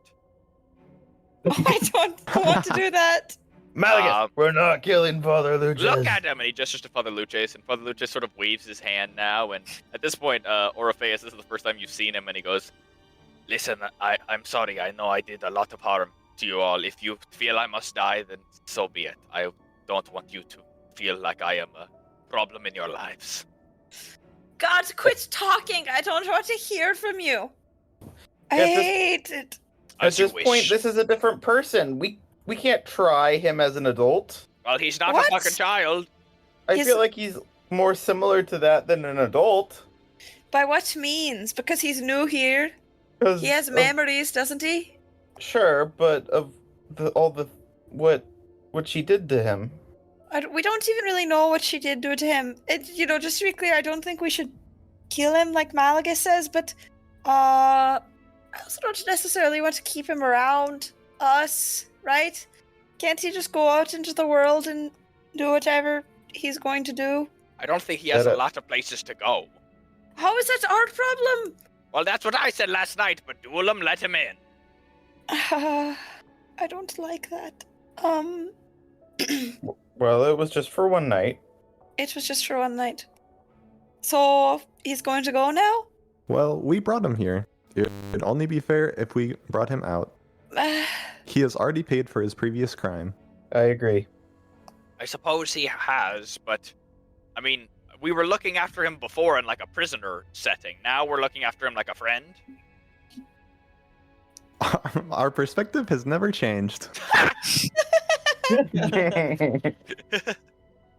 All right. Well, listen. I propose that if Dulam continues to be the main benefactor of Father Luces, it doesn't bother me. How does that sound to everyone else? What do you mean by main benefactor? Tends to his needs. Okay, I see. Whoa. I am everyone's main benefactor. Well, yes, but you'll be Father Luces' only benefactor. You can visibly see Orpheus's hand twitch because he wants to rub your head, but he won't stand closer to you because you're next to the father. I'm just going to. I'm not. It's not. Okay. I don't want to be part of it, but I'm not going to stop you if this is what you've chosen to do. All right. So, on to Jackknifes. Let's get our reward, maybe buy some shit. Samir, we're gonna buy some shit from you today. We are? I don't. I don't know about that. Well, Red Hands told me he also had a little bit of a shop front for us too, so we could check it out as well. That does sound nice. Yeah, I suppose so. Listen, Malagus, you y'all bounce back. Yes, y'all seem so upset, such dreary faces. Listen, shitty things happen to people, all right? Shitty things happen to everyone all the time. Just because they happen near us doesn't mean we have to mope about it for days. We had goals before this. We still have goals now, all right? You all can wallow and sit in your filth and think about how sad you are and how bad you feel for yourselves, or you can come out with me in the world and actually get some shit done, huh? This is new Malagus. We'll try to do better. My eyes. I really like New Malagus. Thank you. I'm feeling better today. Something has inspired me. All right, you're right, Malagus. Let's go start rebuilding at Jackknifes. Yes, and we're gonna still get our money from her, right? Because Deimos got a pretty penny pulled out from her. Not until she has it to give. All right, this wouldn't have happened to her bar if it weren't for us and the actions we've done. I mean, that might be true, but, it still happened according to someone else, so I feel like we shouldn't blame ourselves. You see what I'm saying? You're moping about. Come on, Orpheus, get you up, and Malagus sort of tries to pick you up and drag you out. Nope. Don't pick me up, but I'll go. I'll follow him. All right, you follow him out now, and the rest of you also make your way out of Samir's shop. Samir, also awake now, is stirring a pot of coffee, and he sort of waves you all off as you go and goes, well, stop by as much as you'd like, and please feel free to spend as much time as you'd like here. I'll close for the day, and I'll just going to spend the day recuperating myself and perhaps making some more beds in the back rooms for you to all stay in for the time being. And he gives you all his neutral smile. If you want help with the reconstruction, feel free to stop by. I will do that. I will see you later. See you there. I know it's a grim thing to say, but the events of yesterday has inspired me to create a new device. And he gestures now down to his hands, and you see what looks to be some sort of handheld projectile launcher. Oh, damn it. I was trying really hard not to be nosy, but I can't anymore. What is it, Samir? Let me see. I want to take it from him and start looking at it from every angle. All right, he hands it over willingly, and you sort of take a look at this thing. It looks to be some sort of, again, like a handheld projectile launcher. It's got a trigger mechanism. It's got a barrel where you likely put down some sort of small metal bead or stone. There is a little residue chamber for gunpowder or something of the like. And it looks to all be fairly complex mechanisms and nice construction. Can I roll to understand how this thing works? Yes, give me And- Go ahead. Improve it. Improve it. Yes. Just like Deimos. That'll be an Arcana check. Aye, Orpheus. Feel free to spend the day here if you'd like, Orpheus, fixing this. 27. I ignore his comment, but I just want to push past him back into the shop. I'll meet you guys later. I need to fix this. And then I just want to get to work on building my own version. He hands it over to you. It comes to you immediately. You understand its mechanism. You understand how to improve it. A moment of lucidity hits you, and you're not sure who exactly is doing more of the thinking. You or whatever memories of doing construction that your body knows. But either way, inspiration strikes. All right. I see it's so obvious. You just need to adjust this, and I want to start going to town. All right, you go to town. Samir sort of takes his hands off and he goes, "I see you have it under control." Well, don't let me get in the way. I guess I'll go help Jackknife. Couldn't have done this to him. Any more of those and I'll be out of a job. And he follows you guys all out as you make your way over. Fast forward a bit of walking through the towns. You notice people have begun reconstruction. All cities must rebuild, and Circad is no different. The rubble from the Thai tower that collapsed into the ground is now being cleared off. You notice some sort of rudimentary fence gate, like caution tape-esque woodwork has been placed around the rubble. These are just like standard wooden posts marking the area as dangerous. A couple of the local townsfolk have sort of surrounded it to look in to see if anything's valuable, or if anything exciting is going on. But otherwise, it looks like business is sort of returning to usual now today, as the guards have returned to their regular stations, and a couple new people have been hired as well. You notice all the job listing, the boards around town that normally have the Lady of Pain's enormous face on it with sort of scary terminology on there like repent or she sees you always. Now a few newer postings have been put in front of it above the advertisements for Flixie's demon deals, and you see demon is scratched out and the word devil is placed instead. And above even the posters that Jackknife put up for her drinking competition, there are posters to enlist in the guard force for Circad, because there is a recent loss of guards and they need more people. And the pay is 1 gold a day, which is not bad. Did they cross out C's and write needs on all the sides? She needs you. You could do it. You could be the first. It's pretty funny. It was pretty funny. Sort of a commentary. But, you know, the advertisement of 1 gold a day is pretty solid for a lot of the grease pit residents around here, so some people have found some honest work. As you guys are walking now over to Jackknife's abode, you notice sort of chilling in front of specifically the tower to Jackknife's place are 2 guards, sort of hounding the edges of the entryway on the first floor. They look at you as you enter, and they don't make any motion to stop you all, but you notice they sort of are paying attention to who is entering and exiting this specific tower as of recently, just considering it is sort of a crime scene, more or less. Good day, gentlemen. You guys head inside. And making your way up a couple floors, you find a shady-looking figure leaning up against one of the staircases who sort of tries to flag you guys down as you make your way up. Oh, no. Hey, listen, it's me, Trent Whispers. I heard about what you all did the other day, and my plot to you, so I thought I could come find you and give you some sort of discount on my wares. You there, dragon guy. You were taking a look at him the other day, you remember? You interested in what Trent's got to offer? Oh my goodness, that's so kind.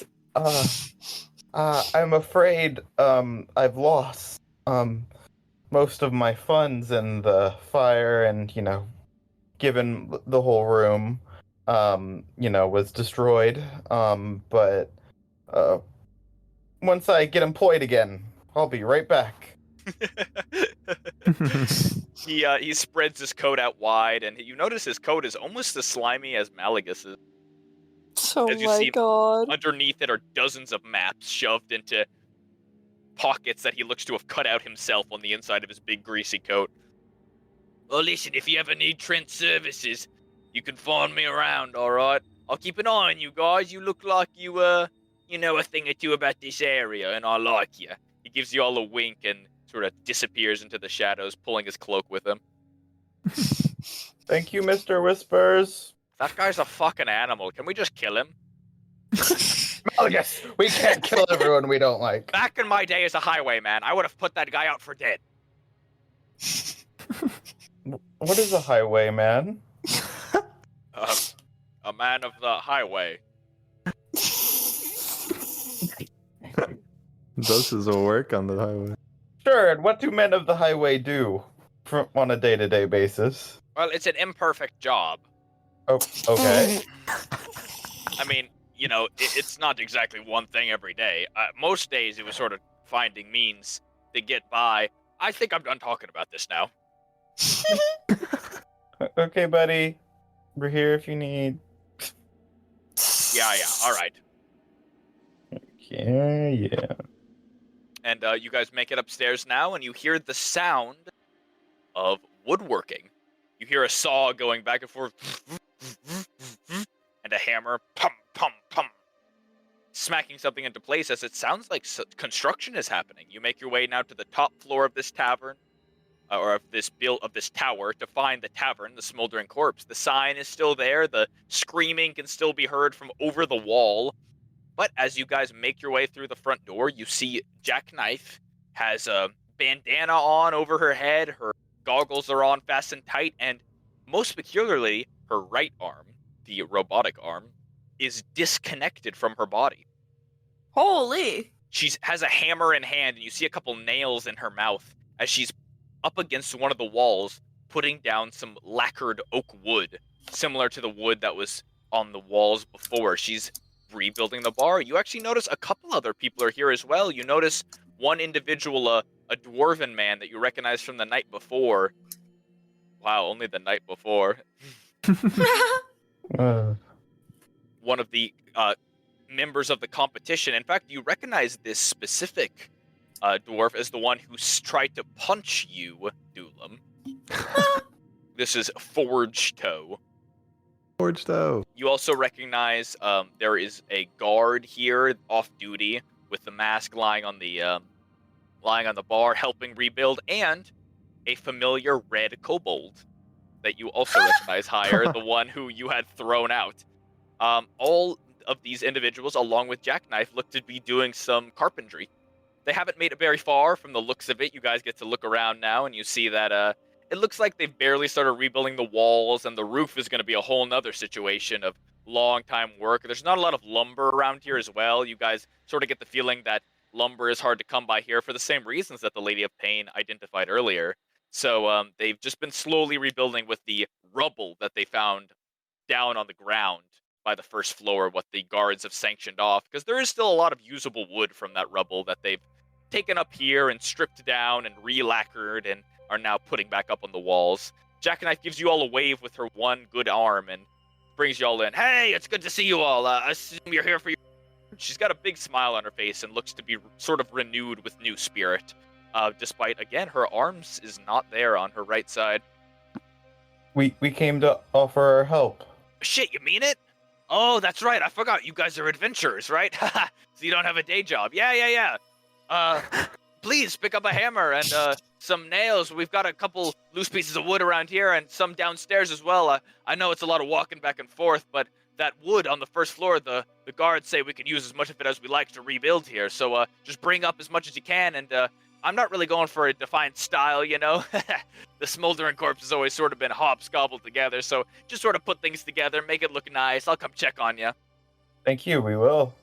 Yeah. Thank you. And you know what? And she puts down the hammer now and takes the nails out of her mouth, and she sort of pats her hand against her body, and you see some sawdust sort of shoot off from it. Let me get that reward from yesterday. I owe you guys a lot, and it would just haunt me if I knew you weren't paid off well for your help. And well, you know. And she sort of winks at you and looks at the rest of the patrons here, who you guys were scammed out of their win. She walks past you all to the back of the bar, to that open doorway now to the rear area, and here again, you hear voices echo out from inside higher, that cacophony of alcohol. As she walks by, you see her go by, and at this point you sort of get a glimpse of the flaming man, the Smoldering Corpse behind her, and this is where you notice Jackknife's right arm looks to have been left beneath him. Fucking weird. Like what do you mean underneath? The flaming man is suspended about a foot off the ground, hovering in the air, burning eternally, and beneath him there's sort of that stage that he stands above at all times. It looks like her metallic arm, that Decaton right arm, is left right beneath the smoldering man, where the heat can lick at it a bit but not burn it. You see it does look red hot from this angle, and it's sort of a ironic way to keep people from stealing her arm, is that it's probably so hot to the touch because it's been sitting here for so long that anyone who dares to pick it up would burn the shit out of themselves. It just lays on the stage, though, on the ground. Genius. Malagus sort of shrugs, rolls up his sleeves, and goes and tries to find a loose piece of carpentry equipment around to help. He's a carpenter. Why'd he leave it behind to be a highwayman? Maybe he left highwaymanning behind to be a carpenter. He wanted to be good. I go up to Dulam. But will you protect me from Kim if he comes to attack me again? and I motion towards the red kobold. Deimos, you see this red kobold who, but to all the world, just looks like the friendliest guy. I mean, he showed up on one of his off days to help Jackknife rebuild, and as you guys are sort of talking and pointing at him, he turns his head and waves and gives an awkward smile that shows what you'd imagine is niceties, you know, the complacency of somebody who is excited to work with you. But higher, you look at him and you see fear. Fear towards me? A little bit, yeah. It's all an act. He's out to get me. Please help me. This unit will help. Thank you, Dulam. After a moment, Jackknife returns from behind the bar carrying a couple sacks of coin purses.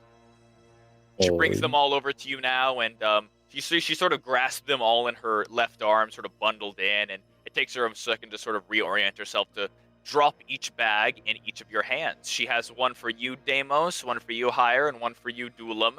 And she drops one more in Dulam's hand and says, and this is for Orpheus whenever he shows up. Got it?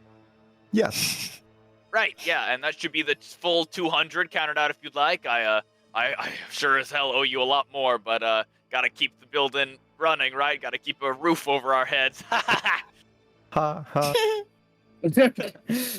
We thank you for even this. Yeah, it's all right. You know, and please don't worry about the amount. Believe it or not, the Lady of Pain somewhat took pity on us, and she's actually sort of funded the reconstruction project. So she gave me a nice, pretty sum this morning that will help out with the reconstruction. Whoa. Oh, I'm glad to hear. Yes, so things are good. Please feel free to help out as much as you'd like, and feel no need to come here every day. I'm actually doing pretty good on finances, so it might be a while before we open up again, and God knows, and she looks up now into the sky above and goes, I'm sort of hesitant to even rebuild the second floor of this place. It might just be a tavern from now on. No! If that doesn't bother any of you. I know you were all staying here, but surely there's nicer places you want to live. She gestures to the smoldering man who screams. Ah! Ah! Perhaps this place was always meant to be one floor. What do you think? Orpheus is sending you psychic messages.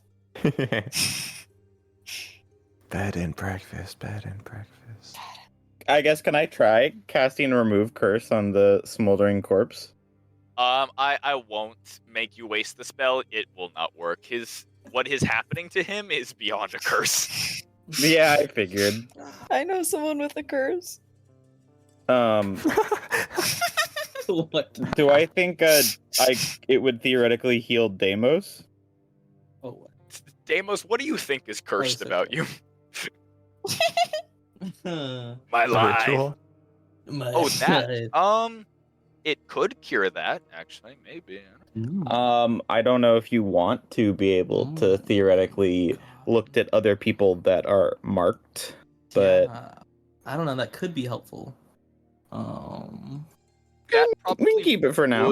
It would probably get rid of that, you think? Okay. Your choice on Okay. whether or not to use it, though. I will voluntarily stay cursed for now. Attaboy. Yippee! Oh. I'm Or glad we're this. all deciding to stay cursed. Stay cursed. Orpheus, we'll cut to you now. Yeah, I joylessly eat raisins. You eat raisins. It is so, there was a time, you remember raisins tasting so good, but now it's just Yes, there was exactly one time. it was delicious. You pine for it. Uh-huh. It does not taste as good, and it makes you I just try yearn to for smell, I smell each one really deeply, and then I'll bite it Whoa. open and chew it a little and smell it again. Just imagine how it tastes. it. The smell is nice. The smell is just like you remember it, but the taste is not there. Yeah, never gonna happen, I guess. Um, Never gonna get that back. No. You, It's irreversible. You work with Samir for a few hours on this thing. Oh, so Samir Oh, no, stayed. sorry, I Samir thought did he not- left. You're right, Oh. Samir did leave. You're right. So you're Well- basically working alone in his shop. Yeah. Happens. I feel weird about it, but not weird enough to have made him stay. You're sort of working on this thing alone. His workshop is well stocked. In fact, you sort of have this idea where you're like, oh, this one tool, if there was a tool that could spin this way and push in this way at the same time, it would really make this project go faster. And after a few seconds of searching around, you find the exact tool you were looking for. It's like everything you need is here. Nice. It's a real artificer store. And I think rather than necessarily fixing the one he made, I think I would want to make one of my own. Okay, you sort of reverse engineer it. You probably take his apart to figure out how it worked, and then build back up your own. And of course, because my only companion in this process is the darling Lettermore, it is widely and aesthetically inspired by him. Isn't Father Lucius with you? No fucking way. Father Luces has arrived to the work site. Oh, thank God. At the work site itself, Samir and Father Luces arrive a little bit later than the rest of you guys, both of them moving a little slower. They sort of meander. Samir gets right to work. He doesn't speak a word to Jackknife, and instead you see him drop out a couple of those mechanical balls that he has in his backpack, and they form into these animal companions that he has. He hands each of them a hammer or a screw, and has them sort of run about, building and crafting where they can. And you see Samir seems to have brought a little crew with him to help rebuild this place. He seems excited about it, and he gets right to work. Any of you sort of spend a second working alongside him, he sort of mentions oh, it's funny how crude this is. I'm used to working in small clockwork pieces, but it's sort of nice to get your hands dirty with something strong, This is it's adjacent to my work, but I don't do it often. Yeah, this could be a good day. And Father Luces also helps out. In fact, he makes the perfect beast of burden now.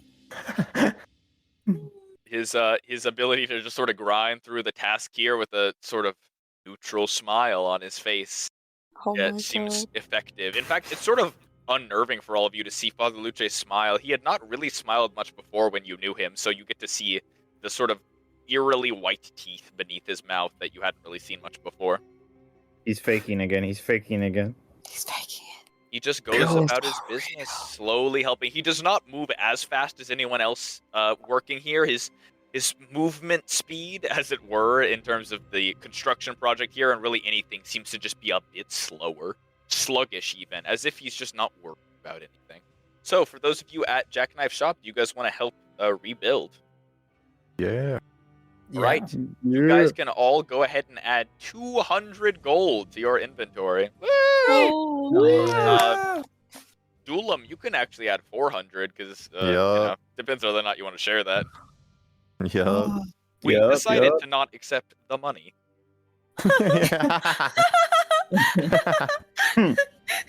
All right, that sounds reasonable.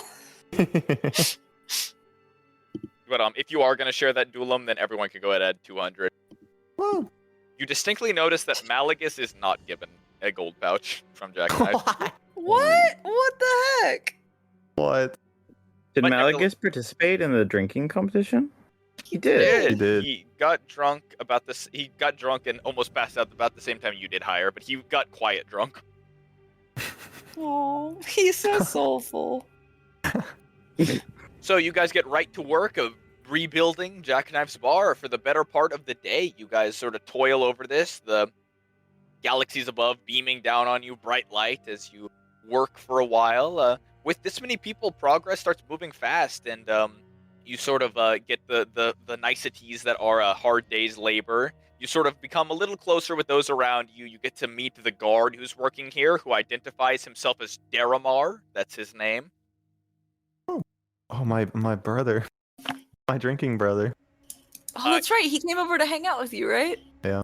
When you mention that, he sort of responds and is like, I'm sorry, I don't remember that night at all, friend. All good. You are a strong drinker. The punchy dwarf from the night before also is here. He is loud and friendly with you all. It's a pleasure to see you all again. I sort of recall us having a bit of a scuffle the other night at the competition. Haha. Hope there's no hard feelings.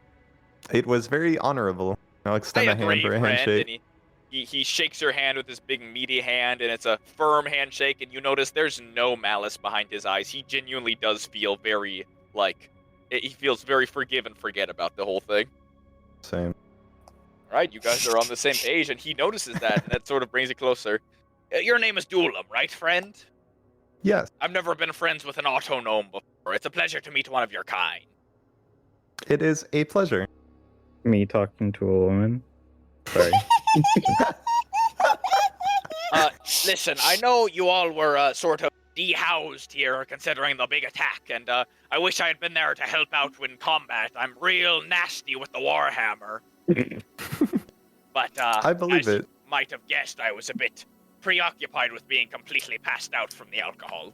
That damn father was very persuasive in getting a lot of us drunk, huh? And he looks with a mean look at Father Luces across the way. Why is he here? We heard what the Lady of Pain did to him, so I suppose we should let bygones be bygones, but it's hard to forgive what a cruel man he was. And with that, he sort of spits in the direction of Father Luces aggressively. We will never forget. Good. Now, as I was saying, I know you were all removed from your homes, and I understand if you can't quite forgive us for our actions the other night, but the tipsy miner always has a bed for you. Thank you, Forgetail. Of course, we pride ourselves on a fine breakfast of dwarven cuisine, and we can offer you a stay while this place gets rebuilt, free of charge, just as a friendly gesture. I understand if you can't forgive us immediately, but feel free to stop by if you ever need lodging. We have nice rooms, and although they're a bit on the shorter side for the dwarven folk, it should fit you just fine. It'll fit you just fine, and your friend over Kobold. In fact, we already have a kobold staying with us. That gentleman in red over there, Have you talked to him? Like, does he remember the other night, or? Oh, you're speaking of the red kobold. Well, he remembers being woken up in a shock, hitting water below. He told me he was pissed drunk and thought he remembered something about wronging some of you, but he couldn't remember why, and he said he didn't do anything wrong, but all he remembers is that he was sort of sobered up by the impact of water. Weird. Whoever did that to him should step forward. I agree. It's a real shame. He's actually a very upright guy. It would be a shame that someone misinterpreted his friendliness. Quite. He looks at you guys from across the way again now. You've noticed this is like the one other person here you haven't gotten a chance to really talk with yet. I'm keeping my distance. Looks at you and smiles and waves and notices you're all being awkward. He doesn't know what he did, so he acts awkward too. Smile and wave, boys. Well, anyway, just thought I could extend the invite. Please stop by anytime you like. And the individual known as Forgetail gives you all a smile. Oh, by the way, I know Marble Braid was killed in the attack the other day, and I just thought y'all should know that his wishes are my own. You all are good, strong people, and I know he would have wished you the best if he had known he had won. Thank you. Which, by the way, was never proven. Just want to say, there never really was a winner call, so who knows? It could have been anyone. I will, I haven't done this yet. I will start pissing out the alcohol as proof. Oh! You start Grab a pissing it cup. out, everyone looks down. You hear a shout from across the bar as Jackknife goes, hey, not on the floor! Sorry, and then I'll grab a cup. Just start filling up like 5 glasses worth. You fill it up. The alcohol, I guess, doesn't spoil, so it comes right out. As it does higher, you hear whispering from beneath as it goes, "Oh, no, never again." Jesus Christ, it was awful in there. Holy shit.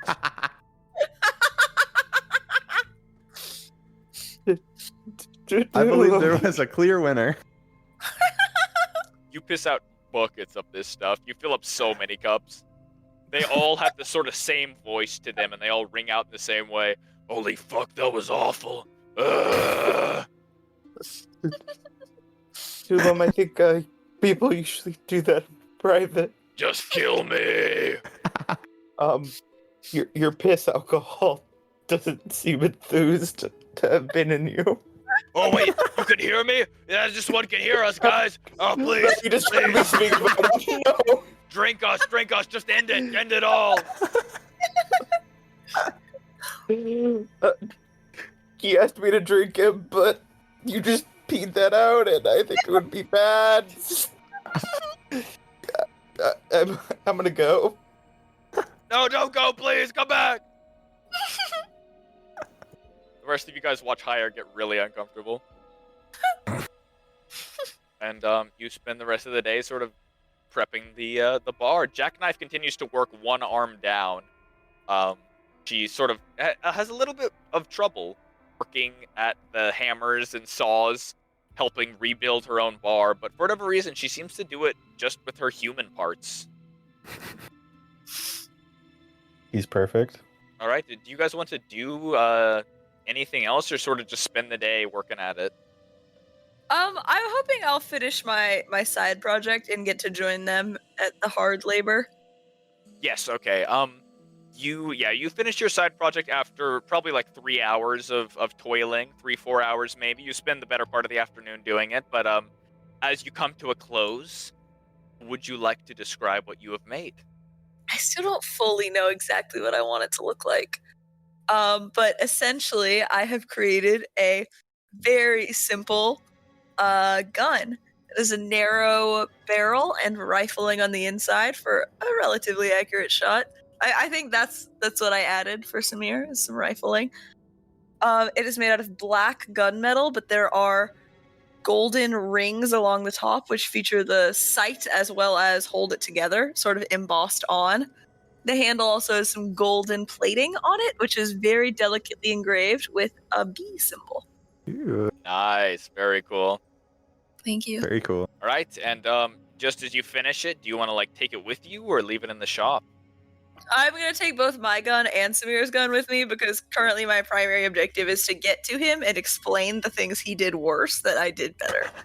Ha! You're taking that piece outside? I'm taking the pieces. Holy. All right, you wander your way over to the bar of Jackknives, the Smoldering Corpse. As you arrive there, Samir is excited to see your work. In fact, he even like gestures to it and is like, please, take it back to the shop. Let us discuss it there. I'd love to see your mechanisms inside. All right, come on. All right, There's a lot you have to learn. He packs up all of his little animal companions and has them stop working and follows you, and you guys return back to his shop. He sort of chats with you idly along the way as he goes like, yes, it was a lot of fun to get to work on such a what I'd almost call is a project of the body instead of the mind. I know, it sounds amazing. It sounds like so much fun. I really wanted to get to it now. Once I saw everything, I needed to do it and put my mind into it, and I did it, and now it's done, and I'm ready for the next thing. But let me explain to you first so you can get it right next time. Yes, of course, and I think all of your friends are in better spirits now, except of course the Father Luces, who I believe is in some sort of permanent state of amnesia, perhaps? He's a horrifying creature, not a friend of mine, and I don't like thinking about him. I'm sorry, I will drop it now. I didn't mean to upset you. It's alright. I forgive Listen, you. are you doing all right? I understand that you were very upset yesterday. Is there anything I can talk to you about, or do you wish not to discuss? I sort of look at him and I will blink once and then I lift the gun and I say, so the rifling on the inside, it's about spinning it. It makes it cut through the air rotation, like a corkscrew. Do you understand?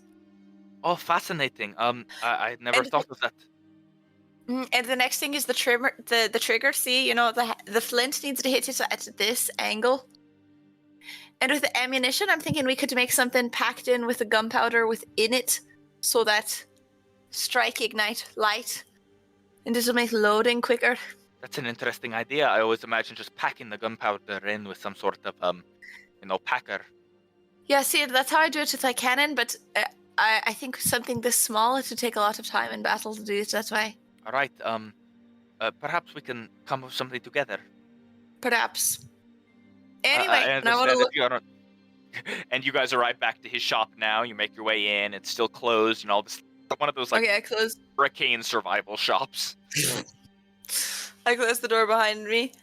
Anyway, why were you kneeling outside of Zavrix's store?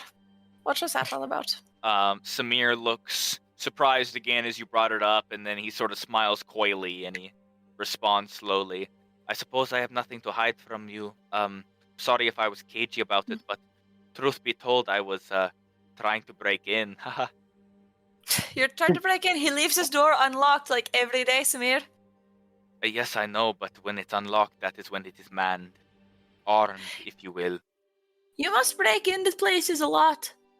No, that was basically my first time, which is why I was so uncertain and scared when you caught me. And the Lady of Pain? You didn't break into her place? No, that was Iceland. Oh, I thought you went with her. I simply sent her with the tools necessary. So why are you breaking into Zavrix's place? Does he also have a magic stone you want to steal? No, nothing of the sort. I did it for more of a selfish reason. Which is? Well, the tower was being emptied, yes. There was no one here. In fact, I was sure that Zavrix wasn't here as well. So you're looting? Well, I don't think I've told you this before, but this is not exactly the primary location that I wish to spend the rest of my life. If I had my way, I would return back to my home plane. Which is? Well, most people of Circad feel the same way. This is not our home. We ended up here accidentally. I'm sure you've spoken with the actors. All ended up here as a mishap as their transport vehicle was taken through here. Most of us came in a similar way, accidental, or some sort of mishap that has trapped us here. And Zavrix holds basically the only accessible key.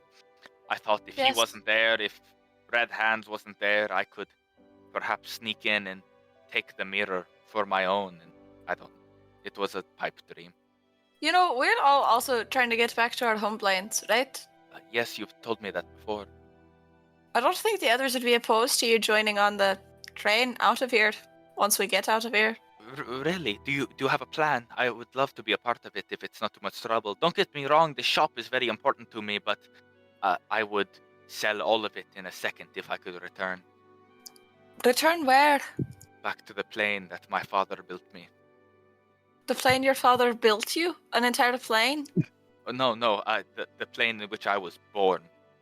Oh. Yes, no, which plane is that? Saying that I was born there, considering it is, people do not like that term for our kind. It's okay, I was never born either. I'm sure you were, actually, at some point, right? Not that I remember. Really? Is that so? Yes. Guess it is so. I just sort of, coalesced in Valhalla, the way all ghosts do. Well, the place I was born, it is the elemental plane of fire. Did you want to return there? Well, have you ever heard of the city of Brass? No. It is a city. You mentioned within... it. Yes, I have. I'm very fond of it because it is my home. A bastion of temperate weather, also hot, of course. They have rivers of lava there. But the city of Brass it's survivable. People of all sorts there. A human could live there. Someone yourself. It is safe. The coolest place in the entire plane is simultaneously the most populous. How ironic. I suppose it makes sense, though. So, you want to go because, you miss your dad? Partially, and also I suppose I just want to be home. don't feel right here. There aren't that many folks that I can relate to. There are no golemkin like myself. There is very little industry, and I am out of my element. So it's an industrious place with a lot of golems. Yes, it is a huge city. It would make this place look like a wee village. Have you ever been to a large city, Orpheus? No. I thought this was pretty much the hugest city I'd ever seen. Let me tell you, the city of brass is set Mm-hmm. in an enormous hemisphere of brass, some 40 miles across. Like a dome. Yes, it keeps out the heat, traps in the moisture and the cold. It allows us to live there. I see. There must be some magic involved, right? Because otherwise wouldn't it just be a convention oven?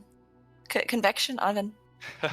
It is true. It is ruled by a you call it a djinn? I don't, but what is that? Of an ifrit, a genie, one who can grant wishes. Oh yes, I remember. I've heard of those. In So in the city of brass, they are called ifrit. Ifrit. Correct. I see. So does he grant everyone's wishes, and that's why he's in charge? I suppose you could say that, but I don't mean to prattle too long on about my home. I just, if we could somehow return there, it would mean a lot to me. So have you been trying to return home all these years, and it's never worked out? Yes, a great many years. In fact, ask Deimos. I spent many times trying to ingratiate myself with Zabrix, but every time he has time and time again tried to get me to do some strange bidding, some ritual spell, a chore for him, and it wore me out, and I couldn't do it anymore. I resorted to cheap tricks like breaking in. Well, that's pretty bleak for us, I'm not going to lie, because our best lead was Zavrix. Well, perhaps you know more than I do. I really, Samir, I do think you know more about everything, except maybe war, than I do. But I'm not good with the conversationalism with Zabrix, and I know you deal with a lot in your time as both a warkeeper and a peacekeeper. Perhaps you know a way to get to his heart, or if not his, then one of his underlings who can get us through. No one ever wants me to talk to anyone. I'm not good at it. Maybe one of the others is. Have you ever tried a guy named Trent Whispers? Ha! The con man. Everybody knows him as a fake and a fraud. Yeah. It is so well known, it is practically in his name. Whispers of what? Of what? So, here's the thought, Samir. Zavrix is a dead end. Trent is a dead end. The Lady of Pain would be the other one to pursue, but I've already stolen from her, so I can't ask for her help. And you have too. You're an accomplice to that. If I go down, you go down. Oh. Have you considered the weapon that's being transported through here? I suppose 2 portals will open, but the way these things have gone before, both sides are guarded heavily to prevent us riffraff from entering. And why is it they don't want us to enter? Don't we? I mean, you know, you have a business and a great shop. I feel like you'd be an attribute to another city if you tried to move there. Why are they trying to keep you out? I would, but this place, Circad, it is a black box, as it were. There is a well-known truth about this place, which is that we can harbor both ghosts and the living. And a lot of people think it is taboo that we can live among them. You've never been to the Ghost District, have you? It is no. Sort of. I think if I go there, there's someone waiting to bomb me. He laughs heartily at that. She's a good friend of mine. It is a frightening thing. The people there, they can walk the earth the same way we do, more or less, and it is a taboo to allow the dead to walk among the living, especially in places that can afford to transport enormous war machines across interdimensional portals. Huh. So, they don't want me extra, and they want to take you because you might be like me. Now, that being said, we could sneak across. Yes. Sneaking. And he gives How? a sort of smile with that. I'm not very good at that, but Me we neither. are promised to watch over it, so perhaps at some point we can hide inside the machine if it is large enough to fit us, or Yes. if not, we could pose as guards the way Deimos did earlier. Though I don't like to be Samir! I want to grab him by his. I just want to You shake look him. I just want to shake him. surprised We don't have to pose. They're hiding new. Well, that was a very feminine scream, Samir. They're hiding. They're hiring guards. Hide it with an eye. They're hiring guards right now. We could become guards. Get assigned to that post. Sneak on the weapon, and sail over into the next dimension. His eyes go wide as you say that, and he says, "That is not a bad idea at all. It's not a bad idea at all, Might is be it? onto something." I think I'm onto something. Yes, and you know, if that falls through, the other idea that I was going to pose to you is, we could Yes. always try to escape to Waterdeep.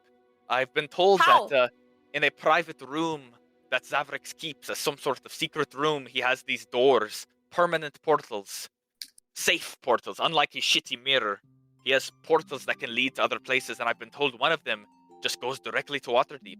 No strings, no nothing. You just have to travel through it. Would they look like floating doors? Yes, precisely. Oh, I know this room! You've been here. Well, we went in, there was a cow, and Deimos brought it into another plane. To perform the ritual. Yes, I've been there too. Yes. So the other 3 doors don't go to Waterdeep? Well, I've been told that one of them does. One of them goes to a dimension that is only full of cows. Oh. I have one of our party members belongs there. Maybe 2 of them. One of them might be happier there. Though I don't know where he is right now. Well, perhaps we post this to the group. I'm excited about your inventions, but can we leave the weapons here now and regroup and discuss these ideas? Why would we leave it? I don't want to bring a loaded weapon in public. I just sort of like look over my shoulder at the cannon strapped to my back. He gestures down and he says, "Besides, they're unfinished. Why would you bring an unfinished product out? This place is safe. The door is locked." It feels strange to leave something here. But I guess it makes sense. Don't.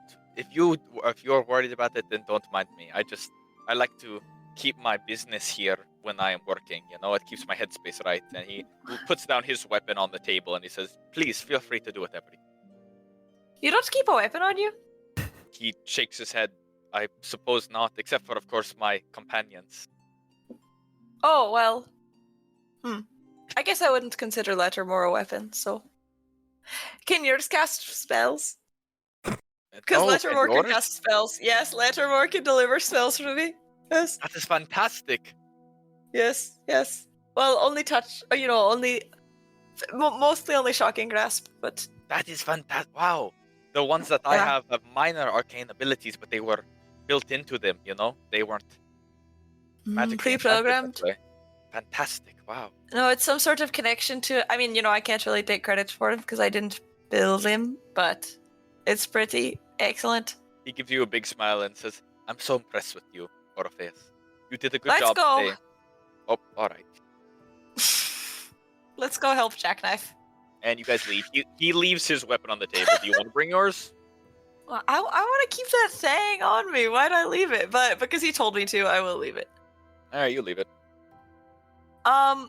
As we're walking, do I notice, does he have his backpack on? He does have his backpack on. I want to very subtly body check his backpack to try to gauge what all he carries around on his person.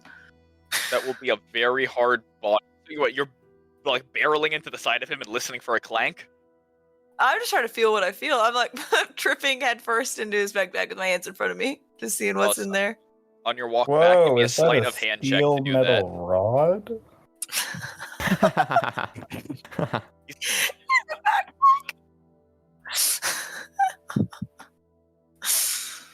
What sort of check? I'm sorry, A investigation? sleight of hand is rolling. Are you sure it's not investigation? Are you sure I'm not rolling both? No. You're I doing don't have a roguish sleight of thing. hand proficiency, and I really, really should have that. So I just want you to should keep that in you? mind.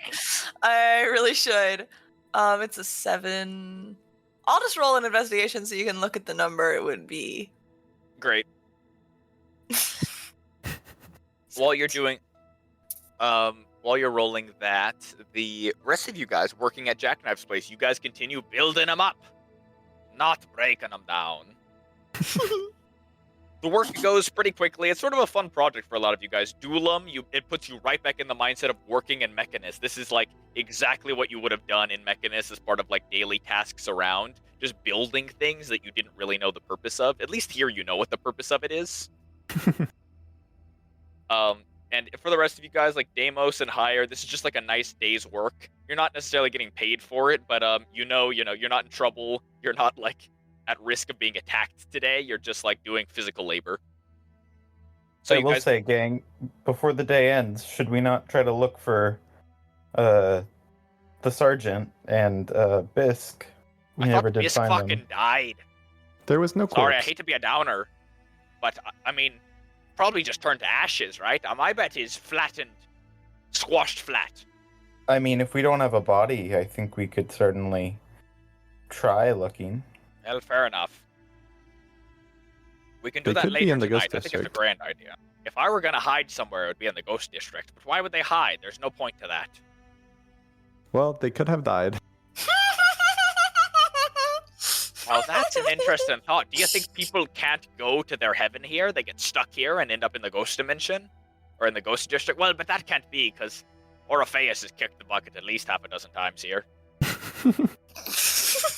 I believe Orpheus's death works differently than most. But he just keeps complaining about seeing his stupid queen/wife and how beautiful she is, and it's like, alright, cool.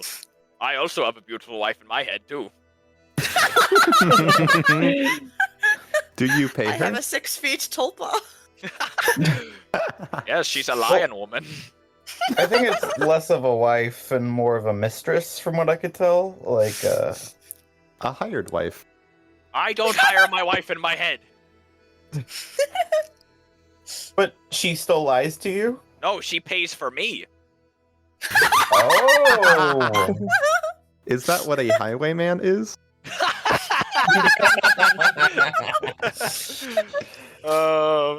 For the probably the first time you guys have seen Malagus like truly gets red-cheeked embarrassed. And he goes right back to hammering a piece of wood into the wall.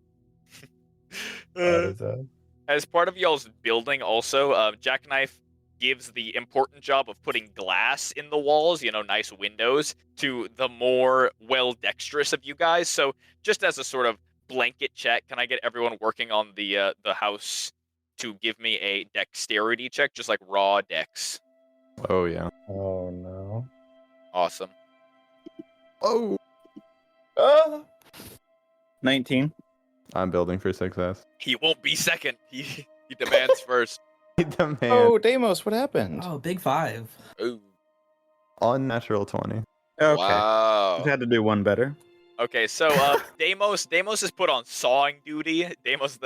After a couple hours of working, Jackknife very kindly pulls you off the wall and takes the hammer out of your hand and just shows you a piece of wood and shows you where to cut. But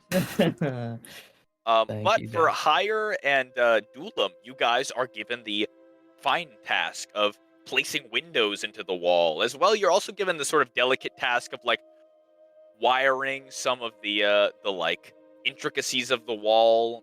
Not, there is obviously no actual wiring in the wall, but there are a couple busted water pipes in there that she's sort of given you the task of fixing the water pipes and solving a lot of the insulation problems and getting rid of the moldy parts. Some more intricate work. You guys are one level up in the process, and obviously working with glass is a lot more delicate.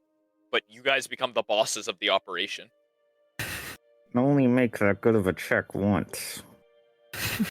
She also puts, because Duelam, you did get the highest roll at 20, she makes you the safety supervisor. You are OSHA now.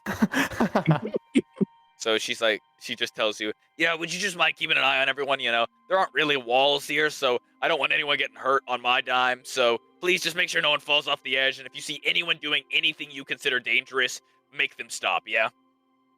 Of course. Perfect. Thank you. Look around, And, see if anyone's drinking with a hammer. You look around. Malagus does have a flask in hand. Alright, I'll walk up to him. Well, hey there, Dulam. Listen, would you mind if I got to play with the glass? It looks fun. I'm sorry, I don't think you are fit for that. And I want to reach for his glass of alcohol. He looks like affronted by this and pulls it back and says, hey, Jackknife gave this to me. It's an open bar. Would you like the drink or the hammer? He holds both close to his chest and goes, well, why not both? I'm fine. Go back to work. You're wasting time. It is not safe. Now choose. The drink. And he smiles and he says, now what, huh? Now I'm not helping. That is your decision. And I'll reach for his hammer. Okay, you pluck the hammer out of his hand and he sort of looks down at his empty hand now and looks confused and goes, well, wait, I want to be a little helpful. Alright, you can give people nails. Yeah, I can do that. That's all right. He smiles again, and he now makes his way over to a big box of nails and starts handing them out. As you're also looking around now, Duelam, keeping an eye on everyone's safety, you notice Father Luces has what looks to be an open wound on his hand. Oh my god. He's sort of I'll bleeding walk on the up to wall. that. Oh my god. You go take a look at him, and you notice there is a nail shot directly through the back of his hand, stigmata style. He sort of works Jesus. through the pain, and he doesn't even reference it as you approach. Hello, Duelam, my friend. It is a pleasure to see you today. Hello. How did that nail get in your hand? Well, I assumed that it was an act of ill will, but I prefer to think of it as an accident, as that gentleman over there, and he gestures to the guard that you had drank with the night before, had placed the nail up against my hand and driven it through with a hammer, and while doing so, he informed me that I was scum of the earth. Here, let me help. I'll start pulling the nail out and bandaging his hand. Alright, you pull it out, he winces, but doesn't stop you, and you wrap a bandage around it. It takes a couple seconds, but he looks better now, and he gestures and he says, thank you, Duelam. You are a wonderful person. Would you like me to continue working? Sure thing, if you would like. Of course. And he returns and he begins hammering back into the wall very slowly and methodically. As this happens, you arrive to the job site, Orpheus. You get to see the site in front of you of what looks like a nice, healthy crowd of people helping Jackknife rebuild her bar. As well, you also see Jackknife herself. She gives you a wave with her good arm, and you notice she's also missing that robotic arm. It sits red hot beneath the flaming man. Hey, Orpheus, welcome. It's good to see you. I want to look up, around, at all the work. And I want to say, all right, yeah, I can do this. And then I want to start tearing blank pages out of my journal and drawing plans for a new second floor. Oh, okay. You start doing so. Jackknife sort of goes, "Hey, what you doing, man?" This is actually, Jackknife, the closest I've come to doing my job in a very long time. What are you, some sort of architect? I am an architect by trade, yes. Wow. And I see you brought up old broken compass over here, and Samir bows and smiles. Yeah, I brought Samir, your fucking favorite golden boy you all never shut up about when he's not around. Samir looks at you and then Jackknife and smiles neutrally. Yeah. But we actually had a couple good ideas together, so, all the rest of you, when we're ready to take a break, got some exciting things in the works. You see Malagus is already, sat up against the bar with a drink in hand, and is not working. Malagus, snap to it. Oh, the safety officer told me I couldn't do anymore, and he points at Duelam. Why? What'd you do? He said I was drunk on the job. I'm not! You're drinking? Yes, Why? because I enjoy it. Well, Next question. Malagus, where I'm come from, we don't do anything because we enjoy it. We do it because it's the right thing to do. What does that mean? I mean, get off your ass and get to work. Go fetch lumber if that's all you're sober enough to do. Fine. He slowly lumbers downstairs, holding his glass still as he goes. I slap his shoulder as he walks by, and I say, "Back on the work site. It feels so right." Hope you're enjoying yourself, Orpheus. At least put that guy to work. And he points to Samir. He was helping like 3 times because of his shitty robots. Yeah, Samir, get him out. Let's go. Samir looks at Malagus and looks back and he goes, "They're not shitty." But he obliges, pulls him out, and gets back to work. And you guys continue off. Can you make me, for your architecture skills, Orpheus, a check Yes. for this? I feel history is applicable, but I would accept an argument for another skill check because this is sort of vague. Let me think. Okay, personally for me, I would say just raw int, but like they're the same. So probably sick. investigation because that's for some reason my best stat by so much. And by the way, on that walk over, Orpheus, you tried to reach inside of Samir's bag. He sort of Oh, yeah. noticed and No, I acted wasn't trying to weird go about it. inside of it. I just wanted to bump into it and see if You said a basically I wanted- hands first, head first. You were diving in. No, I said bumping into his bag. I wanted to figure out if the copper golem was in there. You can't discern it from your bump. Okay, Oroface is trying to figure out a way to bring up that he now realizes he sold Samir's baby for alcohol. Is this a normal roll or a roll with advantage? Is somebody helping you? My past, my history, and Duelam. Oh, Duelam's helping. All right. Oh, Duelam's there too. Duelam, as you're busy fixing Father Luches and trying to figure out who bullied him on the work site. I do love this dynamic of you being worksite manager and me being architect, and you're split between the two. Everyone needs your help. Duelam, you get pulled over by Orpheus to help with some building plans. Can you crunch some numbers while I draw? Sure. Let me see if this is safe. Good lad. Okay, I'm rolling with advantage. Perfect. Good roll. Oh, weird. 2 16s. That comes out to 22. Excellent. That is a good roll. You mark up some plans. This also takes probably the better part of an hour or two. Duelam, you sort of run off every once in a while to check on somebody being dangerous. For example, Malagus brings up what you would imagine is completely alcohol-soaked wood on his first pass. This is odd for you, Hire, as you can hear wood talking. My wood always has something to say. It speaks of how uncomfortable it is to be locked and confined to a solid form. The wood whisperer. But you fix all the safety issues, but you continue helping Orpheus, and after those 2 hours of working on these plans, you have a really nice mock-up with measurements and all for a second floor. What style would you like the second floor, Orpheus? I want it to be like, well, see, it already does drive Oroface a little crazy that the whole city doesn't match. But I want to go for something like mildly Gothic inspired, but mostly sort of like a Bavarian cabin vibe, like lots of exterior woodworking with creamy, like stucco-ish walls. I think for the roof, I'm gonna try to keep it. I want to obviously give it some tiling on the edge, but I want a square platform on the very top of the roof because I'm trying to anticipate rebuilding. And the main feature I want to incorporate into these designs is a huge gutter that goes around all of the very edge of all the wood slats and routes inside so that it can be turned. It can either, like with the switch of a lever, it can either be rerouted to pour on the Scorching Man or to pour off into like a fountain. Ooh. Cool. All right, that is a somewhat complicated, markup that you make on these blueprints. But with your high roll, you make it in a way that on paper it looks successful. And Duelam, you agree, with your mechanical mind that all of these work very well logistically as long as you have all the components and manpower to make it happen.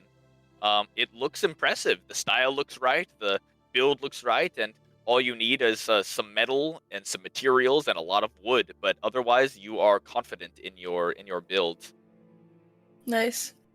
And as you finish marking this up, the rest of you guys have worked for a while now. It's been a long afternoon. It's probably been the better part of 6 hours now of working on this, and as like a sort of mealtime comes to a head, as like dinner rolls around, the sort of absent now Tick, the Kenku girl, arrives with what looks like some sort of carry-out food. That's so cute. She appears and she looks overloaded with these huge platters that she holds on both of her arms, very Bavarian style, with all this food that looks like it's weighing her down. She sort of appears and... Where's my tip, lady? I immediately slap Malagus and I say, "Where did she hear you saying that?" What? That wasn't me. That was probably some shopkeep. That was very clearly you.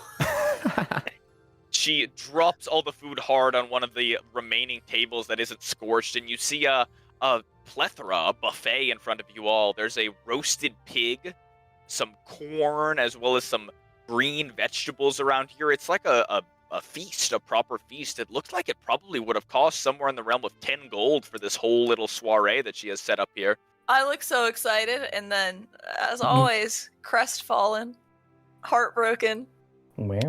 For no reason. For no curable reason. There's no cure. There's no way to make me better. Say, Orpheus. What did I say?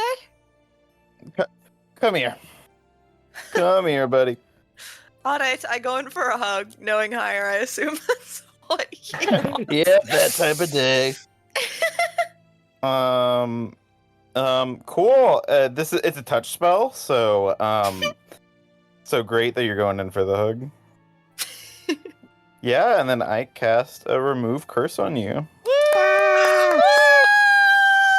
All right, Nice. Orpheus, after long last, you feel the coursing through your body as higher. You hold out your hand and cast this new spell that Ether has blessed you with. You speak a couple words and you feel Ether's power surge through your hands as this spell is cast, and you feel all the evil and sort of rooted darkness inside of Orpheus relieve itself and float out. Please I remove go. that curse from your character sheet. I go Let's go. fucking crazy on that ham and cabbage and corn. I just go insane on it. I pick a handful of raisins that I took from Samir's place out of my pocket, and I eat those too. Oh, it's just as good as you remember. In fact, it's probably even heightened as good because you were so used to it being bland. Now all of a sudden it is just delightful. You have all this good energy, and higher a smile comes to your face as you see all the good you're doing. Thank you, Hired. This is the best. This is genuinely the best food I've ever eaten. Well, you can thank Tick for that as well. Thank you, Tick. This is very delicious. You picked well. Tick's eyes go wide and she says, "This is very delicious. You picked well." I'll rub her head, her feathery head. She sort of chirps and There's a good lass. Oh. I can't say that she smiles. It upsets me. There's no facial expression that birds make that's positive. I feel like she could, maybe she cocks her head. She cocks her head as you say that, and little lady. Flap the wing. All right, here's some audio bites for you. Yes, Sir Orpheus. You're welcome, Sir Orpheus. Sir No. Orpheus, I need your help. Sir you go. Orpheus, I need your help. What can I do for you, little lady? Come here, buddy. Okay, I come over. And she tries to show you a knife trick. No, that's not safe. Oh, get It's sick. Mr. Osha over here. And I loved it, but I don't want you to get hurt.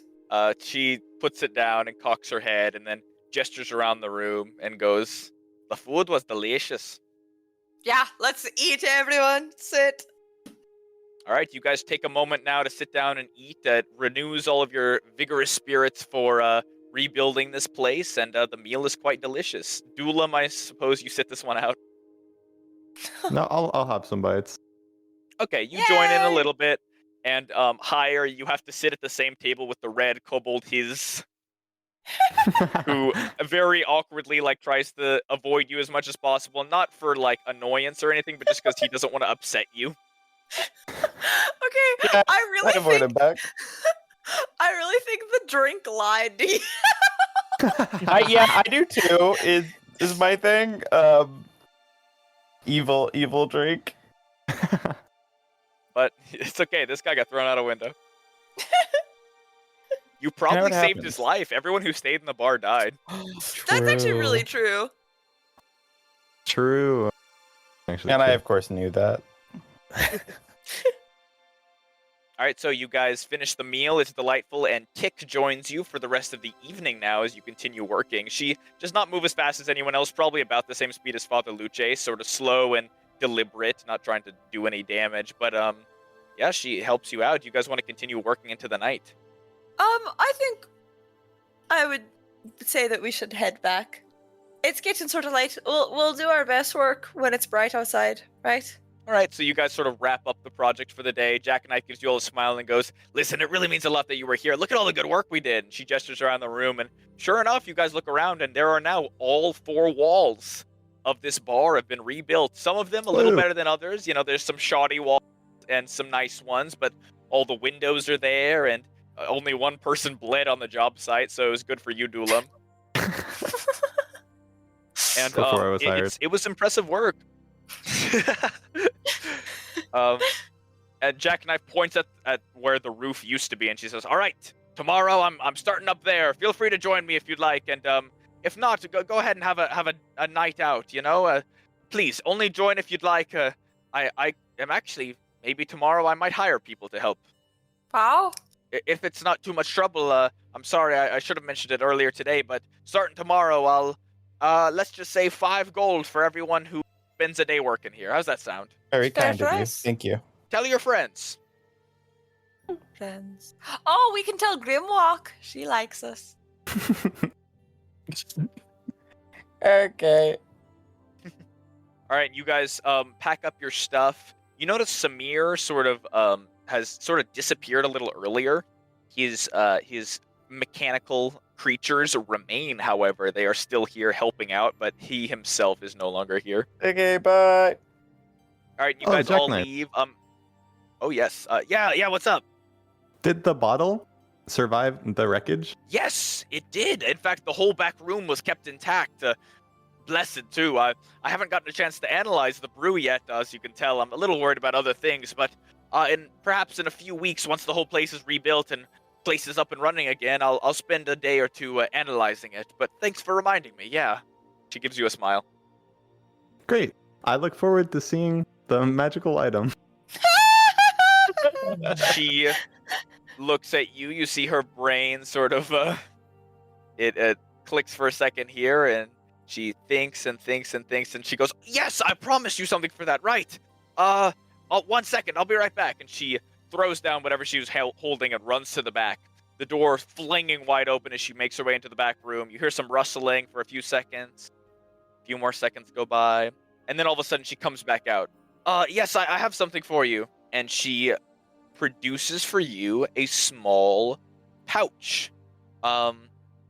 She gestures it out to you now and says, yeah, so I promised you a random magic item, right? Well, here you are." And she produces for you a magically enchanted coin purse. This is just a small Holy. trinket, nothing that extremely magical, but this coin purse is magically enchanted with gold stitching on the outside, which counts exactly how much currency is inside. Holy. You notice the stitching changes as you add gold to it, as well as other items as well. It sort of illustrates them in small little embroidered form. For example, if you drop 3 pebbles in there, it has a bright golden number 3, and then beside it, a small embroidered, almost clip art of a pebble. But otherwise, it lists out all of your currency and embroidery. As you add in new gold, it almost quickly unstitches and then restitches itself into a new number and keeps a perfect tally of whatever's inside of it. Thank you. Hope you like it. I'll turn to the party. Would anyone like this? It's yours, Dulam. You earned it. Plus, I feel like you would get a lot of pleasure out of having an automatic counter machine. It is very efficient. I rub your head. Exactly. All right. Do you want to keep it, Dula? Sure, baby's in second or Great. third pouch. Where do you? Where do you put this? Does anyone have a belt? I feel on my person. Am I wearing a belt? I guess I You know. are I showered not last night. wearing a belt. No, you do not have a belt. But guess who is? Grease boy himself, Malagus, pulls off a Yeah. slimy belt and hands it over to you without a word, sort of snarling like, guess you'll need my whole fucking apparel next time, huh? My whole wardrobe. I would bet money Malagus is wearing like 4 or 5 belts. Yeah, he's really got the like grunge look going on. Yeah, he's very roguish. Thank you. Tie it around and put the purse on it. All right, you tie it around, you put the little purse on there. You also can put your gold in there, and it perfectly counts it up to 200 gold plus whatever else you have on you. Huge. Nice, and that is a new magic item you can add. It's sort of a mundane magic item, but yeah, there you go. Woo! All right, so then you guys begin exiting the bar. As you leave, you encounter there is a small parchment paper, sort of neatly tacked to the doorway, written in a script you recognize as Samir's blocky handwriting. He sort of left you a note as he did his Irish goodbye. The note reads on it, "Went back to shop. Was too excited about the new weapon Orpheus built. Wanted to try something myself. Meet me back later. I have dessert." Smiley face. Regards, Samir Arveles, and there's a stamp at the bottom with his little sigil. Oh my god. He probably carries that around on his person. The parchment is also quite fine too. It's almost like some sort of letter piece. You don't see a lot of paper produced this fine. It's like there's not even any pulp to it. All right, so you grab the note and you guys make your way out. Jackknife bids you goodbye, and you notice a couple of the other patrons sort of stick around to work a little bit later into the night, or perhaps just grab a drink to end out the night. Malagus looks on pinefully as everyone grabs a drink, but he turns away and joins the rest of you guys. You guys travel now outside of the bar and make your way down, and it is now like properly nighttime. You guys have had your dinner, and the stars above the galaxy swirling have lowered their brightness now to more of a dull glow that shines down. It's sort of a dusk time now as you make your way out. The guards give you all a nod, and you look on as the rubble that it looks much better than when you started. From all the work you guys have done, as well as the guards, the enormous pile of rubble has seemed to have been halved in one day. A lot of it already removed. Wow. They bounce back quick here, don't they? Quite. Strong leadership.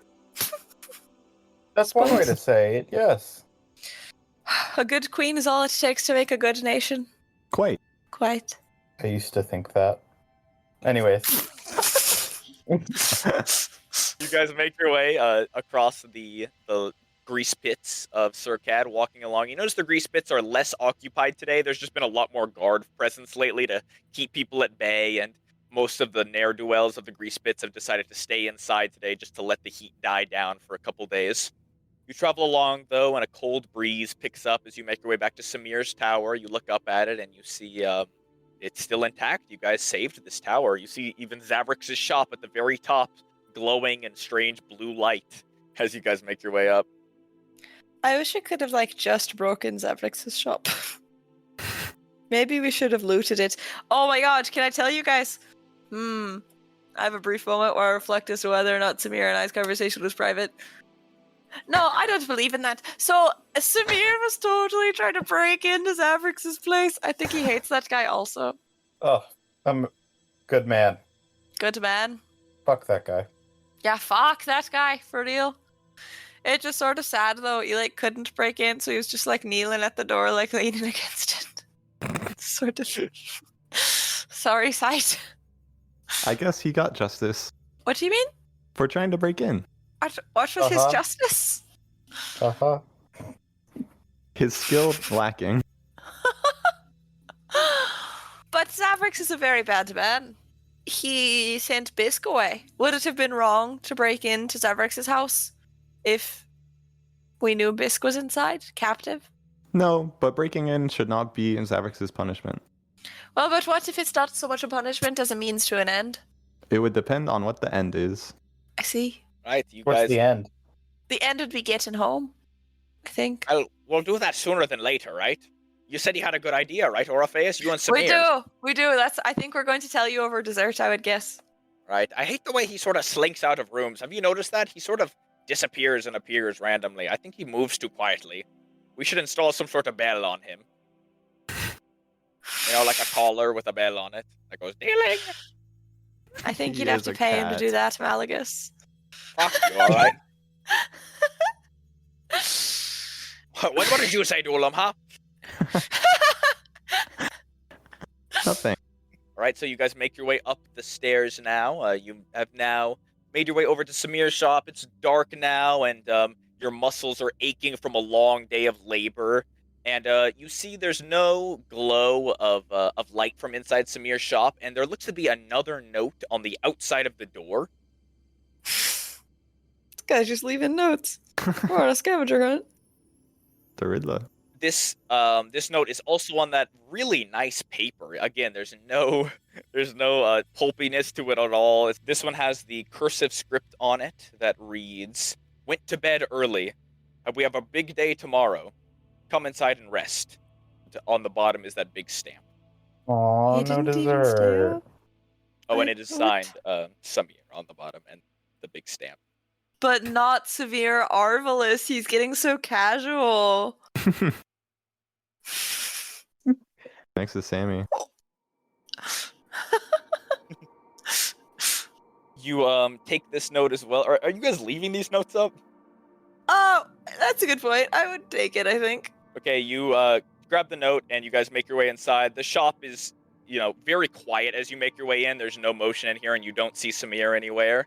All the tools are hanging on their walls where they're supposed to be. Parts of the clockwork scattered everywhere. You guys just make your way in. All your sleeping bags are set up. Where's my gun? You look out on the table and you see your half-finished gun is still lying there. You don't see Samir's, though. Okay. So do you guys want to have a long rest? Is there no dessert out anywhere? You don't see any dessert. What's What the point? fuck? Why would he do that to us? Nothing is out anywhere obvious. He got tired. I go into his room. Okay, you march your way over. Do the rest of you guys want to have a long rest? There's no dessert in his room either. What the fuck? Orpheus, you march back to his room out of anger. I'm not angry. I just thought maybe he left it in there. As you throw open the door to the inside, you throw open to his room, and as you're about to complain, you see several people. Several people? You look out in front of you. A sight is beholden to you as you see, first, a figure slumped over on the ground. You recognize Samir's body, sort of somewhat like butt up. His body is doubled over onto itself, and you can't see the top half of his body as he looks to have been passed out on the ground or something. You look up and you see in the center of the room, sitting on the edge of a bed, is a small, familiar elven boy. His small form eerily composed. Oh my god. Yet sort of radiating this presence of a far greater scale. You see on this small elven boy's face is fury, twisted into a cold sneer. The dim lighting of the room, as it's all pitch black in here, save for the light coming through the door, glints off of a familiar, strange firearm gripped in the boy's hand. Its design looks completed, and it's held pointed directly at you. Also, in this room, you see on the other side of the bed where this elven boy sits is the simple, lifeless, severed head of Samir Arvalus. It is cut clean. A simple slice which has removed his head from his body like a grotesque trophy sitting on the edge of the bed. His eyes are closed, still and lifeless, and no blood pours out from him as you look down now in horror as the body beneath you has no head. You look up now and see the largest form in this room, standing just behind Diamisha the ghost, your friend, The squire, Bisk, with a smile on his face, looks over at you. He's holding nothing in his hands sort of pulled up behind him in like an at attention stance. You notice Bisk does have a great sword on the side of his body and is standing there kind of menacingly, his shadow stretching long across this bedroom. His eyes remain fixed on you, and he's got sort of the same goofy smile on his face that you recall seeing just a few days ago. The elven boy speaks now, carrying this ancient authority that you remember, though it comes out of this squeaky child's voice. Welcome home. Oh, what have you done? Up. Careful now. You'll forgive the mess. I just wanted to talk. What? Oh, Diamisha? Oh, yeah. Bisk, progress report. Bisk throws a hand up in a salute and goes, right, progress report, Diamisha. I followed the potential traitor known as Orpheus for several days to see if he was in fact in cahoots with this known traitor, Samir. And it is true that he is in well-known cahoots with Samir, who was known to cause the many problems that have been known to occur in the plane of Valhalla. His hand drops to his side and his smile returns. Diamisha looks at you now and says, you found Bisk, didn't you? He followed you around for a while, just as I asked him to. Yes, but I'm not a traitor, neither is Samir. What are you talking about? I have questions about this criminal you called an ally. His eyes flicker towards you and narrow. You especially will need to explain yourself. Now, this man helped harbinge the traitor who entered our home and stole away our queen. He helped, and you call him a friend? He didn't mean to help, he was trying to help me get back. Up. You see the gun cocked towards you now and said, you've got a couple friends out there, don't you? Why don't you just step inside slowly and close the door behind you? The strange gun is aimed at you, and Diamisha speaks now. I have no idea what this thing is going to do once I fire it, and I don't think we want to find out. I will step into the room and close the door behind me. And with that, we are going to end our episode. Oh my god! Holy. I will not put up. I'll boycott the campaign if Samir's dead. I'm This is boycotting. a great ending of our episode. Samir, What? face Diamisha's down, so mean to head me! severed from his body, completely severed. No. I wrote a maternal figure into my backstory. Mason had to make her evil. Oh. No. Somehow I don't believe Mason made her the one evil. Hello? Sorry, just based off your last character. What? I didn't write Finn's mom as evil either, for the record.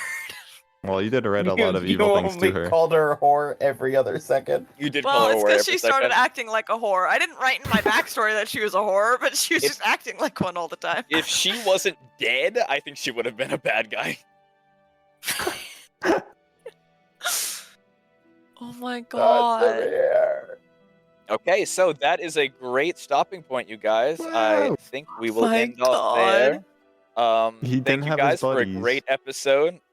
He was probably making us dessert. Mason, on Samir's Mason. corpse on the floor, is he wearing an apron? He is wearing an apron, yes. He could be Oh wearing an my apron. god! He probably has a tray of like half-finished cookies in his hand. Mason. Sick and twisted. Unforgivable. I do like that all of this predicated on you knowing we would be pissed off enough that there wasn't a dessert to walk in to wake Samir up. I didn't think you would, actually. I was waiting for you guys to basically be falling asleep and you walking in, like, ready for bed. No, I was ready for dessert. I was gonna also go to Samir's room. You guys are sick and don't respect boundaries. What? He doesn't sleep. Fair. And neither of us do either. None of us are from Yeah. cultures that would have the concept of a bedroom where you go to sleep at night. No. It's just a place where he goes. Yeah. So Samir is decapitated, and there is Oh somebody my holding a God. firearm. This is a great stopping point, you guys, and I hope you guys all enjoyed today's episode. A bit of fallout from the great combat from last time, but I think you guys made a lot of good progress, and you guys have money now. Woo! Woo! Oh yeah, Dulam, do you Shopping give me my spree. cut?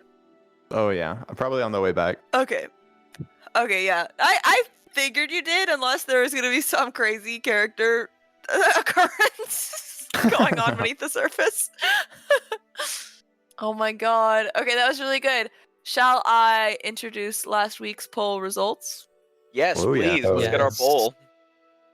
Alright, sorry, this is actually the poll results from several weeks ago, because we do have like a backlog. we give our viewers we have a backlog. We give them some time to vote. But from the poll that accompanied episode 7, Red Flags and Red Rituals, the poll question was, who made the worst deal for a mutation? The overwhelming winner was, drum roll please, Deimos, the one and only dreamless man. Holy. Oh, yeah. This was our most well participated in poll so far, so I just Wow. want to thank Really? everyone who voted. So wait, Yeah. Oh. Deimos is worst. Who is next? Actually after that it was a 3-way tie. Okay, Wow. wow. Great. Thank you. Hire Orofeus and Malagus. The Oh, only I made person the who best had one. 0 votes Duelam was is Duelam. chilling. Yeah. Oh my Everyone goodness. thought makes sense that you wouldn't want fruit. Wow, no fruit, no kiss. I'm not a sex bot. No You fruit, no only have kiss. He's It not only a, has to he's be not a sex one bot. fruit. Well, I am not a sex bot. I want you to know between now and next week, I am legitimately going to write Father Luchas and Duelam fanfiction, and I'm gonna going to try read every to. word. Please, please I'm do. excited. Are you gonna write Father Luchas pre or post lobotomy? I think post. Yeah. Which one is more Dubcon? Hmm. They're Neither. both Different in ways. their own different ways. times. Xavier's noise is so good. Woo! The poll this week is going to be your favorite NPC. We're going to do those several times throughout the campaign to see how opinions change. And we're sure as hell going to do one this episode, because it's probably going to be your last chance to vote for Samir. So, All right, we're voting for your top 3. In no order, your top 3. yes, every person will get 3 votes, because that way we can see, a more interesting spread, given that you'll have lots of options to choose from. All right, so please take a look, enjoy, and we Yeah. have been the Runt Pack Goes Planewalking. See us next Monday. And don't forget to follow us on Spotify, shoot us a rating if you liked it, vote in the poll, obviously, comment, because you can do that now. And as always, Go on r/Runt Pack. yes, r/Runt Pack. Post your thoughts, your images that you Your make. fan fictions. We want fan fictions. Yes, I want we really want to read. Malagus. Mason wants Samir and Malagus because he's a fucking self-obsessed freak. I want Lady the of rest Pain of and us- Duelam. Holy. Oh, Lady of Fane and Maisie. Whoa. Oh, not it's You- just you Maisie. cannot self-insert. Yeah, just start adding players. Yeah, feel free to include us as people. Also. I want the Isaac Duelam self-cessed romance, Whoa. please. Oh. Self-cess is a power word. Alright, everyone. Power word self-cessed. We've been the Runt Pack. Thank you for listening. And see you next Monday.